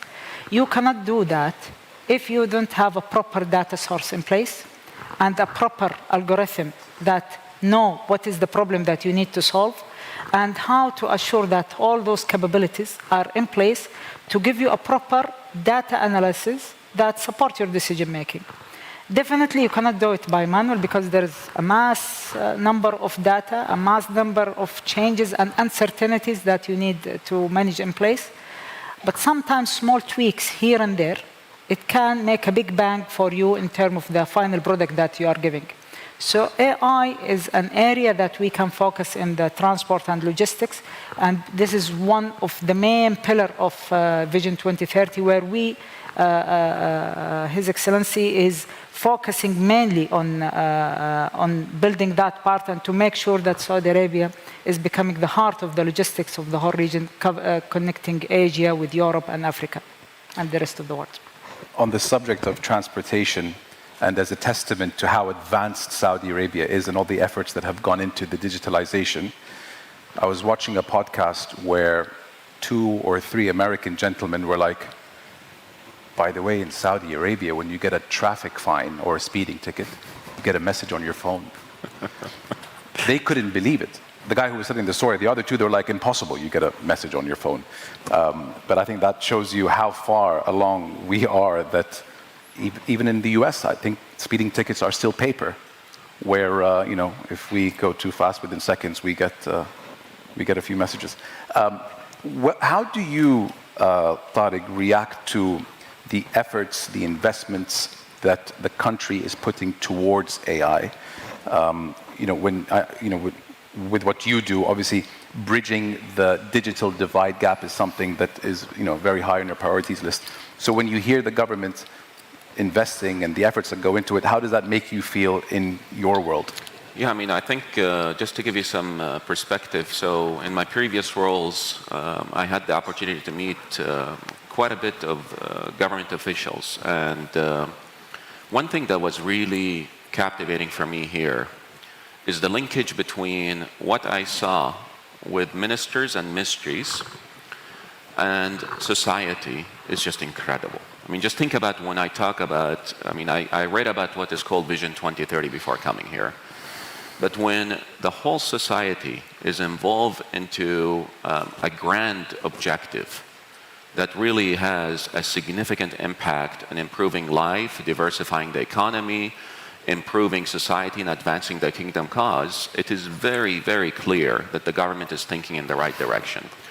And it was important, as I was thinking about Aramco Digital, there is no logic to build the company without understanding the intersection between what is happening also in the government sector. It's really, really important that there is a clear alignment, clear objective. It makes life a lot easier to execute on the mission in hand. And so when you talk to my team, I said, we have really three main objectives we have to do and we have to address. So we all get really maybe captivated in the early days when OpenAI did ChatGPT. But if you break this down to say what is needed for AI to really function and work and for innovation to come on top of the platforms. So the first thing that we're focused on in Aramco Digital, I call it building the AI digital infrastructure. So allow me to elaborate on this because it's really important. If you go back in history and you talk about the impact that cloud computing had on enterprises, across the world there is a significant implications to the advancements of enterprises, application, and innovation when cloud computing came in. Now, AI needs these high performance compute. And I'm sure all of you have heard about these advanced chipsets requirement that is needed to run AI workload, regardless whether it is OpenAI or other large language models. So in the kingdom, the focus is we need to build a green, carbon footprint-free data centers. You need to start with this, because without having this infrastructure, that desire to advance in AI will not happen. Once you build a data center with the right power capacity, the right sustainability, you need to make sure they have state-of-the-art connectivity. And so once you have that, you need to ensure that you have these advanced chipsets that are needed to offer to society in the kingdom what we call AI infrastructure as a service. So to give access to anybody that wants to build application, develop local content to ignite this transformation or evolution. So this is the infrastructure that we cannot ignore. So without this being in place and without being here, I would say we'll be really challenged to see how AI could take off at the local level here. I'm talking about entrepreneurship, enterprises, government, to achieve their objective. Now, the good news is there is no doubt what I see at a large kingdom initiative is to push this agenda. At Aramco Digital, we have 100% alignment with this approach. Once you have this infrastructure, then the second cool thing happens, developing the intelligence layer. I'll tell you an example. We were talking about it that I have not really yet announced officially, but I'll tell you today what we're excited about. So for the last 9 months, within Saudi Arabia, our team has been creating a new operating system. This is really unique. The world has seen what is called large language model. We want to define a new large language user interface. So a platform we call NeuroOS, where a prompt is the only thing you need to access your enterprise application. Anything that comes on your mind, regardless whether you use it for HR, finance, legal, operation, managing your infrastructure. We are very, very excited to see this.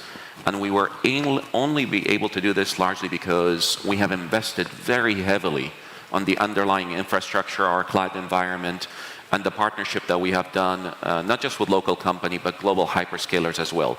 So NeuroOS, I think, will be a game changer in our view, because I really love the idea that this was locally developed. That is really a big departure in thinking. It is the new enterprise, new generation operating system, AI powered with action models that links to all the underlying systems of record. And then last but not least, this is where we say as a society and enterprises is really enabling the market. Once you have all these three layers built, I think you're going to see a significant advancements on a bigger world where we truly have democratized AI.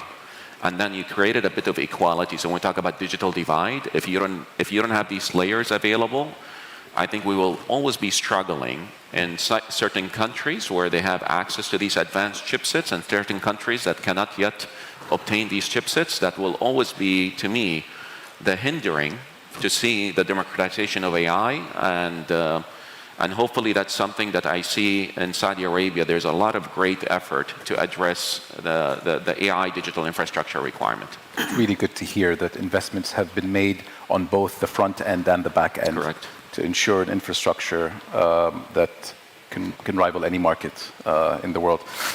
Mr. Bilal, a question about the pace of AI development and how it can make things tricky for regulators. Generally speaking, how do we develop equitable regulation at the rate that we are progressing, but at the same time not affecting or hindering innovation?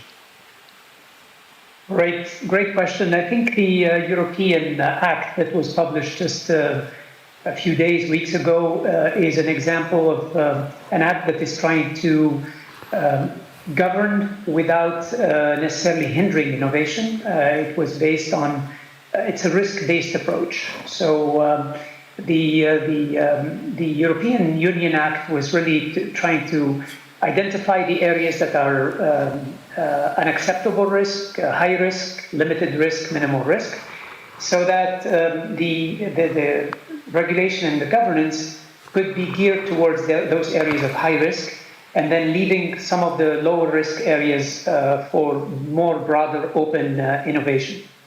That's generally a track that a trend that we see in many other areas of the world, in the US, in China, in India and others. And what we're trying to do to really harmonize this regulatory space and allow it to keep pace with technology innovation. And next week at our AI for Good Summit, we're hosting the first AI governance day in the world, with about 60, 70 ministers, regulators, C-level of companies, UN agencies, civil society, for a morning session where there will be roundtables of discussion around the governance of AI, the regulation of AI, and how technology is rapidly changing, and how the regulation needs to allow for that rapid pace of movement on technology. And then we'll have in the afternoon a readout of the AI Governance Day on the 29th to the general public, to the media, etc. Those are really some of the efforts that we're trying to have here in the ITU. And of course, throughout the process of standards development, there is a lot of discussion and development of glossary of terms, because AI is inevitably interdisciplinary. So, for example, we talked today about AI for health. It brings doctors and technologists. There is the application of AI for agriculture, where we're using IoT and data to optimize the crop production. There is the use of AI for natural disaster management and hazards management. AI for transportation. In fact, last time I was in Dammam was in December, attending the 6th International Traffic Safety Conference, and it was about the use of AI for road safety. So all of these AI uses in different verticals need first a definition of a standard terms, so that we all speak of the same topic in the same definition. Then an elaboration of some use cases of those technology of AI in that domain, and then specific standards and regulation to allow us to move forward in a safer manner, if you will, towards using of AI generally. Thank you for that. We have just under 2 minutes left. Nabil, I wanted to ask you about an amazing initiative that you're currently working on that will enable more than 25,000 women in emerging markets to join the field of data and AI over the next 5 years. Can you, sorry we left it till the end, but can you touch on a little bit on how that's coming along? I think the main pillar of or the enabler for Vision 2030 is the inclusions for the whole task force that we have in place. I think they were a big partner on that development, and if you see last month I went to some universities and I see an amazing work. Some brilliant ladies, they do some excellent work about some application that can be used in AI, and now the government are adopting some of those solutions and try to leverage that level to that part. I think the level of commitment and passion that we are seeing, even about all the initiatives that we did, we need to do more, because still there we have a vast talent that we have a place within the country. And I think that we have a huge opportunity, and it's like golden mine, that every time that we have surprises, and positive surprises actually, about what are this young generation that they can do. And even if you see the government apps, you see the number of tweaks make the experience of the individual about that application much better. People behind it are young ladies and young guys doing that part and that work. I think we all work in the same goal and the same objective. We need to do more and more. All what we did, still great, but we need to invest more on that part, because this is the real oil that we need to have in place, and this is the real investment that we need in place. And inshallah, with the partnership with the private sector, we will be able to reach to that point, inshallah, in the future. Inshallah, inshallah. Any closing comments before we break for lunch? Yeah, I mean, I think, again, great insight and an amazing day to talk about an important topic. Maybe the one last area that I'll leave you with, I think we should be really excited what tomorrow looks like. We shouldn't worry about what's going to happen. We will always be inquisitive. We will always find a way to adapt to the evolving technology introduction of AI. However, at the same time, I think we really need to be cautious about the evolution of AI, and not to forget that we have to consider the ethics that comes with AI and the biases that the data sets could present. So while I'm optimistic, but I think we all have responsibility to ensure that this technology evolve in the appropriate guardrails and inclusion across the world. Very well said. Thank you, gentlemen, very much. Thank you very much, Bilal, who joined us via Zoom. Much appreciated. Ladies and gentlemen, a round of applause for our panel. Thank you very much. We'll break for lunch now, and we'll see you all right after lunch. Thank you.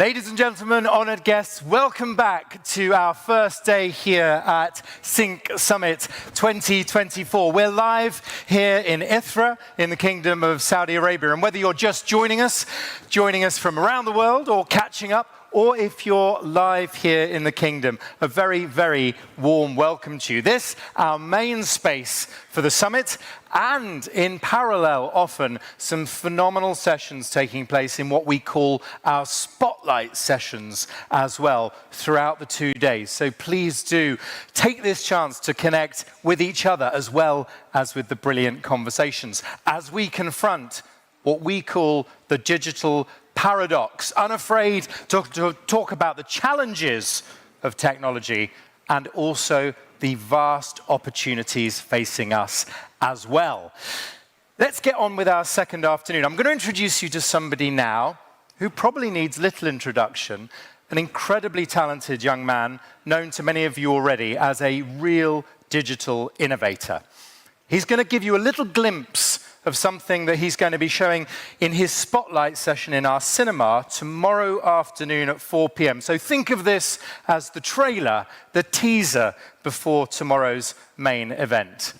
Why don't we give a huge Sync Summit welcome to the extremely innovative and entrepreneurial Omar Farouk.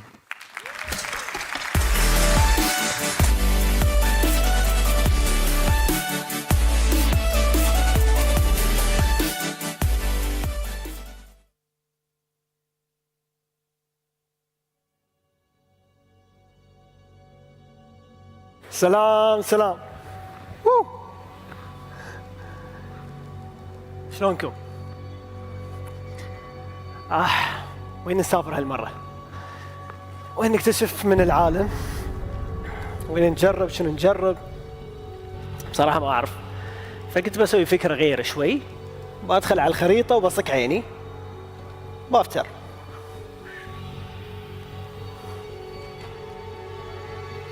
ستوب. وسط المحيط الهادئ. واضح ان الموضوع ابدا ما بيكون هادئ. رحت يمين شوي في جزيرة اسمها هاواي. رحتها من قبل الصراحة ما ودي اكرر. روح يسار في جزيرة طوالية شوي اسمها نيبون، او مثل ما نسميها بالعربي اليابان. اوكي، شنو اول شيء في بالي؟ اتوقع تعرفونه. ولآخر لحظة يصنع معروفا واغرس فكرة. خواطر احمد الشقيري هو يمدح اليابان.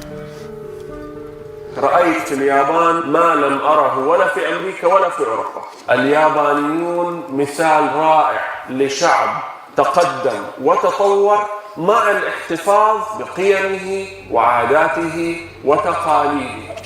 تذكرون أي سنة؟ مو متذكر بصراحة. تطور وحضارة وتاريخ وتكنولوجيا والأهم أخلاق. بصراحة كلمت صديق عندي اسمه دحوم. دحوم وينك؟ كلمت دحوم، قلت له يلا نروح فوجي وديزني وهالاشياء. في الاخير ما رحنا ولا واحد منهم لانه برنامج سياح. اللي عارفني يعرف اني احب ادخل في قلب البلد. السلام عليكم. جيناكم من البحرين. بين عاداته ومعتقداته كل الاشياء الخاصه فيه. قلت له دحوم شنو نسوي عيل؟ يا اهلا وسهلا، نحن الان في 2024. ها؟ طبعا دحوم درس واشتغل في اليابان حق 8 سنوات، فقال لي خلي الموضوع عندي. فلقيت نفسي بصراحة مرة قاعد أجر عربة فيها عليها ناس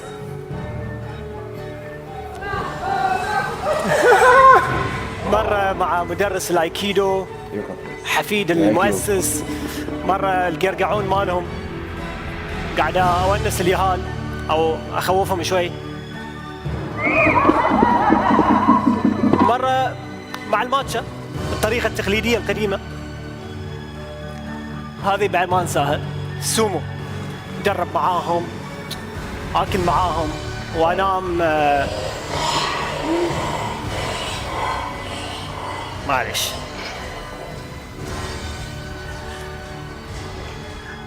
المهم دخلنا بيوتهم، بصراحة دخلنا بيوتهم وعشنا معاهم وسألتهم كل الأسئلة اللي عندي.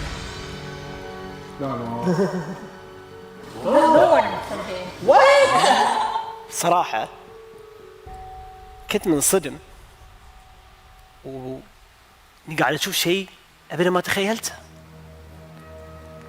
اليابان فعلا هي بلد التطور، التكنولوجيا والمستقبل، بس فيها لكن، صح؟ لكن قصدي جانب خفي ما شفناه من كوكب اليابان. So all of you escaped from the city. The way we have to go.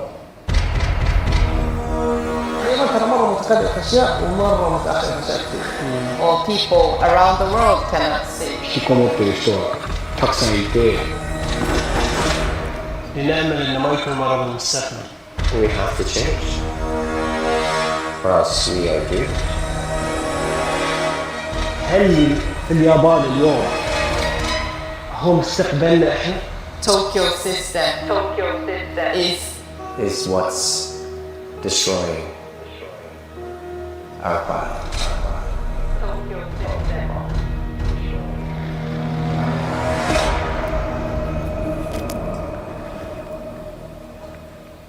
الجانب المظلم من اليابان.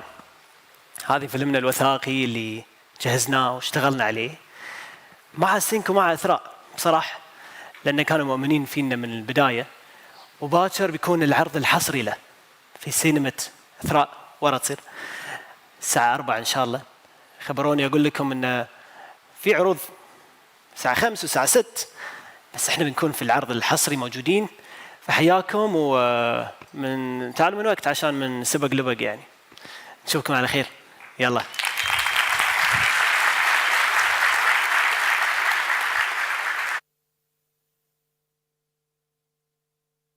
Gentlemen, I now know what I'm going to be doing at 4 o'clock tomorrow afternoon. That's in the cinema space, right across from our main space here. And we will try our best to make sure we capture that for our guests around the world as well. That's Omar Farouk. Why don't we hear it again for a boundary-breaking filmmaker? Omar Farouk, everybody.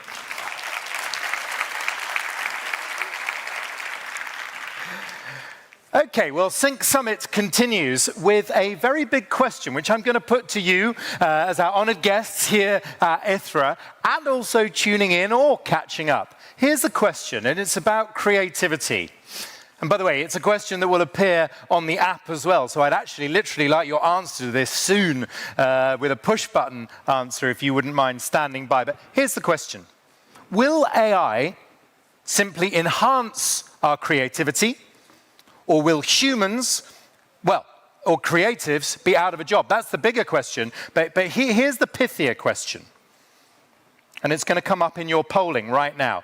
Do you think that artificial intelligence is ultimately going to help or hinder human creativity? Now, some of you are going to vote in a poll, but before I get my guests out to discuss this, raise your hand if you think it will help human creativity. Artificial intelligence is ultimately going to help human creativity. We'll do this again on the app. Hands up if you think it will ultimately hinder human creativity. Quite a few hands going up. And hands up if you think the answer is probably somewhere in between. Somewhere in between. Very thoughtful down here in the front rows. Okay. Well, that's exactly what we're going to discuss with the help of some very special guests. So I'm going to ask you to vote on that in a minute in our polling app. But really, this links to a DebateMate session in our Spotlight session earlier on creativity. And I'll tell you more about how that played out very soon as well. Why don't we welcome to the stage 3 honored guests to really pull this apart and tell us what they're doing to massively enhance creativity in some cases. Why don't we welcome out Julan Abdul Khalek, Ahmed Yunus, also known as Fizo, and Shadi El Morad. Welcome all 3.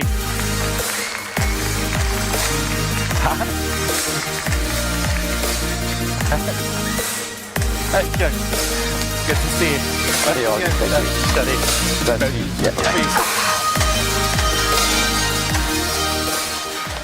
Very fortunate we are to have three guests such as these with us. We're delivering this conversation in partnership with our friends at Publicis, world-class communications advertising group, as you'll hear as we go through. I think I'm going to focus our audience, everyone, back on that question on their apps. And I might come to you as well for your answer. But just let me tell you formally who's here. Let me start with Shadi. Shadi Al-Murad, business lead at One Energy, part of the Publicis group. This is a huge group, global group, multiple agencies. Where do you spend your time, Shadi? In an airplane. In a seat. Between Dubai, Saudi Arabia, and Beirut. Yeah, thank you so much for being with us. So the same group, but the person whose role is Chief Creative Officer, I mean, the honor is there and the pressure is on. So I hope you don't mind me calling you Fizo. Please do. I mean, if you called me Ahmed, I would feel that something is wrong. Yes, you're at home and being told. I'm Egyptian. Nicknames kind of come as a part of the package. So you're the Chief Creative Officer for the Publicis Group, but seriously, a global group of agencies, but working with some incredible clients around the world. Of course. Yeah, so thank you for being here, Fizo. Now, and Julan Julan Abdul Khalek is the Policy Programs Manager, Africa, Middle East and Turkey at Meta. And we should remind ourselves, Julan, Meta, a multitude of platforms. Just let's cover some of the best known off. We need little reminder probably, but it helps. It helps, yeah, definitely. Yeah, definitely. So tell us some of those brand names. Okay, of course. So Meta, I'm sure everybody knows WhatsApp, Instagram, Facebook, Quest 3, like all the VR and metaverse related issues. Yeah, and including what was Oculus, I suppose, so virtual reality as well. Exactly. We'll hear all about this. Okay, so I suppose now it's time for the big question, particularly for our guests here at Sync. Do you think that artificial intelligence is ultimately going to help or hinder human creativity? Will you please vote now? And our guests will be able to see the answers coming up. Do you think it helps, hinders, or somewhere in between? Let's get the verdicts of the team. Hopefully we'll see some results popping up fairly soon. Oh, here we are. Right, I'm getting a majority somewhere, very diplomatic, somewhere in between, on the fence, okay. But nevertheless, quite a lot more when they don't think both, think it's going to help, okay? So we've got some tailwinds there, all right. Okay, let's hold that thought. Final votes coming in. Oh, actually, look, it's gone to pretty evenly split, actually. Yeah. Okay, so the jury is definitely out on this one. Here's a question. Fizo first. AI multiplied by creativity equals? Possibilities. It's a world of possibilities. Just one word. Yeah. Shadi, how do you answer? The next frontier. The next frontier, right. We want to see what that entails, right? Bit of Star Trek here. Julan, AI times creativity. I think if it's built in a human-centric way, unleashing human potential. Okay, unleashing. Okay, so a great believer in those tailwinds. And how would you have answered that poll question? Does AI help, hinder, or somewhere in between? I'll get each of your take, and then we're going to go digging. Again, it's a tool. Like we look at technologies all throughout history, they're tools. So it really matters how we use them to know basically how they will impact society or impact the world. So I think we can go on about this in the panel, so maybe I'll just stop there. All right, okay, so tool depends how it's used. Okay, fine. Okay, I will resist the urge to dig deeper. Fizo. And actually, I'm glad that the results came this way because I'm a firm believer that it's probably something in between.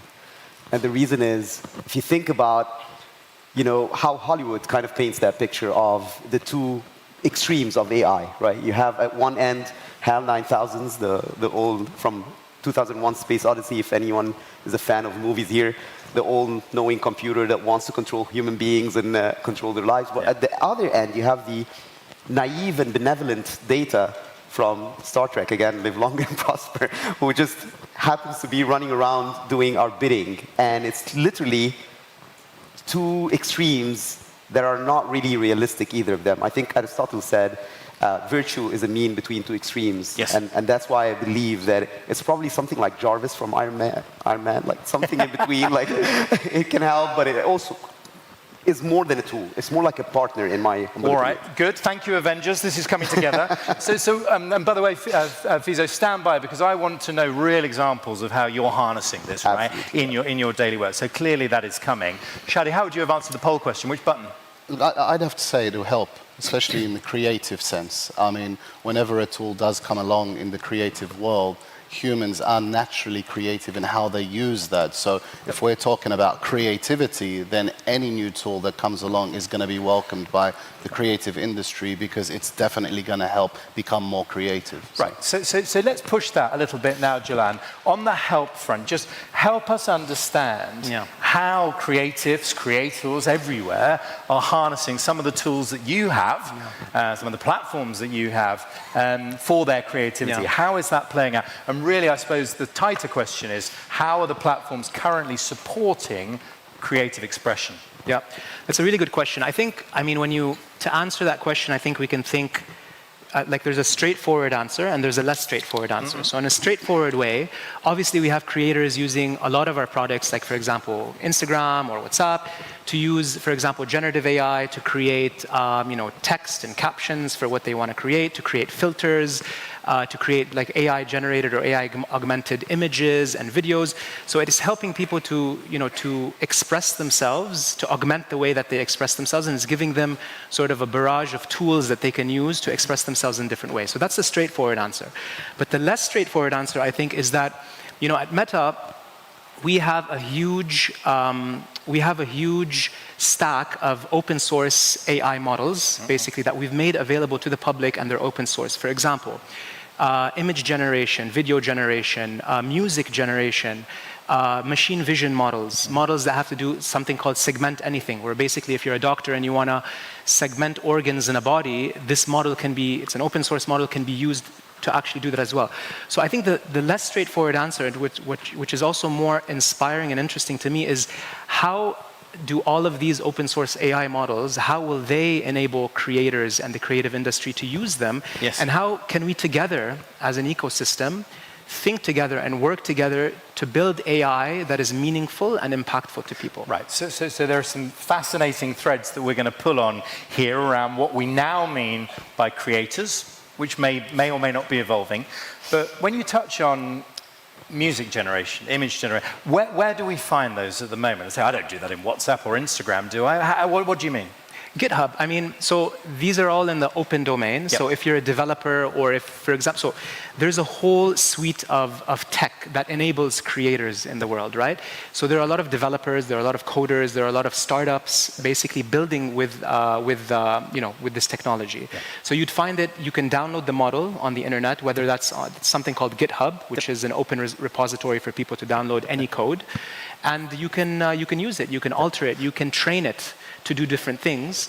And also these things are also being embedded in our products. So for example, a lot of these open source tech stack are also empowering and enabling our products, like the image generation or the music generation inside of our products. Yeah, and to a certain extent, that may be happening seamlessly. Some products we see, would you like to activate the AI ingredient now? But it could be both.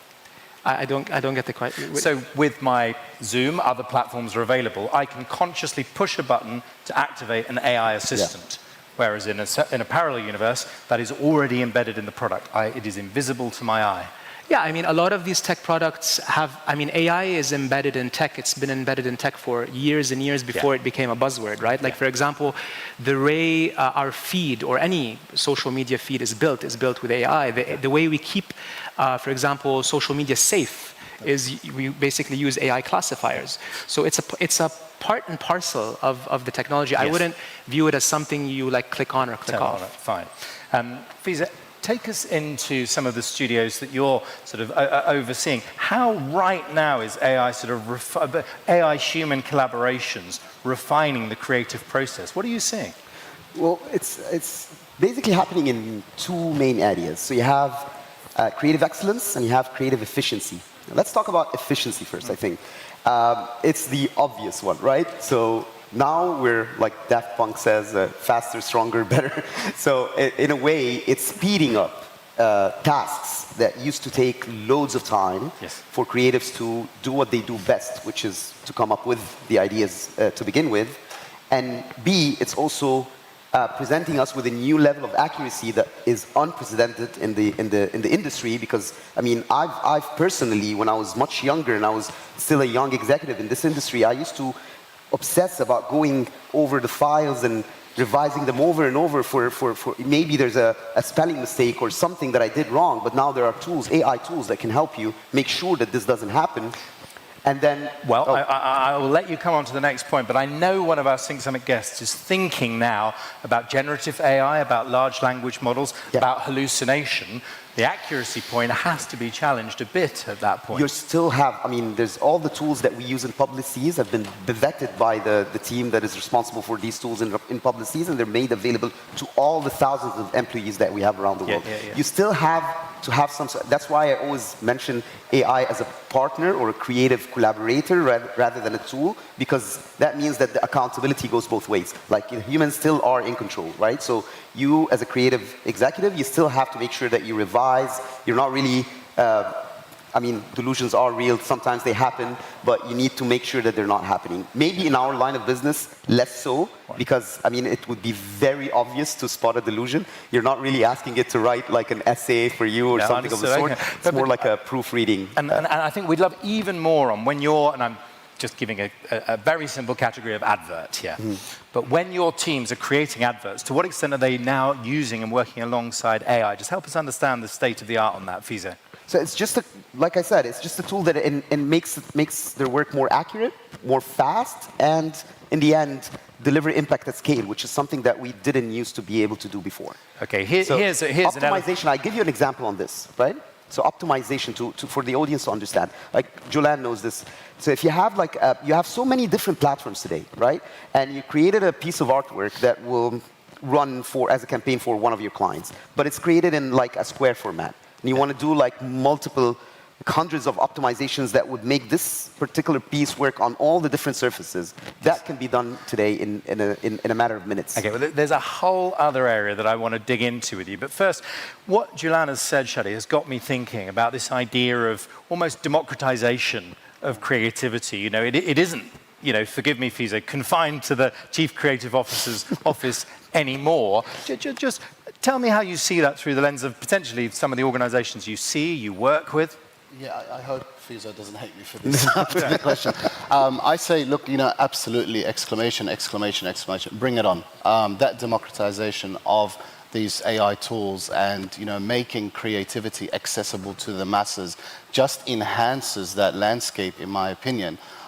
You know, so when you have, let's say, you can imagine the AI as a magic paintbrush, right? And that magic paintbrush, anybody can utilize to take an idea or a concept, and someone that might not have had, you know, formal training or, you know, hands-on practical experience in this field, yet they want to express themselves creatively. Well, what's wrong with that? Isn't that what inclusivity is about? Isn't that how we diversify the industry? So for me, it's, you know, all in on AI and, you know, tools for everyone. So here's to that. Say our guest here in Ithra. So I can see, and to an extent we are, and to a great extent we are all creators. We are all creative. So it helps more people to create. Okay, and you're talking clearly about democratization there.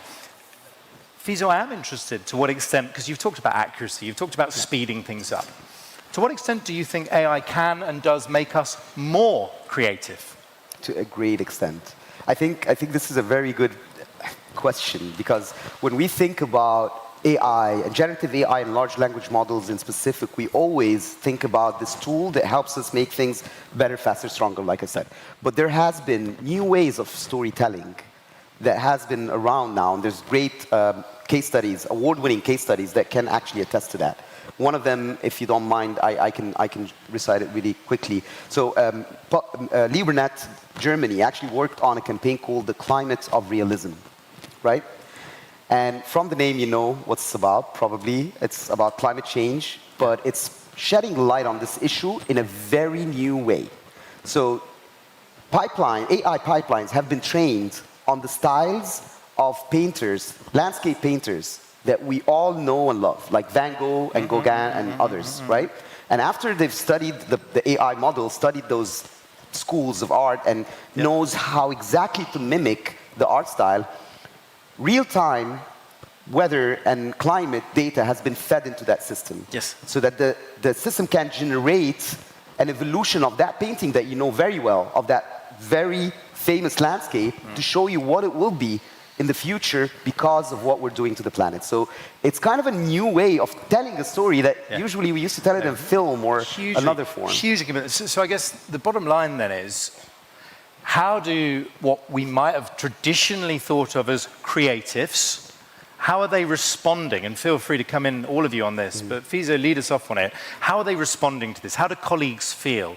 Are they excited? Are they threatened? Well, some of them are excited. Some of them, just like the poll that we pulled in the beginning. Yeah. But you know, it's been circulating for a while, and I'm sure a lot of you have seen it before. The saying that is on LinkedIn and everywhere that says, AI is not going to take your job. A person who knows how to use AI will take your job, right? Mm-hmm. And I think it's technology is inevitable, and that progress is going to happen either way. So it's on us, and it's our responsibility as creatives to define the ways to use AI and collaborate with it again to benefit the creative process and to make it better.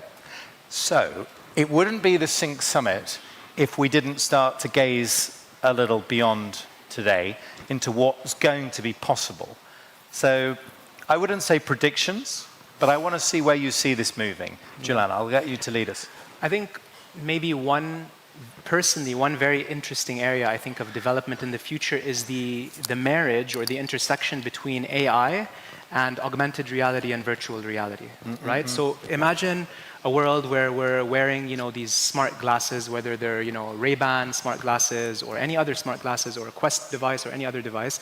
The way we interact with each other, the way we speak with each other, the way we connect, the way we interact with objects, with our car, with our coffee, I think it's a whole new world and a whole new canvas basically for things to happen. And AI is actually augmenting this process. Why, for example? Like photorealistic avatars. So today, if we go on the metaverse or we go into a virtual world, all of the avatars look kind of cartoonish, right? But AI is being used today to create replicas of us in a virtual world so that the relationship and the connection can be very natural and very real. There are so many other also use cases of how AI is actually also augmenting these new technologies that I think are really interesting and promising. So Jilan, presumably there is another theory, another school of thought, shall I say, which is that we are also now hyper alert to deepfake, that there is something comfortingly reassuring around a non-realistic cartoon version of us in the metaverse or somewhere else as we go into a huge election year for many countries around the world.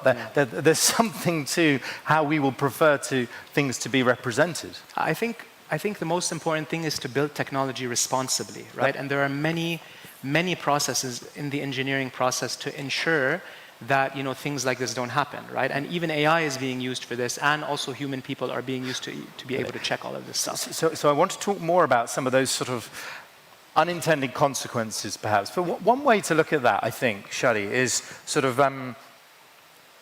almost thinking about authorship and this whole idea of originality you've now all got me thinking about. So I guess, what does authenticity mean now when it comes to creative work? If we're working with all these amazing new tools, can that be considered authentic? Who is the author? I mean, just small questions for our first afternoon together, Shadi. Yeah, sure. Look, I missed the lunch earlier, so I'm going to give a bit of food analogies.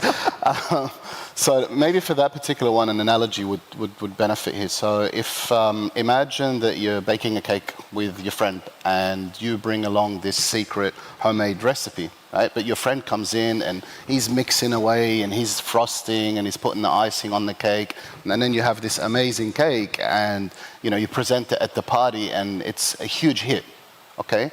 Who gets the credit? This is what we're going to start with, who owns this, so who gets the credit? Well, they're different questions, aren't they? Yeah. So you both would. But then can that be authentic? Can authenticity be utilized in that space because you are adding your own flavor or you are bringing your own recipe that you are using the capabilities of the AI as a tool to enhance what you already have. So you're the person, okay, so, and the AI is that helpful friend. And now that they've come along and they've helped you put together this great piece that you've created using the AI, doesn't that authenticity then come and shine through because of the human involvement? And that is very helpful conceptually. I'm wondering how my lawyer's going to feel about my cake explanation when I end up explaining that I think I own the music that your tools have helped me create. Forgive the ignorance on the question, do I own them? So I'm not a part of the legal team. I'm not the best person to answer that question. But I believe if you're creating something in the open domain, then yes, you do own them. You do own them. The commercial rights, you look at the commercial rights of an open source contract, then you would own them, yeah. I mean, Fiza, it's not an unserious question, is it? Just in terms of that sense. You like to put me on the spot, that's right. No, you'd be disappointed if I didn't. But the good news is, team, I've now finished with my easy questions. So, because actually, why don't we delve just a little bit more on who owns the work? Because that could turn out not just to change how we feel about it, but to turn out how a lot of these creative partnerships play out. Fiza, have you got a quick take on that? Yeah, so there's a brilliant book by Austin Kleon called Steal Like an Artist, right? And it talks about this whole debate in the creative industry about like what exactly is like stealing or plagiarism versus inspiration. And he had this one quote in the book that I think sums this whole issue up, right? He says, steal from many, never from one. If you steal from many people, you're not really stealing, right? Because that's actually what we do in the creative process unintentionally. You get inspired by people in your life, you get inspired by the books you read, the exhibitions and the museums you visit, and then all of this kind of comes together in like a melting pot and forms your authentic opinions. Because nothing is original. Things are authentic, though. They can be authentic, right? So if the data sets that a certain model has been trained by are public, and they all come together in that same melting pot to produce a piece of work, that means that if I actually created that, I own that specific piece, but I don't own the parts that made it, right? And that's, I think, is the best way that I can put it as a creative person. I'd like to build on what Fiza's saying. So let's say you had a super smart pet parrot, okay, and you taught the parrot a lot of new tricks, and this parrot becomes amazing. It goes out and it performs these tricks in public. Who owns the tricks? The parrot? Naturally you do. I mean, you're the trainer. You've trained this parrot, so you own those tricks. And I think that's the same thing applies here in the use of AI tools. You are the creator. You are the owner. You are utilizing this as a tool. So therefore, anything that you generate is that human touch which has given you the right over whatever you've created. So what if someone, let's say we had this like massive heckle coming in here which says, okay, these are important, and they'd be heckling me here, but they're details. You know, we're talking about some legalities, we're talking about different ways of thinking about creativity. What's more important is how can we as a society, as a group of societies, harness AI creatively to solve big problems. So I guess that, you know, that's the big question, really, I think, that we ought to be stepping up to. So let's riff a little bit on that, because ultimately we've got researchers, academics, professors, entrepreneurs, innovators in the room. Jilan, help us think about the big question. It's harnessing AI to solve big problems in the future that can transform the economy. Whether to capture imagination, whether to draw attention, whether to communicate. Okay, I believe, the way I would answer this is I would look at how technology pushed the envelope of creativity throughout history. So let's think about, for example, the printing press or the camera or the internet, right? Like it really pushed the frontier and enabled new business models to like scale. Things were able to be delivered at scale. So I think basically what's interesting about AI is that it is disrupting business models. It is enabling people to deliver things at scale, but it's also enabling people to deliver things in a very personalized way as well. So and I think I think companies and people that are able to capture that tension, scale and personalization are going to be the big winners. And you must think about that, Fiza, a lot, because you know, in a previous era, we would have all have watched, for example, forgive me going back to advertising, the same version of an ad. Okay. picking up off this great point about personalization, how does that play out if we're all seeing different things? The biggest thing about personalization at scale, or the biggest challenge, is usually the messaging, the matrix of those all different messages that serve different audiences. Because people buy the same product for different reasons, right? And usually this was always doable, by the way, ever since we started with press and print. But it was just such a daunting experience to go through all the different messages and the images or the moving images that work with them and all of these things. But because of that scale that I'm talking about, and because of that, and actually Meta is working on technologies that help smaller businesses now to kind of build their own ads with that same thinking in mind. So building your business model, what your business stands for, what is the main message that you want to drive, and then with the help of AI, you can create all those different multiple messages that might resonate with different audiences on the same product. Yeah, I'd just love to know, because you're very sort of client-facing on that, Shelley, how that's playing out in the conversations you're having. Yeah, look, it's playing out in terms of efficiencies.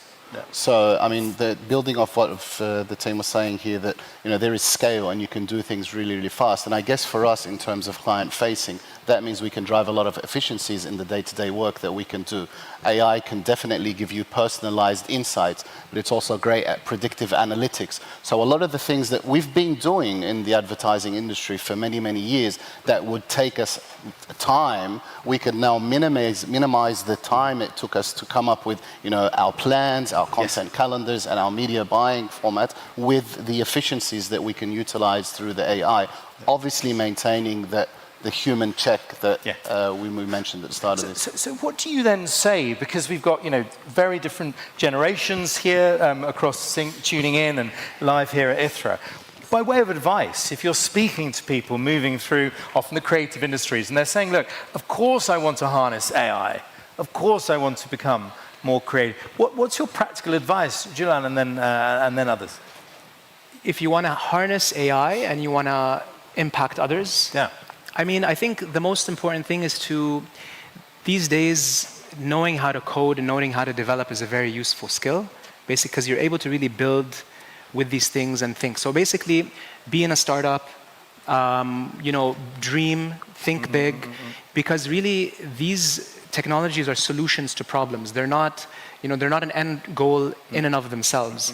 So I think big, because you have a big arsenal of tools that you can use in this day and age to do really interesting things. Okay, and then of course I'd be not doing my job if I didn't say, well, hang on, won't AI be able to do the coding for us? Why do I need to learn? That's true. That's true. That's a very good point as well. But a lot of so there are a lot of low-code and no-code platforms out there that you can also use to build even large language models or any of these. Because I think what you're also saying is just experiencing those very different environments, very different types of organization, getting close to those problems. Fiza, you must get asked all the time for mentoring tips. What do you say? Well, if I'm advising young creatives in specific, I would tell them the first thing: don't listen to me. I mean, we're here from an older generation struggling with the reality that they were born into. So they're a lot more comfortable around technology and they know what's going on a lot more than us, right? But if I absolutely have to give an advice, I think the advice would be like embrace change, right? So I remember stories about my father and my grandfather. This generation lived their whole life doing the same thing, right? For me, it was a little bit more challenging because I had to do a career shift every now and then. Just a career shift. For the young creatives, the challenge is much bigger. They're probably going to have to reinvent themselves every few years or so. And what about within that, some of the most prized and incredibly valuable occupations? Let's say we're only amongst friends here. A graphic designer comes to you and says, I've just seen a piece of technology which has blown my mind, creating the most incredible painting within milliseconds. Fizo, do I have a future doing what I love in graphic design? Absolutely. Absolutely. For two reasons. The first one, technology without humanity is an engine without a pilot. You can be the pilot. You don't have to do the act of crafting the design. You can think the design, you can dream the design, and AI can do it for you. That's on one end. Well, on another end... All right, carry on. On another end, I mean, I still shoot film. I'm not kidding. I shoot 35 millimeter film on the with my physical camera. film, right, okay. On physical film. Even though film has been like, I don't know, you don't have to. Why? Huh? Why?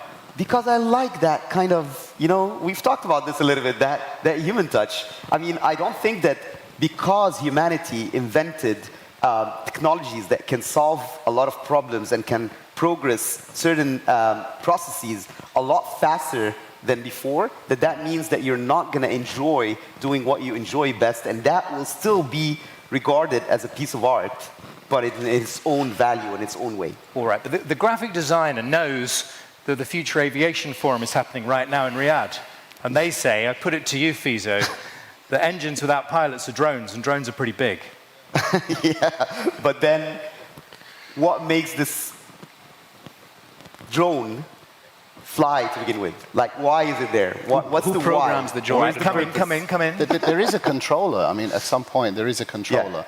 Yeah. I would definitely say to the next generation or the younger generations and across all industries, definitely dabble in it. Get your hands dirty. Work out how it works, but just tread with a little bit of caution, because a lot of these models rely on something which is predictability, right? And predictability doesn't necessarily mean certainty.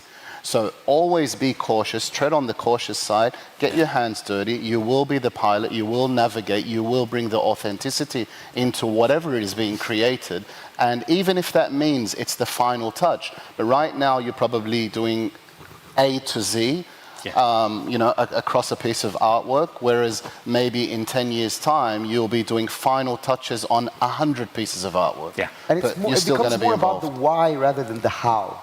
And I think that's beautiful. It's really beautiful that young creatives need to think about the intention of why they're doing what they're doing instead of how they're doing it.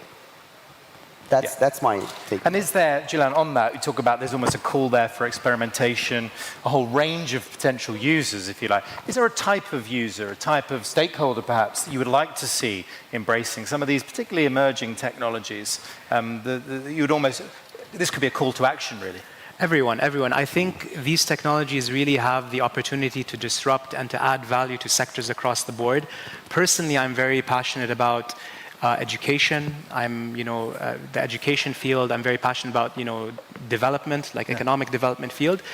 But they're really being adopted across the board. If there was a call to action, you want me to give a call to action, I would say education and economic development. Like, how can we reach businesses, small and medium businesses? How can we empower people to, to create their own businesses, to move up, the ladder? This is something that I'm passionate about. So say a bit more about that, because that's right. Because you could feel a little confused by the pace of change. You really need to see, yes, I get the joy of experimentation, but we have a bottom line to think about. Just help us join those dots between that experimenting, particularly creatively, and that commercial development. Always, when you're building a product, when you have an idea, you need to think about solving a problem that can be monetizable, or a problem that can be, you can build a commercial model behind it. So it doesn't work to say, okay, I want to save the world, or I want to do something great, without having some sort of sustainability model behind it. So unfortunately, this is the way the world works. So they need to go hand in hand, or else your good intentions won't take you very far. So how are we going to see that uplift in education, given the amount of state-funded education globally? How would we see education? There are a lot of problems that can be solved in education. For example, there is a startup in South Africa, I forgot its name, but it's using Meta's large language model, Llama, to basically educate people on WhatsApp. It's a chatbot, basically. So school students that need help with their math problems or need a tutor, basically they just subscribe to this service, they go on WhatsApp, and they talk to this chatbot that has been trained on their lessons and basically on their modules and on the national curriculum. So this solves a problem. Super personal. Exactly, and it's also very monetizable. So. Yeah, so I'd love to see more on that. So I guess, Fizo, I'm going to come back to you just our final few minutes together, because in that poll question, about a third of our audience said that it was somewhere between, somewhere in between, whether AI helps or hinders creativity, right? Yeah. And the other split, obviously, was it helps, and the other third said it hinders, right? But all of that sort of assumes that creativity is in the human camp, and AI will either help or hinder. Yeah. So what do you make of the bigger idea that AI can and indeed is creative? Well, are you referring to the fact that now AI can compose symphonies, for example? It is true, but I have, and that's my opinion, right? I have a take on that. And I, again, going back to this example of technology without humanity. And for me, and I know it sounds a little bit cheesy, but for me, I mean, there are some people who came together and decided to compose this music, or this symphony or this masterpiece, but in codes instead of notes, in a way or another, right? So again, the machine doesn't have a why. The machine does what it's told. So that person that felt, I want to see if AI can actually create a symphony, is in some way the creator of that masterpiece and owns that piece of work to a certain extent. Yeah, now I wish we had another hour on greater creators, but yes, of course, you know. Can I come in on that? So no, it's a very interesting question. I think it's important to keep in mind that a lot of the AI models we use today are very specific purpose AI models. So they're not able to do things across different domains, right? And we're still very far from actually arriving at that. So when you describe creativity, I mean, what is creativity, right? The ability to put things together in a certain way and, you know, present them and maybe add some value. So a lot of the AIs we're still talking about today are still very, I mean, still in the beginning of the process. Yes. So I don't think it's fair to even compare between, you know, your creativity or the esteemed gentleman's creativity here and some of these AIs. No, it's a fair comment. So, it's AI capabilities, right? So it's a human creativity and AI capability. And together, this is where we create that partnership. And this is, you know, that intersection of what I said at the start is the next frontier. So when these things come together, I think we have an excellent recipe for where we are going next in the future. But I have to agree with Fizo and Jalan that the creativity is definitely the human aspect. Capability is still just coming from the AI and using it as a tool and how we use it. And how do you three even keep up with what's possible? Because, you know, you're very fluent in what is possible, but meditation, at the same yoga, it helps a lot, honestly. Is that true? Zen. So how does that help? No, I mean, so what's the question is, how do we keep up with all these changes? With the developments, with the advancements, in a way that you can still take them to use, to experiment, to put to use. Because frankly, we're reaching the point where through overwhelm, through the sheer volume of what's available, can put some of us into shutdown mode. Yeah. I think being able to see meaning in chaos, being able, you know, with all this data that we're being fed, being able to recognize and realize what's important, whether you're the founder of a company or an executive in a creative industry, that's a very useful skill in the world we live in today. And sort of seeing. So how you do it, I don't know. You can meditate, you can do sports, you can just be naturally good at it, but it is a very useful skill. Okay, we will keep talking about that and thinking about that. Fiza, you must be under pressure for this. You have to know the latest thing in all of these. I depend on my 17-year-old son all the time. He has his hand on the pulse. He knows what's going on. But I also, because of my job, I actually need to kind of keep up to date with everything. So what's your advice to us? Because we want our finger on the pulse. Yeah, of course. You need to. I mean, disconnect to connect, obviously, is a very important concept that you need to. Don't let yourself get overwhelmed with all of this technology and everything that's happening around you, but you must also embrace change and be able to learn a little bit about everything that's going in the world today. Otherwise, you won't be able to reinvent yourself in the future. Right. Disconnect to connect. Also, the idea of a reverse mentor, a younger mentor, absolutely priceless. Shadi, how do you keep across it? Because your clients around the world say to you, come on, Shadi, what's the latest thing? Yeah, I'm lucky and I'm blessed with a huge team. And so I'm in the business side of things. So my role is to encourage and empower the creatives in these teams to break things, to get their hands dirty, to go in there and try things out. So based on the feedback that I get from my team and what is not working for them, gives me the insights that I need to know that will drive efficiencies and enhance business. So for me, it's the feedback that's coming back from the team more than doing it myself. So. This is how and absorbing all of those inputs as well. So in an entirely unscientific experiment, I'm going to ask our audience here at the Sync Summit in ITHRA how they feel at the end of this session and whether they think that AI will help or hinder creativity. Put your hands as high in the air as they will go. Who thinks it will help? AI will help creativity in some. Help? And team, you can help us. 2 hands there from Shadi. Help. Who thinks it will hinder? As high as you can. Oh, I think I sense a change. And who thinks it will do a bit of both, or however we phrase that? There's a lot of people come off the fence, okay? Now, entirely unscientific, but one way or another, our conversation has convinced a number of people that it will help creativity. And from a partnership with one of the world's leading creative and communications firms in Publicis, and of course through our work with Meta, we really value that insight. But thank you for giving us the space to have this discussion. Thank you for participating so ably here in it. And thank you very much indeed to our three guests. Thank you. Thank you, gents. Thank you. Pleasure. Thank you, Suzanne. Thank you, Peter. Thank you, Shadi. Thank you. First class. So we will keep having that conversation. Fascinating insight there into the future of our creative world. What is possible, what will be possible. So now we're going to be thinking about how technology is going to change how we work and also how we think, not just tomorrow, but also today. So this is going to be a really fascinating session. So please stand by. Welcome if you're just joining us or catching up online. Of course, welcome if you're here in ITHRA at the first day of this year's Sync Summit. Today we're going to go through so many brilliant sessions, and this is just one of them here. I'm going to welcome to the stage the Chief Clinical Officer at Tahoon, who's going to explore this with a brilliant panel. The topic is tech and the future brain. Please give a warm Sync Summit welcome to Dr. Naif Al-Mutawa.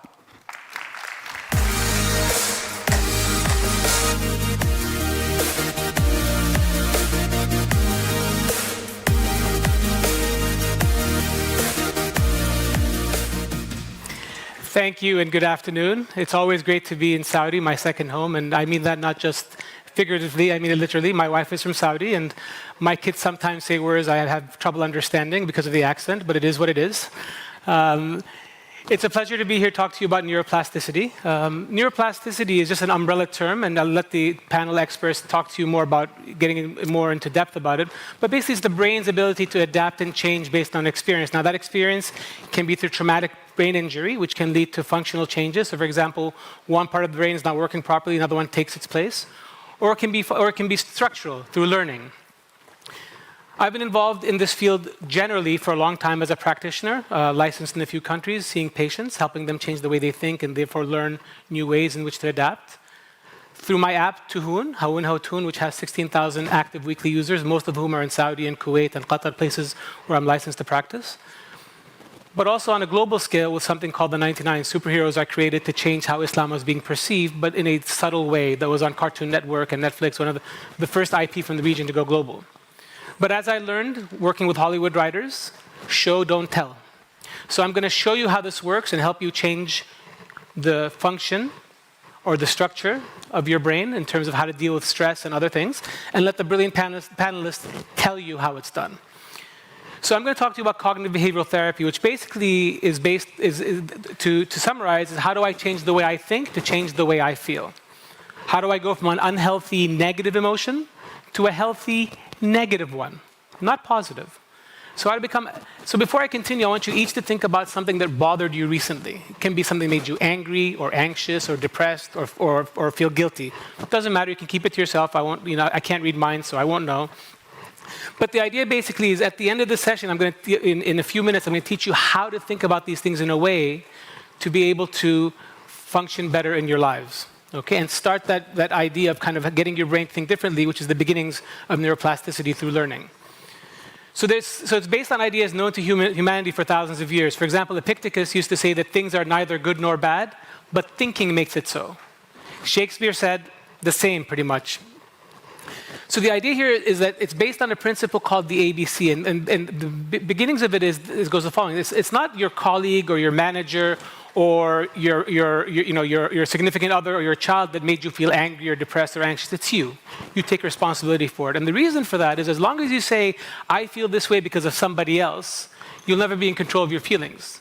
And if you're never in control of your feelings, you're always going to be reacting. It's going to be you're going to fight or flight. We want to open up the things in the middle. We want to be able for you to become an actor in your life, not a reactor. Okay? So it's based on a principle called the ABC. The A is the thing that happens. For example, my manager didn't give me, or let's make it closer to tech in the conference. My child, won't get off his iPhone, right? And I'm feeling angry because of that, or I'm feeling anxious about their future. right? So you say, if my child wasn't on their phone, I wouldn't be anxious. Right? So there's something we call the 100-person rule, which goes like this. If 100 parents' child was doing the same thing, would all 100 feel anxious like me? Probably not. So the question becomes, what am I telling myself that's amplifying it? So look at what's called my irrational belief. Okay? Now, for the purposes of this, an irrational belief is anything that leads to being angry or anxious or feel guilty or feel depressed. Okay? So we ask ourselves, 4 things. We look at 4 things in an irrational belief. The first is the demand. Okay? So the idea is that my child shouldn't be on the phone. Okay? It's okay to want what you want. That's absolutely fine. But when you demand something outside your control, and by definition, somebody else's behavior is always outside your control, you become either angry or anxious or both. So we learn to change the demand to a preference. I wish my child wasn't on the phone. It would be preferable if it came off, but not must or should. So I don't need what I want. I don't demand it to happen. The second is frustration and tolerance. I can't stand it. My child shouldn't be on the phone. I can't stand it. Okay? We change I can't stand it to I don't like it, but I can stand it. Typically, when people are asked to rate how they're feeling, they'll give you a 7, 8, 9 out of 10. So typically what's done in this, you ask yourself, well, what if at the same time my child is on the phone, I was getting angry, I get a phone call, God forbid, telling me somebody I love is dying. What happens then? Typically, it goes down. Okay? So I learned to say that things are not horrible, terrible, awful. They're bad, not horrible. And the 4th thing is rate behaviors, not people. So when I say, for example, I have a bad child, I have a child who might have done a bad thing. So I have 6 boys. Okay? And so when I give this talk in the US, they say, what about the girls? I say, we don't talk about them. I don't have any girls. If I did, I'd tell you. Okay? So number 3 is 22. He's always getting into trouble still. But as a teenager, I'd get angry at him a lot. So, he shouldn't be acting this way. It's terrible. I can't stand it. What a bad kid. So I get angry. So I asked myself 3 questions I want you to learn backwards. Question 1 is, does thinking that way help me?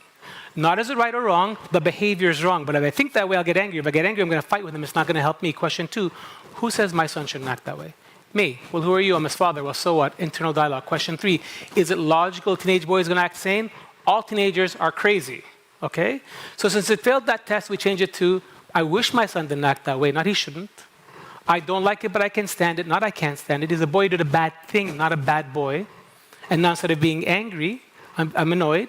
And now I deal with the situation in a way, I still punish him, but not as a reaction. It's not fight or flight, which is typically what we do. Now sometimes, the A and the C are both emotions. So I get angry, and I become angry that I'm angry. Or I become anxious that I'm anxious, which can lead to a panic attack. Or I become depressed that I'm depressed. So when I was growing up, my parents sent me to a summer camp in New Hampshire. Thus the accent. Okay? So my kids go there now. When I go visit them, the guy who took care of me, his name is Chuck. He's going to turn 80 years old in June. He still lives in the forest.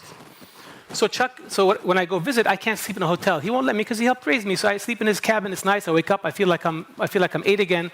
But 10 years ago, I missed a step. There were only 5 of them. I missed a step, and I shattered my ankle. I had 3 surgeries, and ended up, a year in a wheelchair. Came back to Kuwait, where I'm from, and I had to build the muscles back up. Had to learn how to walk, how to balance, how not to limp, and it still hurts. It's not ouch, but when I'm teaching at the medical school, when I teach, I pace, and I feel pain. I'm like, God, I shouldn't feel this pain. What do you think happens to the pain when I do that? Right? It goes up. So there's a difference between the pain I feel and how I feel about the pain. The pain I feel is not in my control. My leg will hurt me for the rest of my life. How I feel about it is. Okay? So basically, that's the principles I want to teach you. I would advise. So if you're interested in kind of learning more about this, there's a recorded stuff on Tuhun, on the app Tuhun, how ni hao Tuhun. So in practicing this kind of thinking, it's like a language. Eventually, you get to a situation where you won't be as reactive. And I'll end before introducing the brilliant panelists to talk to you more about the concept. I'll end with a story about how it helped me. So I'm licensed in 6 countries. One of the countries neighboring I go to once a week. And I was in line in the passport control. And I either wear this or a T-shirt. I don't wear qatra. My accent won't allow it. But I was standing in line in the T-shirt in the Khaliji line, and there's this woman who's much taller and much wider. She was barreling towards the line, and when you're sitting in a car and there's a truck coming, right? The truck's going to stop. Why wouldn't it stop, right? Why would I be scared? The truck didn't stop. Okay, I got an elbow on my side. I got a shfiq bencher, like I'm in the wrong line, and she took my place. Now. So the passport control people in this country are so thin, when they turn sideways, you can't see them anymore, right? And they're waiting for me to react, and I could have reacted. Yeah, I had every right to be upset, but if I got angry, all it took is one video on social media to say, Dr. Naif does anger management, ha ha ha, right? But if she's like that, what's her husband like outside, right? So the question is not, is it right or wrong that I'm thinking in a particular way? The question always is, does it help me or hurt me to think in that way? So hopefully I planted the seed for neuroplasticity, and you'll be changing the way you think to change the way you feel. And now you'll help me to welcome our brilliant panelists to discuss this further. Dr. Michael Rich, the founding director of Digital Wellness Lab and Clinic for Interactive Media and Internet Disorders. Jonathan Garner, the founder of Mind Over Tech. And Benoit Bidieu, a researcher from the University of Geneva. Welcome.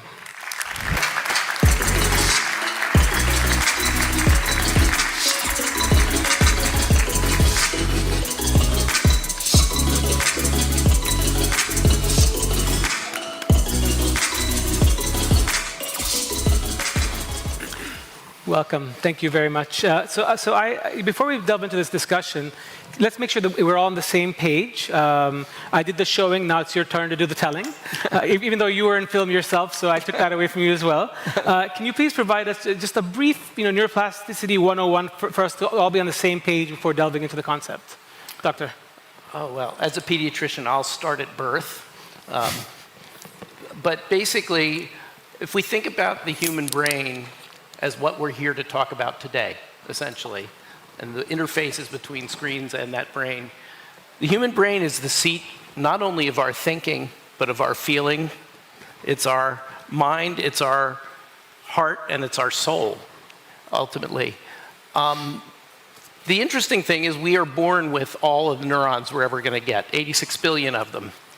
But one of the reasons that we humans at least theoretically rise to the top of the animal kingdom is not because we have opposable thumbs, because the higher primates all have opposable thumbs and opposable toes, by the way. We don't have the biggest brain, nor do we have the most neurons in our cortex. But one thing we do have, and is one of the things that gets us in trouble with screens, is that we're social beings. We seek out each other. We are greater with each other. Sometimes that turns against us when we tribalize, but we are stronger together. But one of the great things that allows us to rise to the top also is that we are born helpless. We are born not able to get food, not able to stay warm. We need others to take care of us, but that means we get to build this in response to this, whereas other animals have primitive reflexes to cling to mommy's fur or find the nipple. And so our process of growing up is about synaptic development, connecting all those neurons, but it's also about pruning away neurons, taking synapses away to improve our signal-to-noise ratio. This process takes a long, long time, up to the mid to late 20s. In fact, for our prefrontal cortex, our center of executive function. And so when the teenage son wraps the family car around the tree and dad yells at him, "Don't you have a brain?" The correct answer is, not that part. In fact, the people who figured out how late our prefrontal cortex develops was not the neuroscientists, but the car rental companies. Thank you. So since we start off with childhood, Ben, you've worked on recent studies showing interactive media use during childhood and adolescence can interfere with aspects of cognitive, affective, and social development. With profound and long-lasting consequences. What are these consequences, and what role does neuroplasticity have to play here? So what we've been studying in terms of digital media is especially video gaming. So we've been looking at how people game and how it impacts their cognitive functioning especially. So when we study the effect of digital media, as we've been hearing a lot here, there are effects on health, there are effects on social relationships.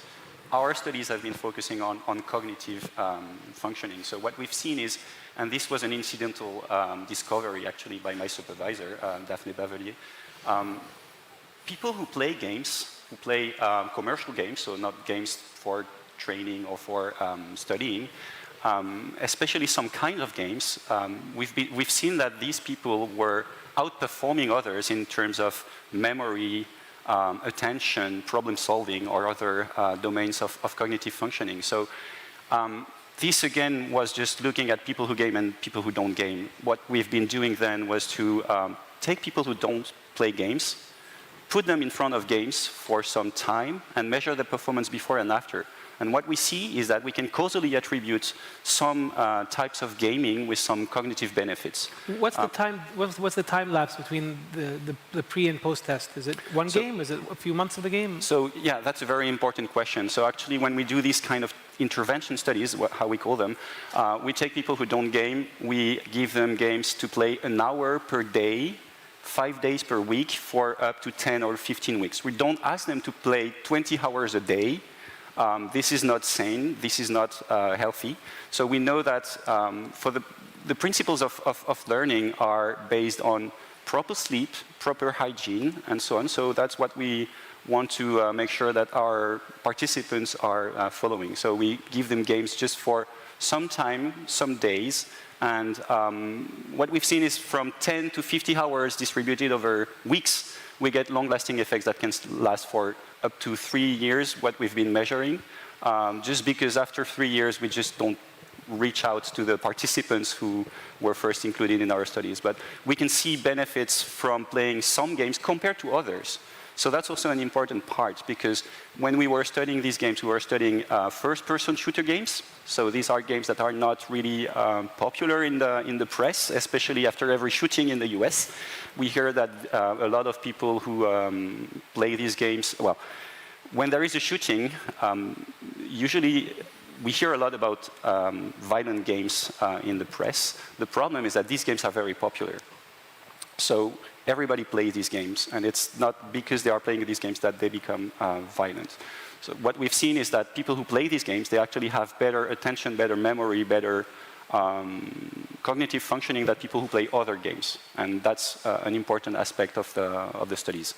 Interesting. So to bring this back to digital habits, Jonathan, your organization, Mind Over Tech, focuses on training adults to shape their digital habits. What's your sense of kind of these habits that are being measured by Ben and his team, and what are digital habits? Why are they important? And if you can reflect on kind of what we were just hearing from Ben as well.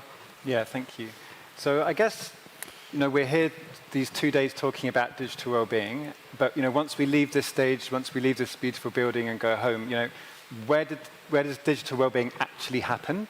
And it happens in all these small moments in our day, that time that you decide just to swipe and watch one more movie in Reels, or that time that you decide to use a smartphone instead of a dumb phone, or the time that you decide to check your emails when actually you're with your kids and you don't need to be doing it. There's all these tiny little moments. And this is really just behavior, right? Habits are behavior automated, done in this way, and habits can be amazing. Like, we need habits to survive in the world, but also we're human and we can develop bad habits as well. And I think the interesting thing with digital behavior, so digital habits I would talk about is automated behavior in our digital lives. The thing, as we've heard a lot today, is the dangers of technology is that corporations design technology in a way that creates habitual use in us.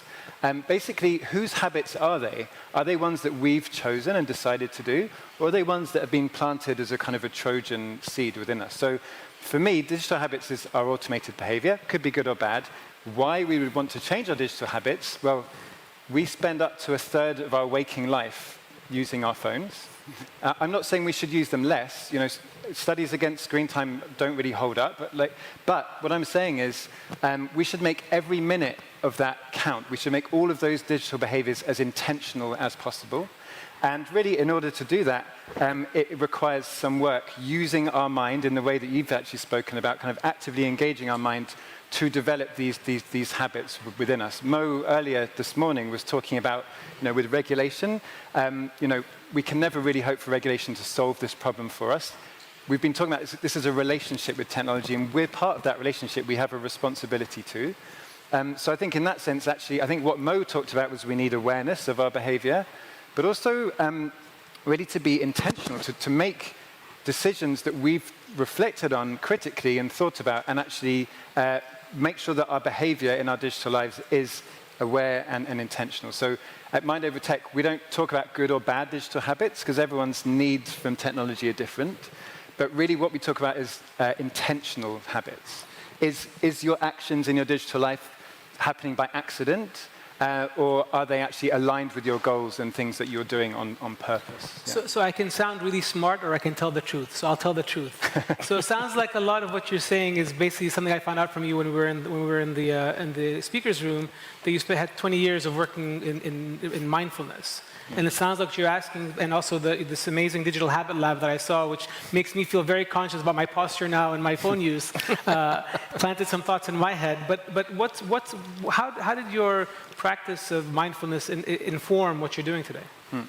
Well, I think, the first thing I'd say, I don't know, maybe lots of other people that are working in this field have this, that whenever you go and you speak to someone and they get on their phone, they're like, oh, I shouldn't be on my phone, I'm around you like a digital well-being person, as if I'm perfect. But actually, I struggle with this just as much as anyone else. And I think my own journey kind of with mindfulness continues to be one of self-discovery.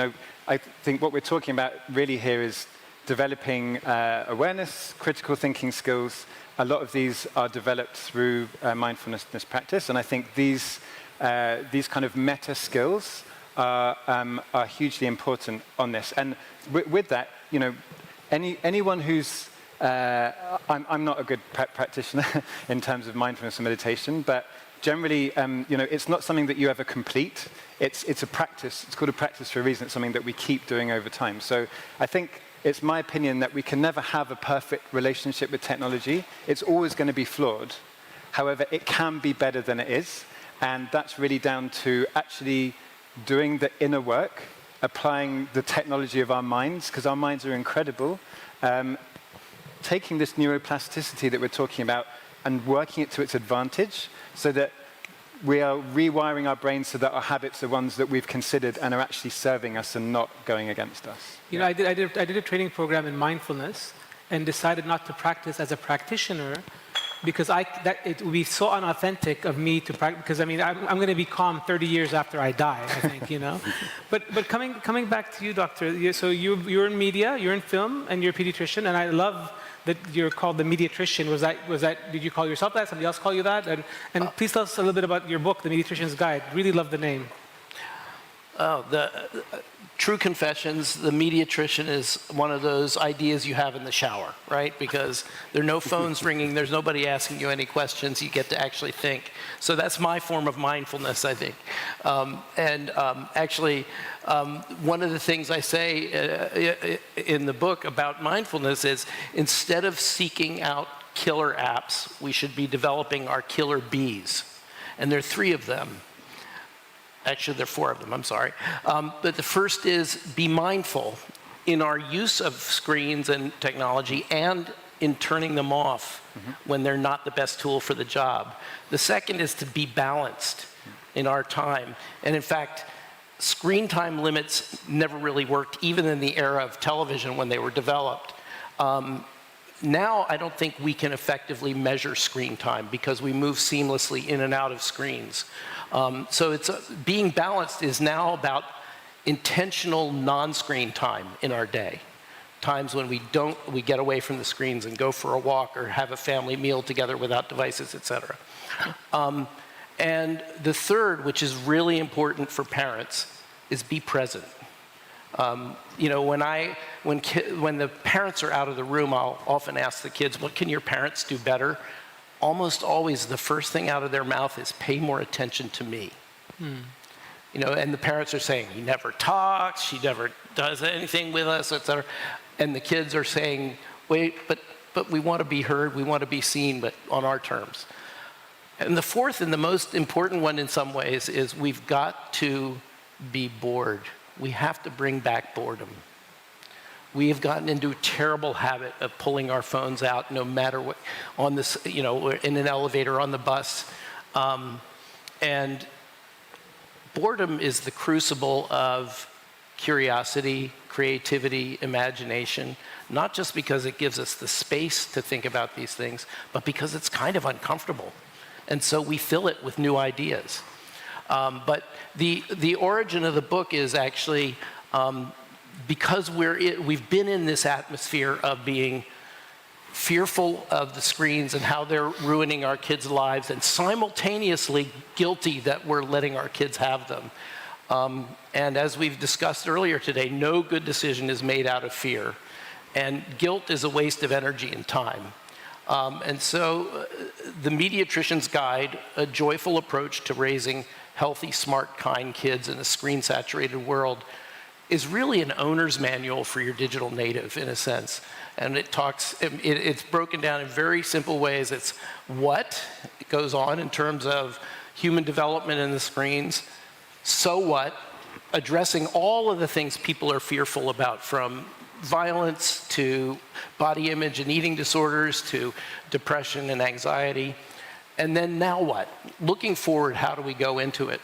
And so it's really meant as both a reassuring text, and some people have said it's like Dr. Spock for Mr. Spock, in the sense that it looks at the arc of child development, looks how parents are important to that. It also examines the fact that we will never be perfect at parenting. That doesn't mean we can't keep perfecting it.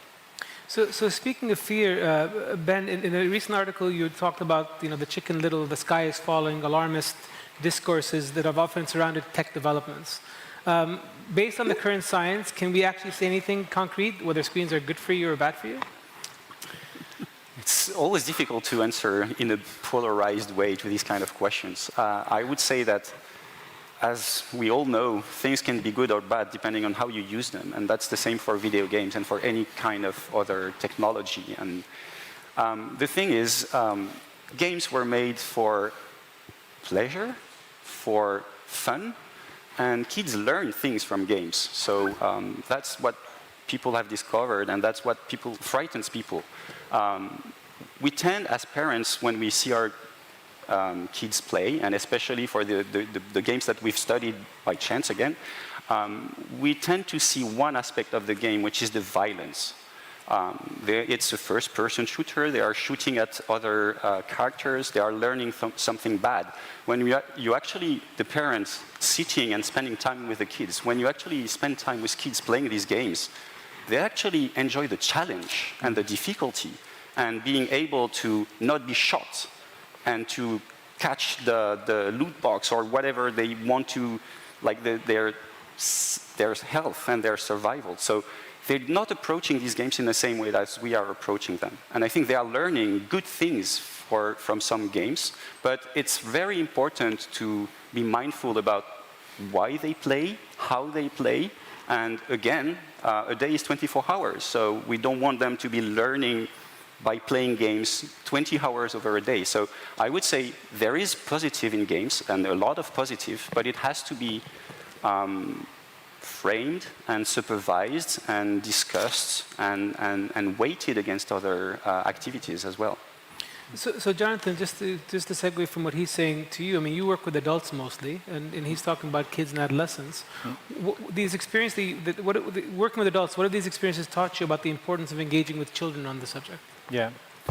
I mean, I think the first thing is, when we run our kind of workshops with adults, the first thing that becomes really clear is there's a huge need for this with children. One of the first, every session that we run, everyone comes running up at the end and says, my kids really need this, So, definitely that's felt. And the first thing I'd say is there are so many amazing resources out there already. I mean, at the Boston Children's Lab, just such great resources online. I met for the first time, I think it's Digital Awareness UK. We've got Emma and Charlotte here as well. They've got, great things going on.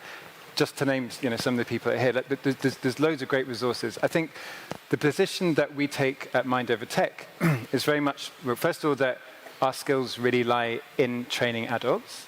But I think the other thing is that the kind of research is increasingly showing, and I think this was nicely reflected in Sync's kind of global survey recently, that actually one of the key things that we can do to help with children is to role model good behavior. And, kids, unfortunately, don't do what they're told. They do what they're they emulate and do what they see. So if we're really invested in actually the digital well-being of our children, it's really our belief that if you're not doing the work with your own digital habits, to model good behavior, but also to be part of that discussion, because digital kind of well-being, adopting good digital habits is not, especially in a family context, that it shouldn't be done in isolation. You shouldn't say, well, this is, as a kid, you need to get better at this. It's like, this is, you have the culture of your family. You need to be having discussions. You need to be having debate. You need to be playing video games with your kids and understanding what it's coming from for them. So I think in this sense, actually taking responsibility for yourself as an adult to work on your own digital habits in order to role model good behavior. And I think also to really acknowledge that every generation has a different challenge. We're talking about kids, but even with adults, when we work with organizations, there's like, grads coming in at Gen Z and then people that are kind of at leadership level. And every generation has their own different set of digital well-being, digital habits challenges. So I think working on your own, but actually trying to teach everyone those metacritical thinking skills so that they can deal with whatever novel challenges come their way is really the main point. Yeah. Thank you. So Dr. Michael, back to you. So part of your research at the Digital Wellness Lab is to inform the tech and media industries of the effects of young people's engagement with the digital ecosystem, particularly with regards to mental, social, and emotional health. What changes would you like to see at an industry level here to make sure that future generations reap the profits of this?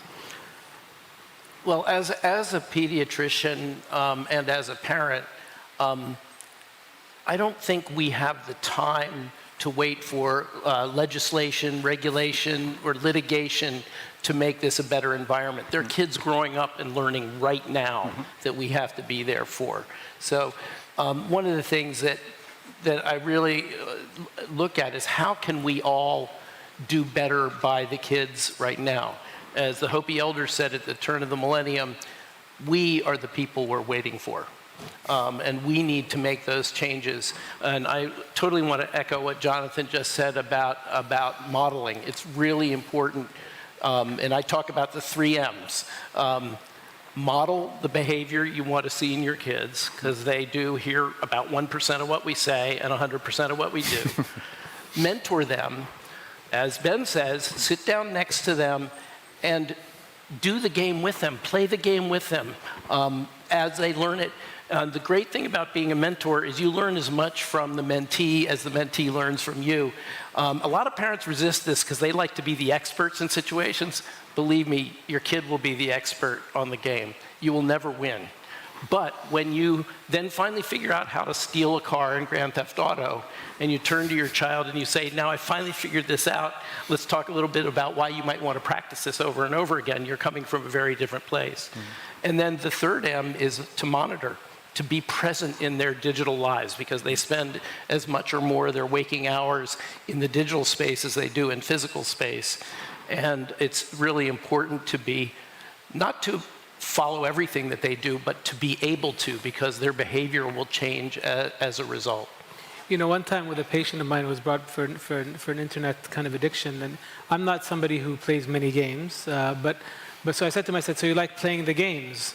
Right? And he said, no, it's like this now. I'm like, You're back in the Atari age. Exactly. I do want to address one word that you use, though, is addiction, and that's been thrown around a lot today. One of the things that we found at the Clinic for Interactive Media and Internet Disorders, which I think is still the only dedicated clinical program at an academic medical center that's really looking at those kids who've gone down the rabbit hole of gaming, of social media, of pornography, or what we call information binging, is I think addiction's a bad model for this in a whole bunch of ways. Not the least of which is that it is stigmatizing. Addicts are somebody to be pitied and or punished. Parents don't see their kids as addicts until the kid looks for all the world like they are one, which are way down the slippery slope. But if we think about addiction as use of a pleasurable but unnecessary substance or behavior that continues despite negative consequences, and our therapeutic goal is abstinence. With interactive media, it's a very different thing. We need this. This is a necessary behavior. We need to do it well. It does continue despite negative consequences, but our goal is self-regulation. So we actually see it more akin to binge eating disorder. who you don't have them stop eating, but you have them learn to integrate it and to control it in their lives. So I think words really matter here, and particularly ones that are stigmatizing, that make both the parents and the kids feel bad and not get better. So Ben, focusing on the positive, I mean, you've talked about how the potential to support development like identity formation, social skills, community building, and obviously being seen as an addict is an identity formation if it's done in the wrong way. If we're going to be optimistic about this, what are the positive effects that emerging technologies can have on cognitive skills? So we've seen a lot of positive effects so far, but on cognitive skills. And what we're still missing is games that train more metacognitive skills or more self-regulatory skills. And what the kids are facing is they are facing games that are very rewarding, very demanding, very emotionally engaging, but at a time where they don't have the capacity to control all these impulses, basically, and all these strength in their brain. So having games that train them these abilities to self-regulate, to even perspective taking would be an important thing, like for some of the social interactions that take place in these games. Because now video games are not only games, they are also social environments, so there are ecosystems. And I think there's a slow migration of games, social media, and other digital tools to, there was a hype about the metaverse a few years ago, and I think it's just showing that we use technology for good things, for recreation, for connection, for communication, and so on. But some people just get out of control of that because it's rewarding, because it's interesting, because it's accessible, and so on. So what we would like would be to build games. We are not building games, we're researchers, but we would like the industry to build games that are actually training these abilities in the kids when they will need them later. So that's where we will see the benefits for the long run on brain plasticity as well, because I think that's also this period of age, especially adolescence, is really where the frontal cortex gets wired properly, and I think this is when they need risk-taking, they need a lot of novelty experiences, so having games that slowly train their abilities to regulate, to control, and to have metacognitive skills, to be able to think about themselves, think about what they are doing, why they are doing it, how they are doing it, and how long, and so on. I think this is critical for the future of the youngest generation. Thank you. Jonathan, just to jump off of that, in developing your approach to revising digital well-being, you looked at self-help literature and aspects of neuroscience. What's the importance of neurogenesis, or the birth of new neurons? Where does it sit in the process we've described as inner digital transformation? Yeah, I think inner digital transformation is a phrase that I was using a few years ago, because I guess digital transformation, just to be clear, obviously the mass adoption of digital technology. I have a background as a developer and a tech educator. I've spent years training leadership teams about kind of machine learning and blockchain and so on. And what we've really seen, all of the amazing things from technology, this mass adoption of technology, digital transformation.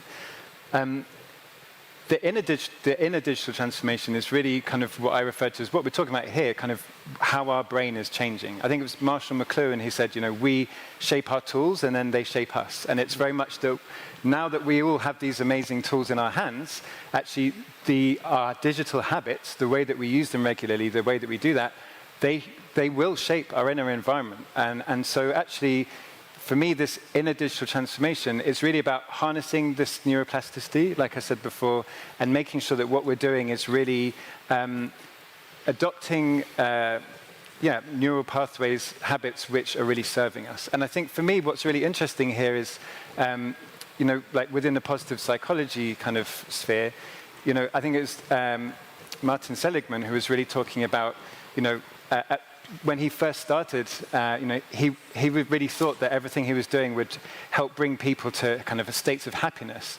But what he really realized was the kind of first sets of skills, at best, got people back to zero. They got them back to a point of being kind of just not depressed or okay. And that actually to push through to these states of happiness is a whole other set of skills in themselves. And I think that what we're talking about here, these kind of metacognitive skills, self-awareness, critical thinking and reflection, it turns out these are the exact skills we need to gain a better relationship with our tech.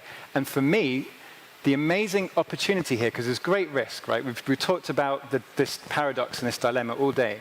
But the great risk is, I don't have my phone on me. No, I do here. So like this, this thing can be a source of distraction, a source of anxiety, all sorts of things.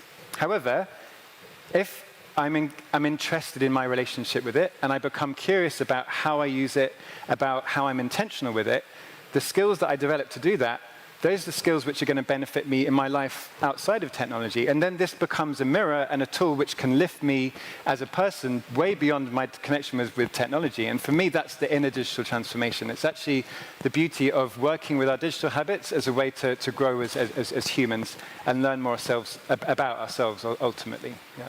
Well, thank you very much. And my wife was happy. You're going to speak on a panel. You won't be buying anything, no clutter. But I'm going to end up buying a copy of your book and a copy of the Digital Habit Lab. So she won't be happy with you. Yeah. But thank you for your very time. Thank you for.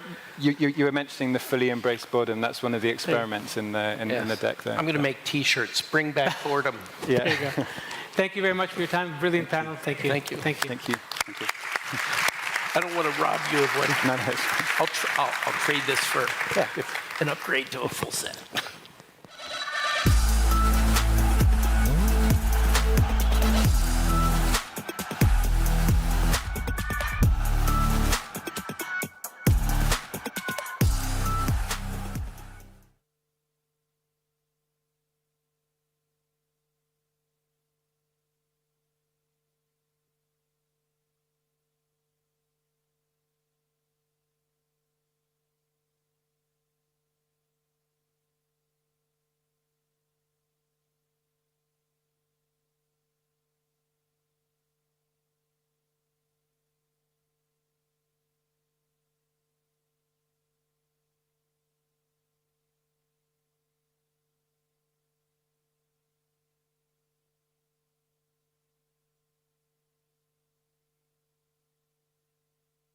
Here in ITHRA. We're going to take a relatively short break for some more conversation and connection. So we look forward to being super present during that. But for now, at the Sync Summit, stay tuned. Thank you. And ladies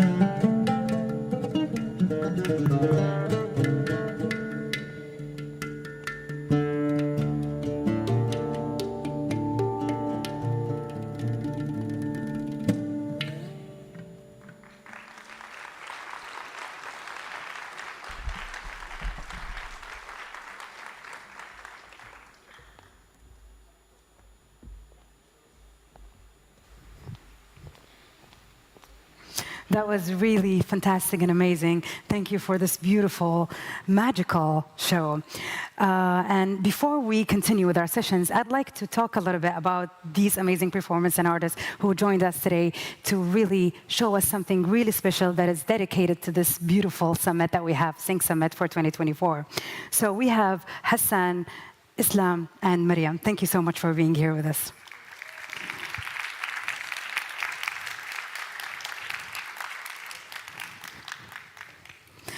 Hassan Mohammed is an Egyptian percussionist and one of the most skilled musicians in the Arab world. He has performed in many prominent with many Arab artists and conductors such as Hani Farahat and Ahmed Taha.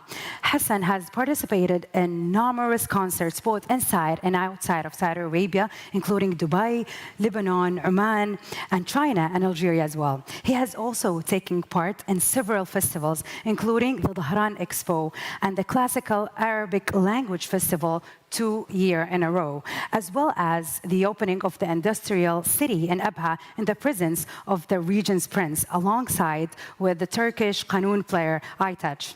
Hassan has conducted many pioneering percussion workshops as well. And we're so proud that you are joining us here today. Islam Taha.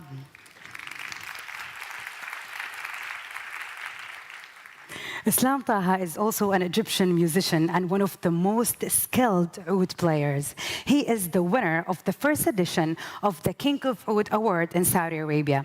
He is in charge of the House of Oud in Egypt under the supervision of Professor Nasir Shamma.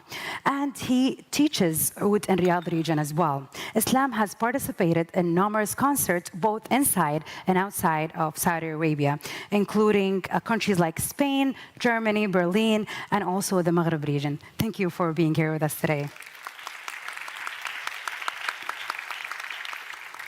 And also, let's appreciate the stunning visuals generated by Mariam Abu Salama, who will also be with us here tomorrow.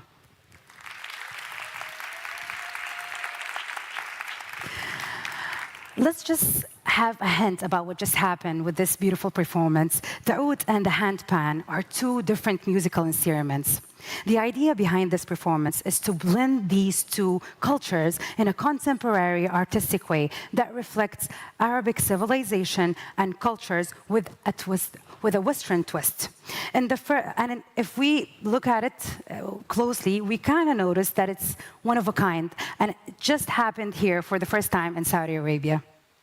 The purpose of this performance is to spread the culture of the oud abroad by merging it with a familiar and Western instrument, and also to introduce the handpan to the Arab world. It aims to fuse Eastern and Western instruments with the unique touches of our musicians. So thank you so much. Thank you so much for being here.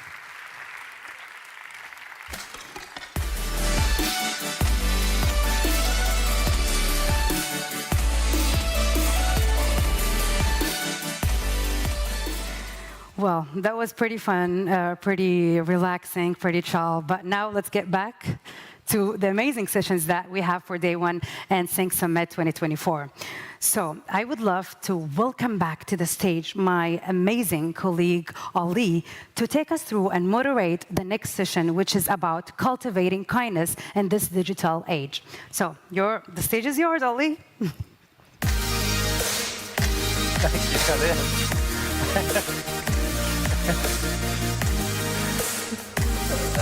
Thank you, everybody. Thank you, Hadia, for that welcome back. We're like ships in the night, your MCs at Sync Summit. We will reunite at the end of the day and the end of the summit, I promise. So much already today on how we navigate digital, how we use technology, and also, and I don't know if you'll agree with me on this, how we navigate relationships, how we treat each other, and how we treat ourselves as well. So whether you're joining us here at ITHRA or in ITHRA, or whether you're tuning in from around the world or catching up, a very warm welcome. This is our Sync Summit, and our theme, of course, is digital well-being and confronting the digital paradox. So we are unafraid to talk about contradiction, to talk about nuance, to talk about challenges, especially when it comes to some personal challenges we might have faced ourselves. So I want to say thank you to the speakers on these stages in these 2 days who share with their honesty about what they have confronted in their own lives. This session coming now is no exception, and it is really around compassion, and it's going to be about kindness as well. We've got two brilliant guests. Let me tell you who they are. One is a film director, based often in the United States, originally from Germany. Her work explores and really imagines humane futures, but often with a female protagonist. We'll meet her momentarily. The other is really a behavior change specialist and a very successful author indeed. Let's give them a huge welcome to the stage. Sarah, Robin, and Sharu Izadi.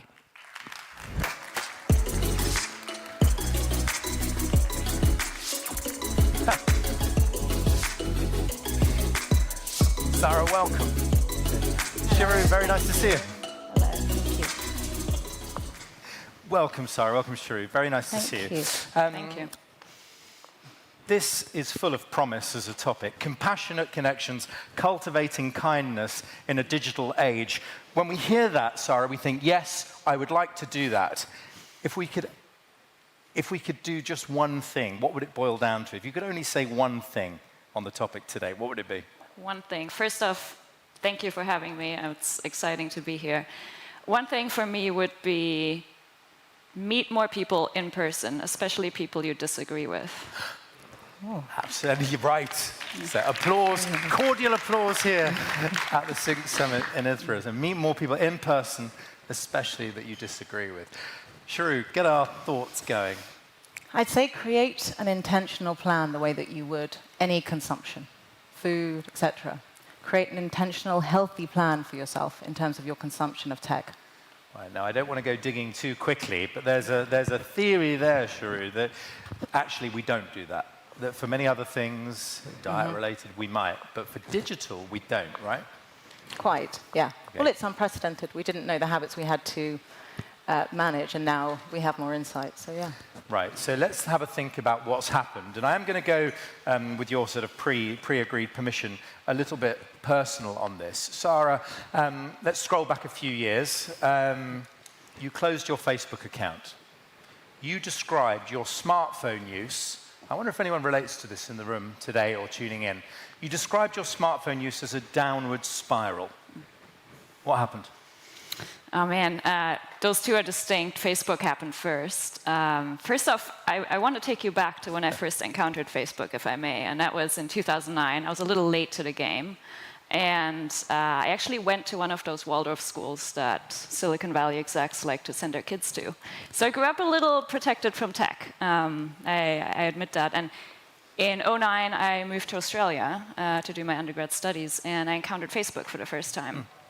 And I was part of a friends group that was already on Facebook. It was normalized. The like button had just come out, so it got a lot more addictive. People were checking, do my friends like my posts? And the first thing that struck me was, we're taking something beautiful and complex and deeply personal, like friendship, and we're turning it into a number. And a number is something we can compare, right? And friendship all of a sudden becomes this status symbol. And I thought, oh, this is gonna get us in trouble. So actually, the first thing that happened was I didn't go on Facebook. I was like, I'm not doing this. I'm worried about this. And so I held out until 2013. In 2013, I moved to Boston, and I didn't know a single soul. I moved there for my graduate studies, and I thought, let's be pragmatic. Let's go on Facebook. It's easier to make friends. That's what everyone does, right? That's what Facebook's for. And so I went on Facebook. And truthfully, at first, it was amazing. It was magical. It was like, all the people I'd ever met were there at my fingertips, and I'd lived on 3 different continents at that point, grew up in Germany, moved to Australia, then to the US, and all those people were just there. So I think for the first couple of weeks, I was just messaging everybody, and it was amazing. And the problems kind of snuck in gradually, and I didn't notice them at first at all. And the first thing I noticed was my time management kind of went out the window, and I was on Facebook until the early morning hours. And then I was sleep deprived, and then I was in a bad mood. And the things that then really started worrying me were behaviors I'm just not particularly proud of. I would go down rabbit holes into people's personal lives, and I was never much of a gossip person, and there I was all of a sudden stalking people, and I was like, what is happening to me? That's not me. And that's that downward spiral that I started noticing. And at a certain point, it affected my mood, it affected my self-confidence. I didn't like who I'd become, and I decided this had to go, so I closed my account. Okay, and then what, if any, results did you notice having made that decision? A bunch of support, which was interesting. I actually wrote a bit of a manifesto, and I was like, I'm closing my account because it's turning me into a terrible person, and I described some of those things, and people were like, oh yeah, I relate. I actually ironically got the most likes, comments, shares that I'd ever gotten on Facebook for that post. And I was almost like, oh, maybe I should stay, this is nice. Like, I like that attention, right? But I still left, and people would come up to me and would talk to me about it. But the sense, this was 2014, was still like, yeah, you're right, but I need this to connect. So I wish I could do what you did. I wish I was that brave, whatever. But, you know, I'm going to stay on here. Right, because what Sarah's describing is obviously, in her experience, a negative experience with technology. And now that's something that you help other people with, and maybe something you have had personal experience with yourself. I have. I don't think any of us are immune to this at this stage. And I teach impulse control. So I teach people to impose a conversation, in my case, a disruption between wanting to do something and actually following through with it, between trigger and response. But I can totally relate to Sarah's experience. And I joined Instagram when my second book came out. So I was, when my first book came out. So I was very late, maybe like 2016, 2017. And so quickly did I notice compulsive habits that really echoed relationships that I had with things like food, that it made me take the same approach. But the interesting, as I would if I was helping someone with any addiction to anything that they were consuming and were trying to moderate.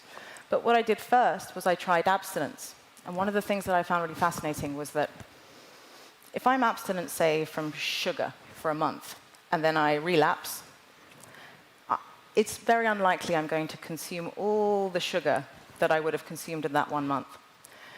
When I didn't go on social media for a month, I'd covered all my bases within about an hour.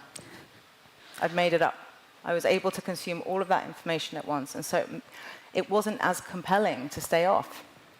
And much like a lot of the things that we have to consume, it's so important that we have an intentional framework that we follow, so that we understand ourselves and why we're engaging in these behaviors. Because as soon as I relapsed, if you will, I was really, I realized I had wildly underestimated the dopamine hit that it was giving me, how much insight I needed into other people, the perceived sense of control that it gave me as well. Now I just want to call this out, because I've helped chair a session which I hope was enjoyed this afternoon, which was sort of, you know, Facebook as superhero. You know, isn't it creatively empowering? And here we are saying, well, I shut it down and my life's never been better. How do we navigate a way through this? And we wouldn't be doing our jobs if we don't embrace this paradox. So I want to come on to many other things, but Shuri, let's just hold on to that thought. To what extent is there a path through this where there are many benefits, joys, uplifting aspects, and yet not the abstinence? I think it's about being intentional and discerning, and creating behaviors that give more than they take from you across your entire life. So when you think about the things that you would, for example, again, the foods that you would consume. There's junk food. There's the things that you use now and then under certain circumstances. I think we can be just as discerning and create just as bespoke plans that we internalize in terms of how we use tech, and to continue auditing and iterating, if you will, and updating them, because by the way, if you don't think I can consume 2 months worth of sugar, you haven't seen me at a conference over 2 days. Sarah, as a filmmaker, tell us about your latest film, Your Attention Please, because this is fascinating. Yeah, I'll keep that super short because I actually want to respond to that, where we just were. I started working on a documentary called Your Attention Please, and I started working in earnest on it about 1.5 years ago. And it really came out of my own experience of now dealing with my latest technology problem, which was my phone. So you'd think after the experience with Facebook, right, I knew what I was getting myself into and I was prepared. But I still found myself in 2019 kind of waking up to the fact one day that I couldn't actually read anymore. And I know that's something that I think people can resonate with. And forgive me, do you mean pay attention? I mean, you know, yes, pay attention. Yeah. I was trying to read a novel. It wasn't even particularly difficult. I studied philosophy, okay? I read Heidegger. Like, that stuff is hard. I'm a good reader, and all of a sudden I was reading a simple novel and somehow it wasn't happening. Like I couldn't get my way through the page without grabbing my phone. And that really worried me because I'm kind of proud of my focus. I'm proud of my reading ability. And that scared me enough to finally do something about it. My partner had been telling me for like a year that I had a problem with my phone.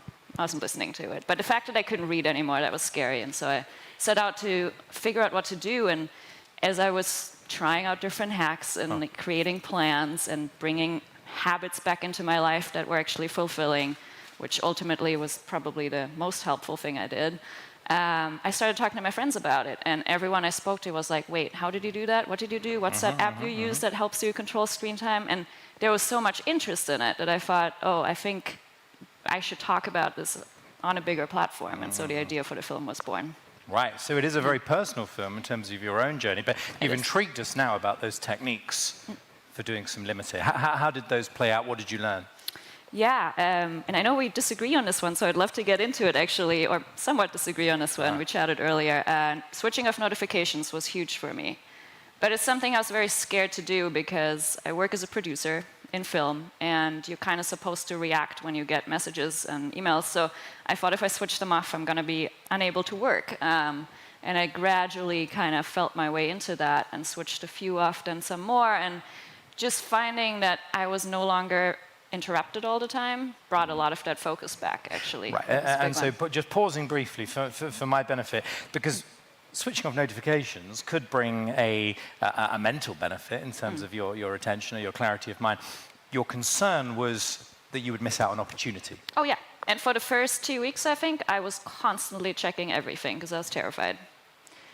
So hang on, you turned off notifications, and what was the net result? At first, it was negative. I was on there more because I was checking. I was like, I cannot miss a single email, so I was on there all the time. And then what started happening about 2 weeks in, I stuck with it. And 2 weeks in, I would just get wrapped up in a task. I would be doing something, say I was writing something, and I would just get sucked in, right? And I'd forget to check anything because I was actually focused on my task. So what's your thought on that, Shrew? Because we've heard about the killer bees earlier. Be bored. Boredom is the crucible of curiosity. Turn those notifications off and let the seeds of creativity grow. Well, sounds very sensible to me. I agree with Sarah. I think initially what can happen is that there's a pushback and it's a withdrawal, essentially. You're experiencing a withdrawal and you're used to doing something constantly that either soothes or is you just associate with absolutely everything. I will say, though, I have really noticed, and I know this goes against the bulk of the evidence base on this, but things are moving very, very quickly, that when people feel incredibly dependent, taking notifications away actually increases their anxiety to some degree because they're looking more frequently and thinking, what could I be missing? But I think you're absolutely right in that if that period of time is spent, yes, building up areas that have more value to you and noticing how little you've actually lost. Yes. And missed out on. But also looking to build the habits and the strategies that may start to do the same job, whether it's that you were looking for connection or distraction or regulation. I think a lot of the time in habit change, what we do is we demonize the habits and we only look at the negatives and we hope that that will motivate us. But that doesn't really give you any insight into why you're engaging in that behavior. So Shrew was sort of asking for a bit of a free session here because we would like you to join the dots here between what Sarah's saying about attention and your work treating addictive behaviors.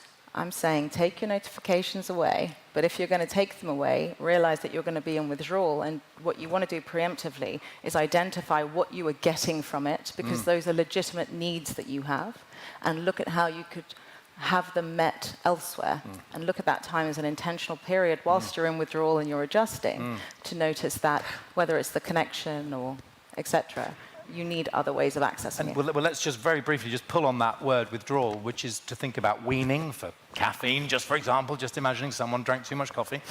Can't imagine it. Weaning off. Better or worse than cold turkey? Like titration. I think better.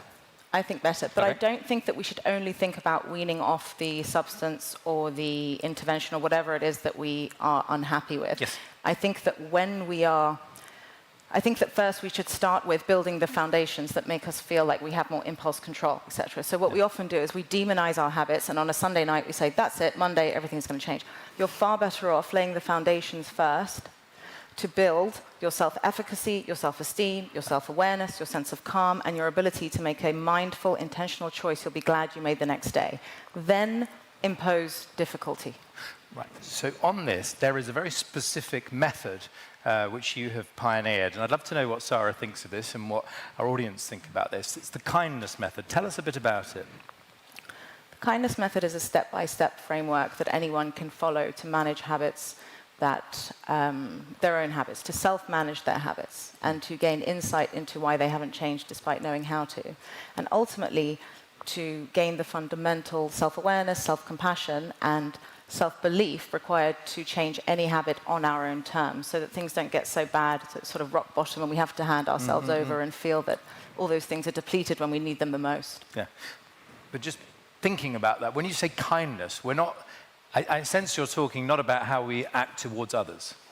Actually, yes, because often our definition for kindness when we're helping others to do something difficult is wildly different to our definition of kindness towards ourselves in the moment when we're challenged. So if you came to me and you said, I'm trying to be on my phone less and I'm finding it really difficult and I want to give up, the kind advice to you wouldn't be, okay, let yourself off the hook, you can't start until Monday anyway, you're probably too weak, you haven't got any willpower. The kind advice would be to give you the advice that reminds you of how capable you are, why you did it in the first place, and why you'll be glad you did it tomorrow.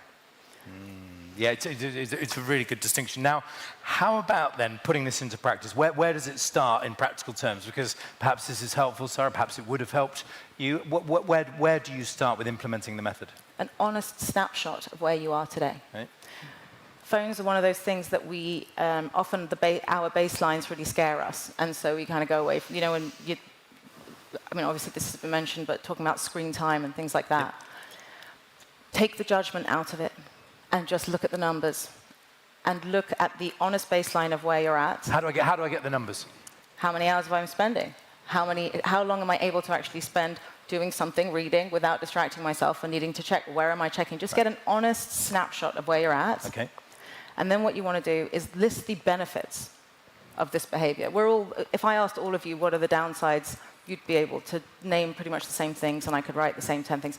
If I asked you what are the upsides, I would get some really personal stories. And so what you need to do is really look at what am I afraid I'll experience if I don't engage in this behavior. Look at the upsides. And then you want to look at the upsides of you. So. And within that, and sorry, I'm bringing you back in momentarily, but Shuri, just on this method, I'm trying to understand within it, much might be said by people who are experiencing as, yes, this makes complete sense.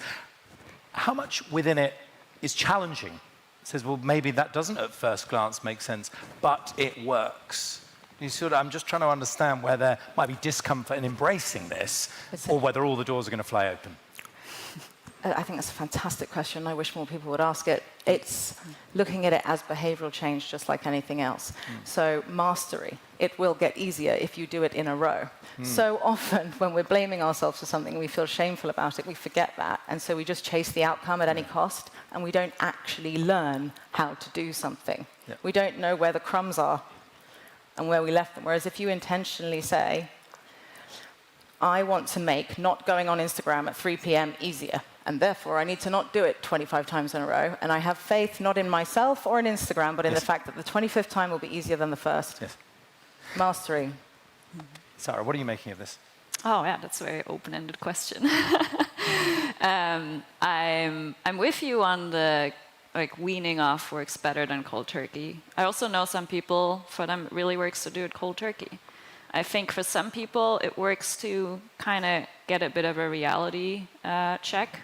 I needed one, actually. I did a calculation about 2.5 years ago to remind myself why I was in all of this, to see over the course of my lifetime what my current screen time would amount to, and the math came out as 9 years. And I'd already done a lot of things at that point. I'd switched off my notifications, my phone was on black and white, I was experimenting with all kinds of things.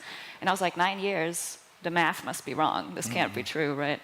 But that number, it was right, and it actually did help me put some things into perspective. So I think in terms of an honest assessment of where you're at, that also, again, depends, how much of a kick you need, I guess. I definitely needed that, and I needed to think like, okay, do I want to spend almost a decade of my life, of my waking life, on a screen? And how can I limit this? You know, how can I really just get the benefits, because the benefits are there and the benefits are important, and get rid of everything else that is just a waste of time and energy and mental health and all of those things. But wasn't there a moment, though, Sarah, where you had you shared this previously? You described a pattern on Instagram where you'd install the app just to post a piece of work, you keep it for 24 or 48 hours to respond to comments, and then you delete the app again.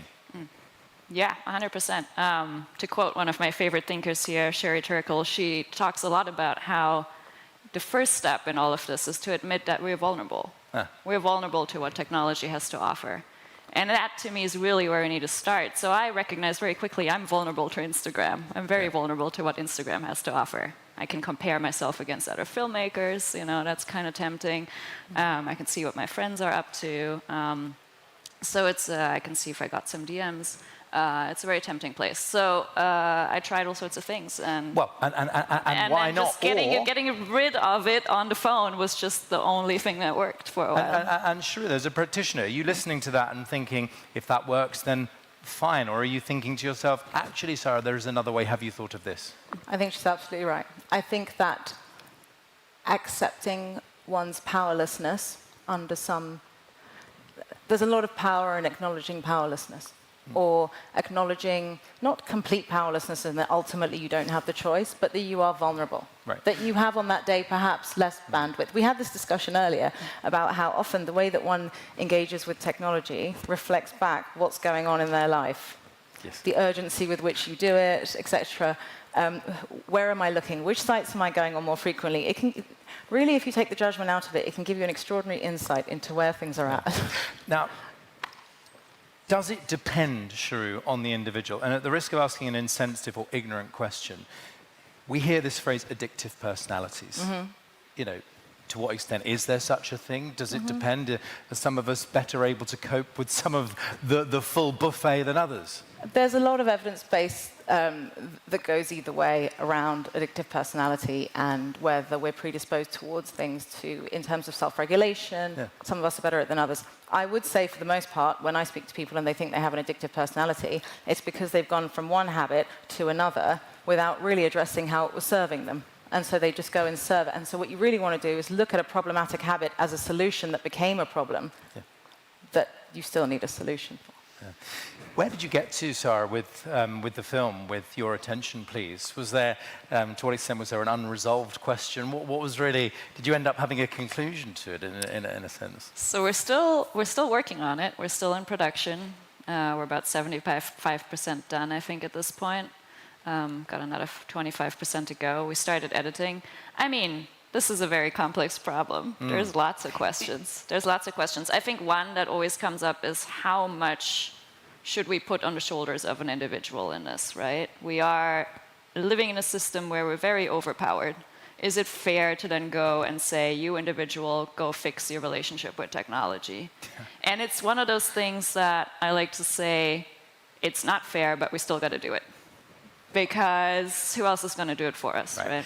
Yeah, it's a bold conclusion. It's a shame because we've got just a couple of minutes left, but I do want to ask you both, if there's somebody tuning into the Sync Summit or here in ITHRA who knows someone struggling with what I'm going to call a digital addiction, what advice would you have for them, Sharu? I would say write down the advice that you would give the person you love most if they came to you, and be very objective about it and say, these are my problems, this is how it isn't serving me. And really think about the conversation that you would have with them in the moment where they don't want to stick to their plan, and assess how much of that, how different that conversation is to the conversation you have with yourself when you want to let yourself off the hook. It's extraordinary. It's not just unkind. It tends not to be very smart either, the things we tell ourselves. So in the moment you want to quit on whatever plan you've created for yourself, simply ask yourself, can I have the same conversation that I'd have with someone I love? Can I behave in the way I would if someone I respect was watching? And will I be proud of my next choice tomorrow? Really powerful. Sarah, what would you say to them? Yeah, I would say sit down and think about what the things are that make life exciting to you. And in some cases, maybe those are things you have never tried, but you know you want to try, especially if you're a young person, you may have not tried them yet. If you're an older person, you probably can think about a whole bunch of things you used to do that maybe you're not doing anymore because there's never time, right? There's never time. Of course, there isn't time if we're spending 3 hours on tech that we maybe don't need to spend.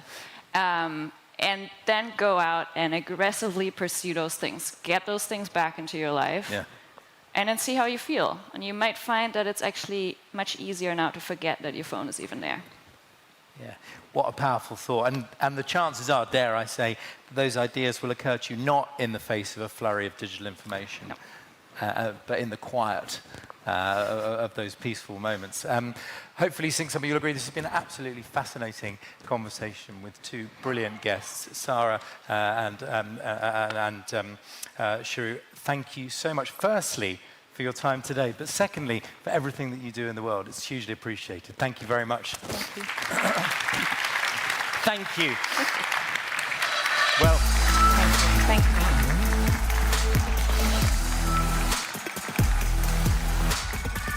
Really, really interesting. Lots to think about there. The kindness method.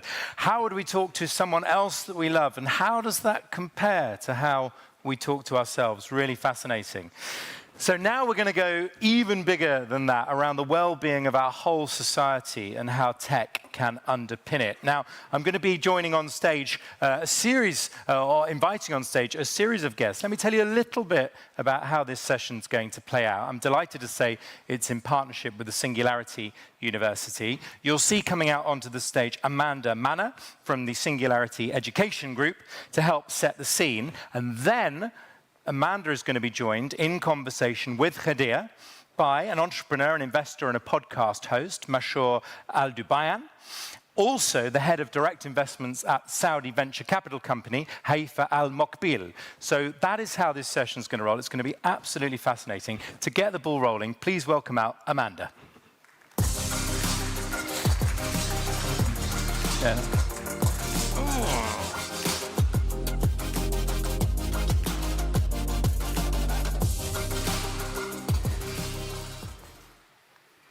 Good afternoon. I'm thrilled to join you today here on behalf of Singularity.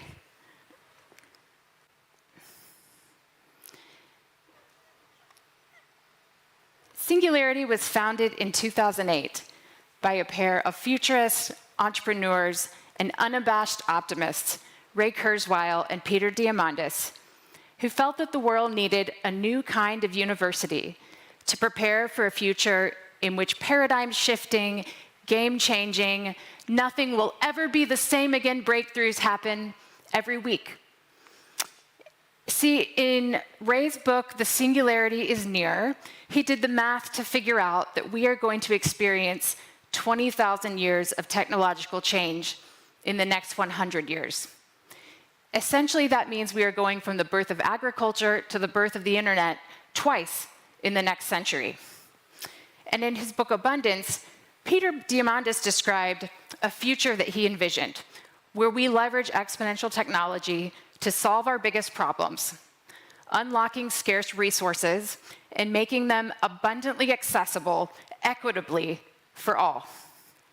Their vision was to convene passionate, action-oriented leaders and to show them how exponential technology could help humanity navigate accelerating waves of change and confront the existential crises that we face. There needed to be a place to go to learn how to change the world. The pace of change and technological disruption that we're experiencing today feels very uncomfortable for all of us, and it's not our fault. Our brains have been wired for linear thinking for hundreds of thousands of years. And as we stand here today, yeah, the pace of change feels blistering, and acceleration is palpable all around us. It's both exciting and overwhelming, with positive and negative impacts. Learning to think exponentially is hard, but so important. And the good news is that you can learn how technology evolves, and therefore how to find opportunity amidst disruption. When you understand the power, growth, and convergence of technology, then you will see the industries to come and how they will create disruption. This is the exponential mindset. But where it gets more interesting is when we start to think about how we will transition to a future of abundance and what problems we have to overcome to get there. Technology alone is not enough. We must meaningfully evolve ethics, policy, law, economic and social structures to get there. And that's a tall order. But the growing power and scope of technology will enable us to get there if we steer it correctly. But we know that that won't happen by accident, and at Singularity, we are optimistic about reaching that future if we can build a community of like-minded people to build it. We teach leaders the trajectory of technology and help them develop skills to envision the potential implications so that they're empowered to act now to shape our outcomes for tomorrow. We have deep roots in supporting entrepreneurs who have a deep dissatisfaction with the status quo, see massive opportunity at the convergence of technologies, and are just crazy enough to say, hey, my idea, it can be done.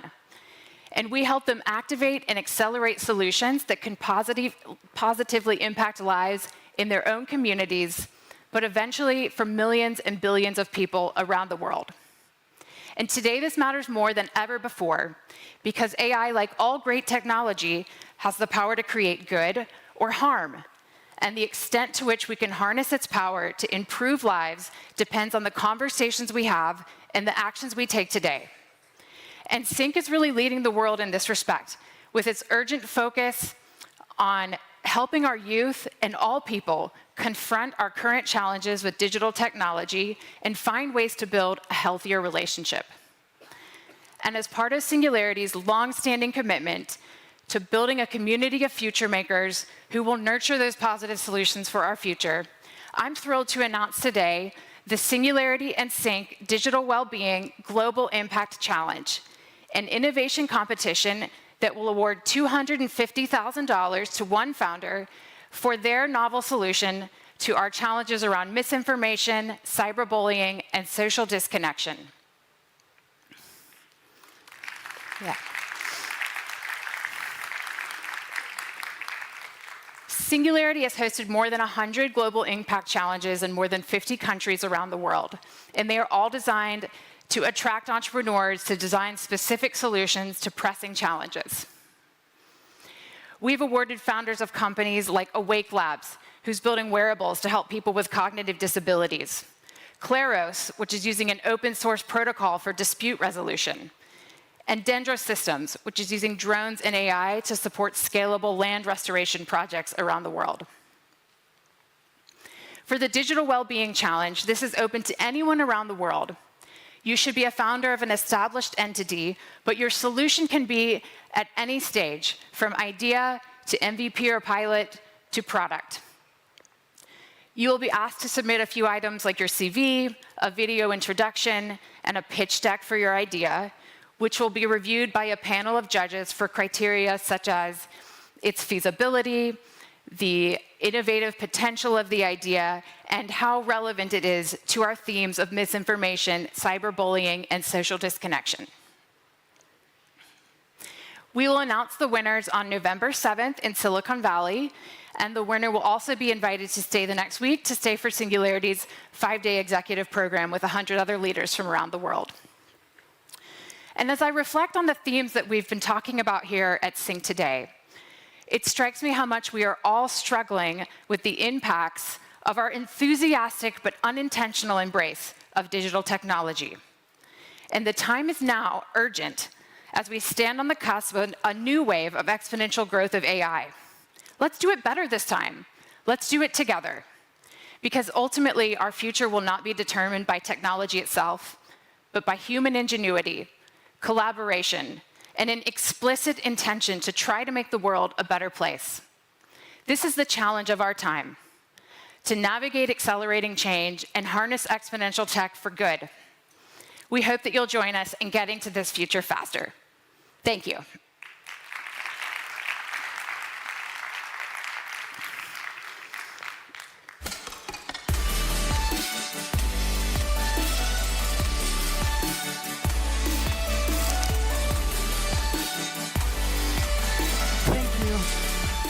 you so much, Amanda, for sharing this very exciting opportunity with us and for giving us insights into your work. In an era where technology shapes every aspect of our lives, we know how important it is that innovation is guided by ethical principles for the benefit of society. Now, let's talk a bit about how entrepreneurs and investors can create technologies that not only drive economic growth, but also prioritize the well-being of society. So I'd like to welcome again Amanda Mana, the Vice President, Enterprise Singularity Education Group, and Mashhour Dbayan, entrepreneur, investor, and a podcast host, and Haifa Al-Maqbel, Head of Direct Investment at SVC.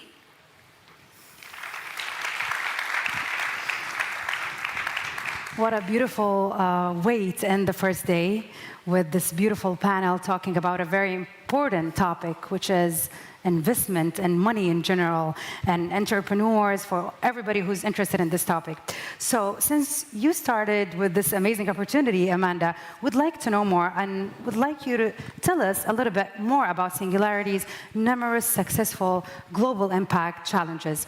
How do you structure them for the greater possible impact, and what outcomes have you seen come fruition, and what's different or comparable about this one? Yeah, thank you. I think what the global impact challenges all have in common is some kind of orientation towards making positive change in the world. But the form that takes can look really different. Sometimes it's geographically bound, sometimes there is a specific challenge, as in with this one. But it always is about convening the most passionate and active entrepreneurs in the space to put forth their ideas. And what's really interesting is to see how some of these companies evolve over time. So Dendra Systems, one of the winners that I mentioned, didn't start with drones and AI specifically for land restoration, but originally they were doing something much broader, still leveraging data for different kinds of climate change solutions.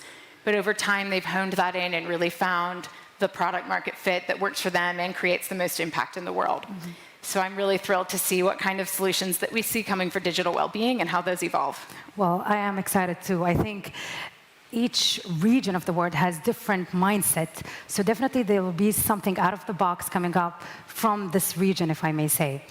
The next question is for you, Mashhour. So what are some key trends or emerging technologies that you see as particularly promising for addressing societal challenges? How do you seek out these ideas and the entrepreneurs implementing them and their most potentially impactful innovations? So it can be tough to identify certain trends in this area due to the diverse focus.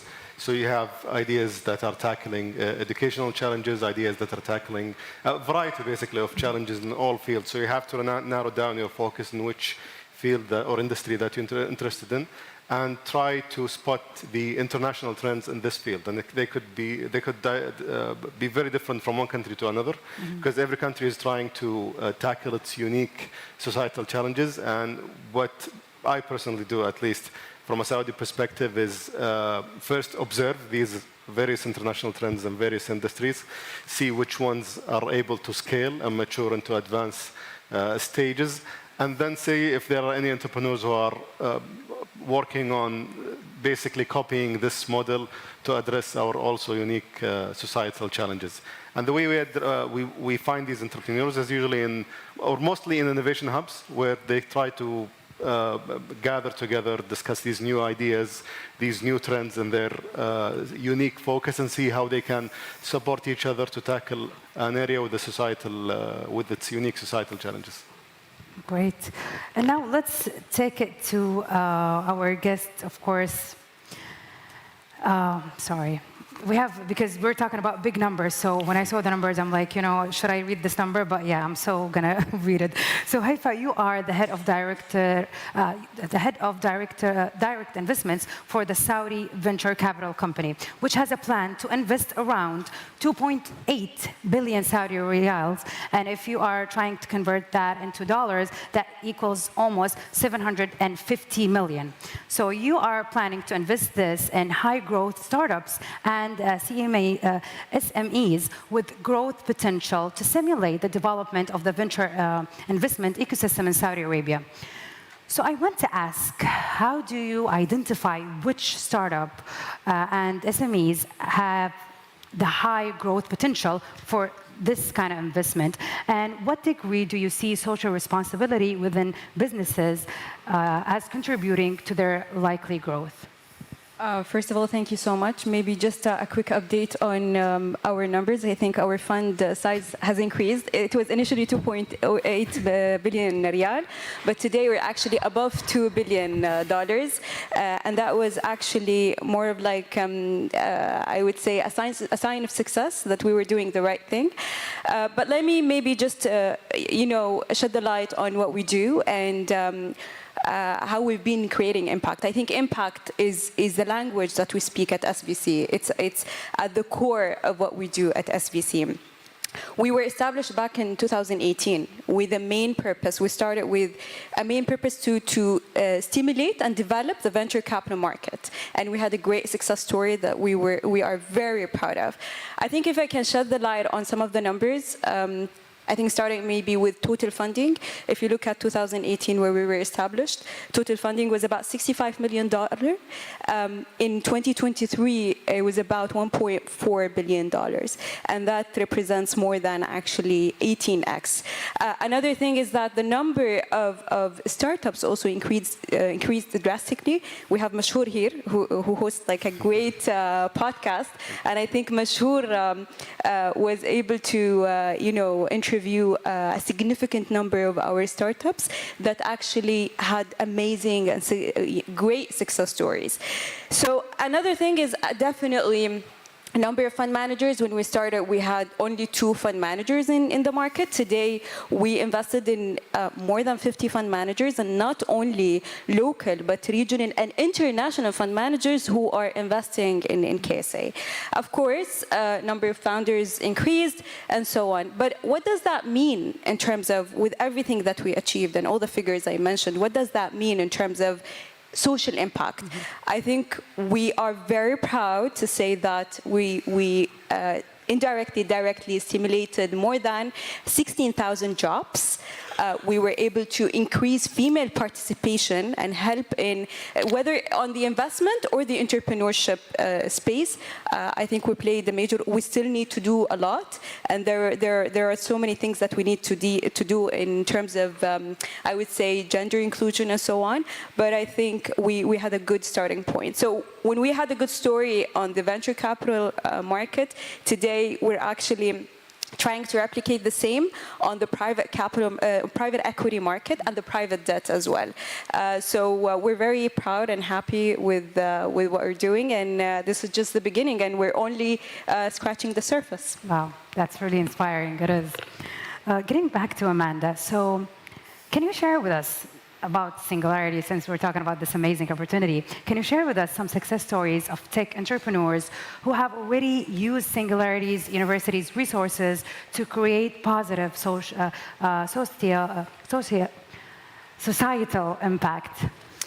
Yeah, one example that I was thinking about, which in some ways is working on a social disconnection issue, is a company called Be My Eyes.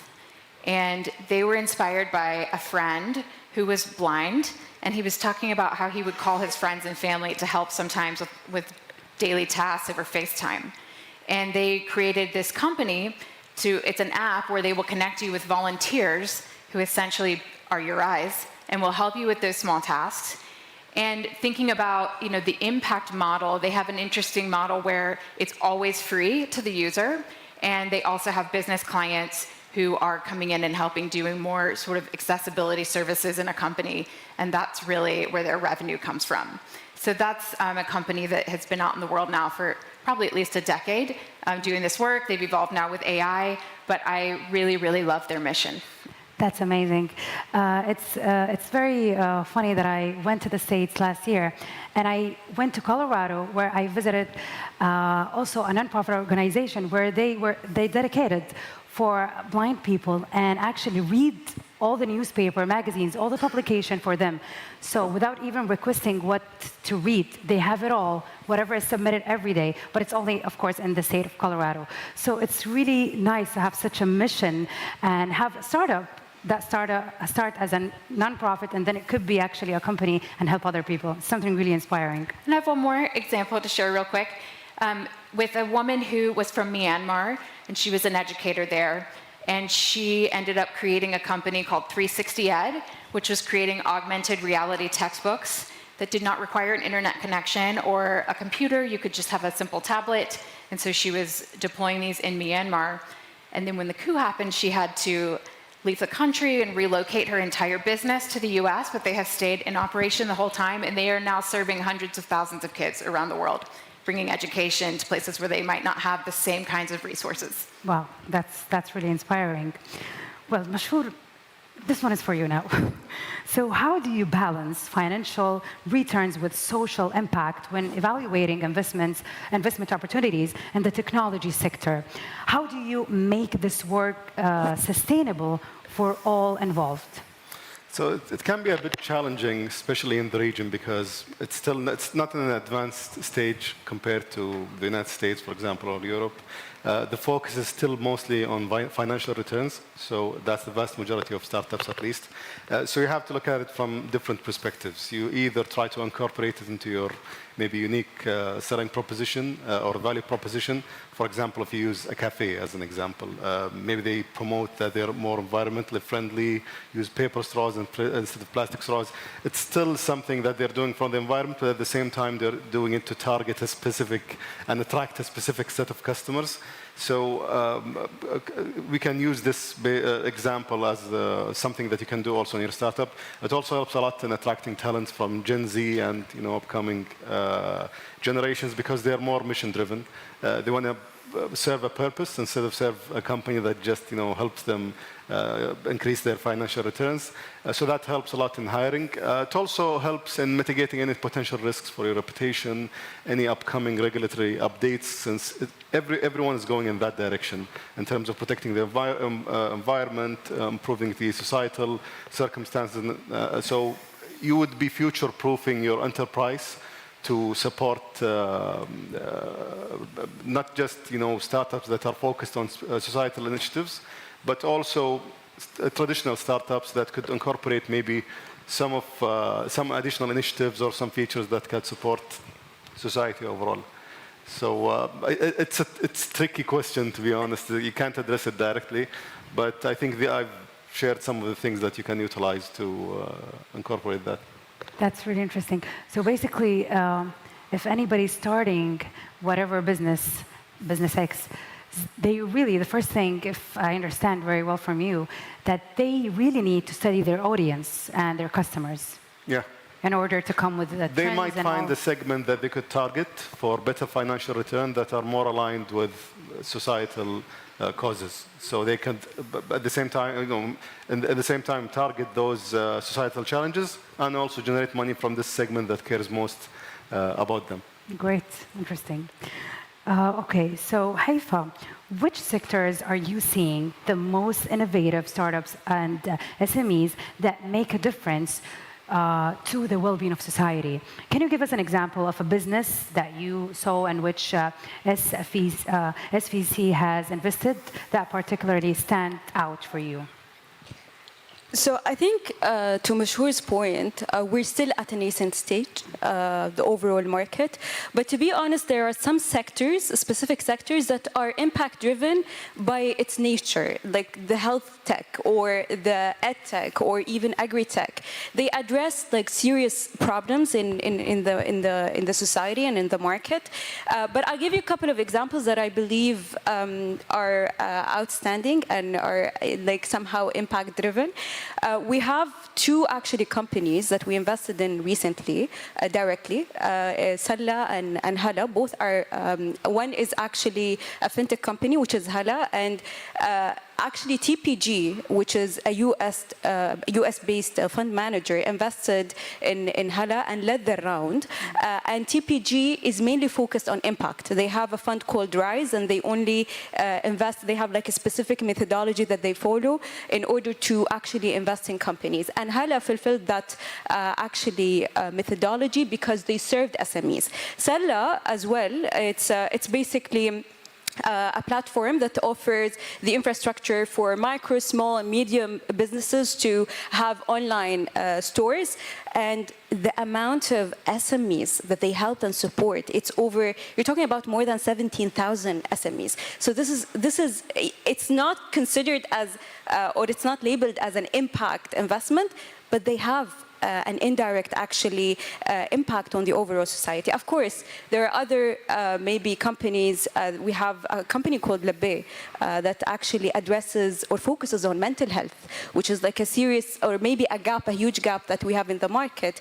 And they have over 2 million users in the Saudi market. And I would say that females represent majority of that, maybe around or more than 80% of that. So there are another example which is very interesting. It's a newly established company. It's a pre-seed company. It's called Baraka. Baraka basically targets, they label themselves as an impact-driven startup. What they do, they actually help in minimizing wasted food produced by restaurants, hotels, and so on. If you look at the global scene, 40% of the produced food is actually gets wasted. Saudi market is around that percentage as well, which represents about, I would say, over $13 billion in terms of lost revenues. So the business model of Baraka actually addresses 3 different, I would say, aspects. The first one is the social, which is or the environmental, which is basically saving the food. And then you have the companies, helping the companies to have a better overall financial performance. And last but not least, the consumers to actually find affordable food, because they offer the wasted food, the wasted food at between 50% to 70% discount. So, and today they have over 12,000 users. They saved over 11,000 meals. So, and they're still at the beginning. If you look at the global, definitely examples, they're sizable companies, profitable, and they have that impact, I would say, a balance between being financially driven and having an impact on the whether social or environmental aspects. So I would say that Saudi Arabia is a great place to start such an initiative. And so basically with this, I can say that a lot of people, if you have an idea and you believe in it and you feel that it's going to have an impact, people should start. Definitely. Yeah, with all the investment that you're planning to put on, everybody should start. It's a good time for founders, to be honest. Yeah, that's true. Well, Amanda, what does the promise of digital wellness hold for an organization like Singularity? Why focus on this specific issue right now? And why partner with Sync, as we can see right now, address misinformation and cyberbullying and social disconnection, specifically, as you mentioned? Well, I spoke about our vision for a future of abundance. And I don't think you can have that if we're all miserable because of technology at the same time. We can solve health and water and food, but at the end of the day, people are people, and we have to be comfortable with technology. So that's kind of one piece of it.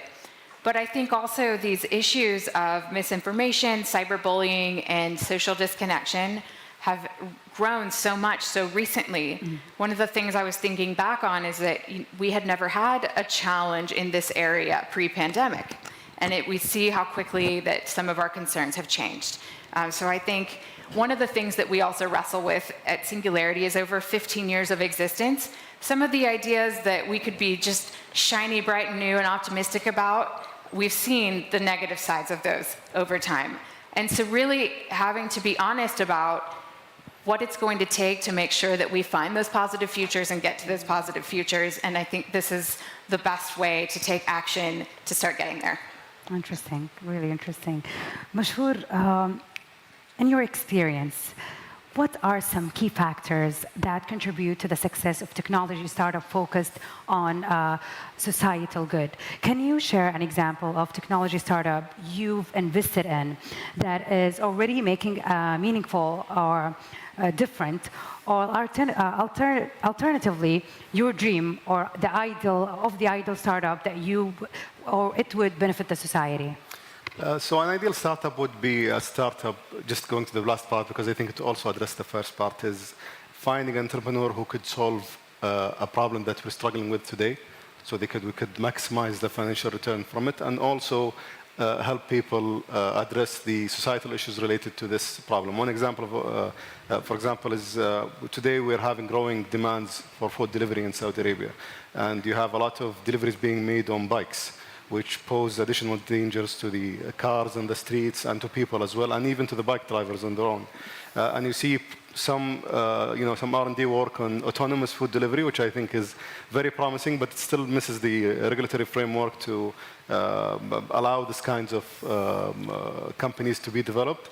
But this kind of startup where it solves an existing problem in a very big market that could help both the people improve safety and also increase or maximize financial returns, I think these are the most interesting, because it's easy to try to start a company that addresses a niche societal challenge, which there is a lot of companies like that, and it's hard to find investors for this kind of company. And personally, it would be very hard for me to invest in one if unless I'm allocating some, a smaller part of my portfolio to support social causes with no expectancy, of any returns. Find a big market, see a problem that they're suffering from, that can be solved with something that helps society as well along the way. Yeah. Do you have any example in mind about something that is, containing all the points that you mentioned? Sorry, can you repeat that again? Do you have any example about something that is happening here in Saudi Arabia, a startup that tackles all the things that you mentioned?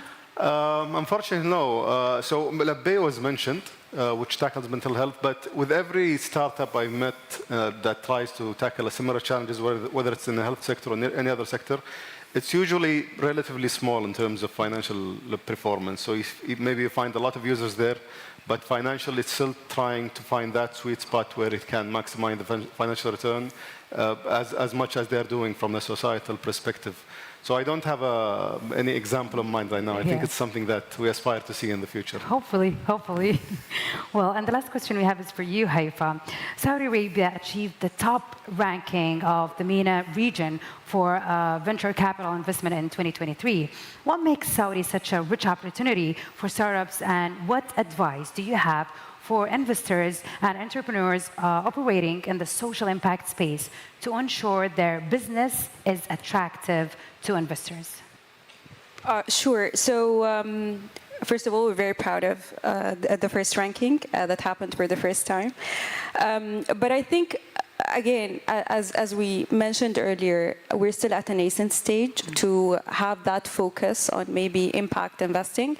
But I think we're already doing it in one way or another.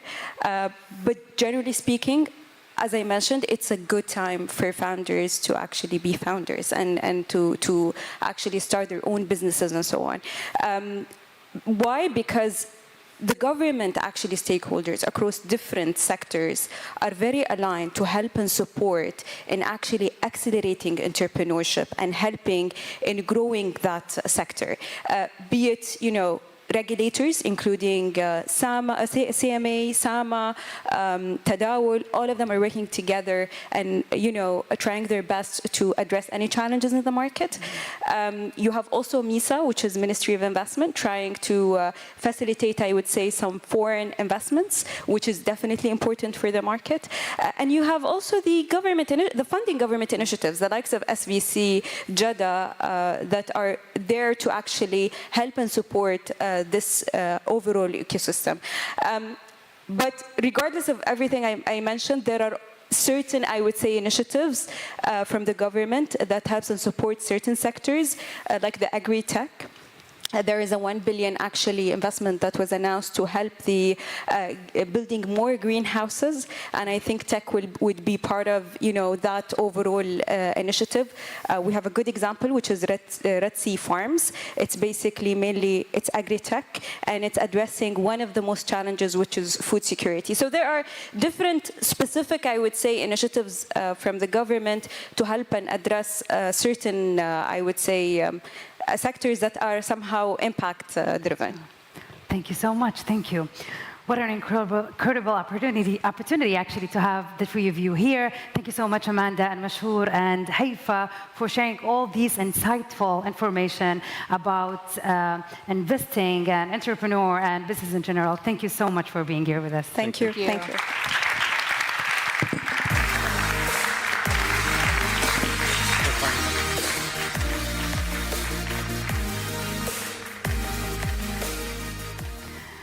And that brings us to the last few minutes of the first day of Sync Summit 2024. What a beautiful day that we had, and what a great start. But before we say goodbye, I'd like to welcome back to the stage my dearest colleagues, Mo and Ali.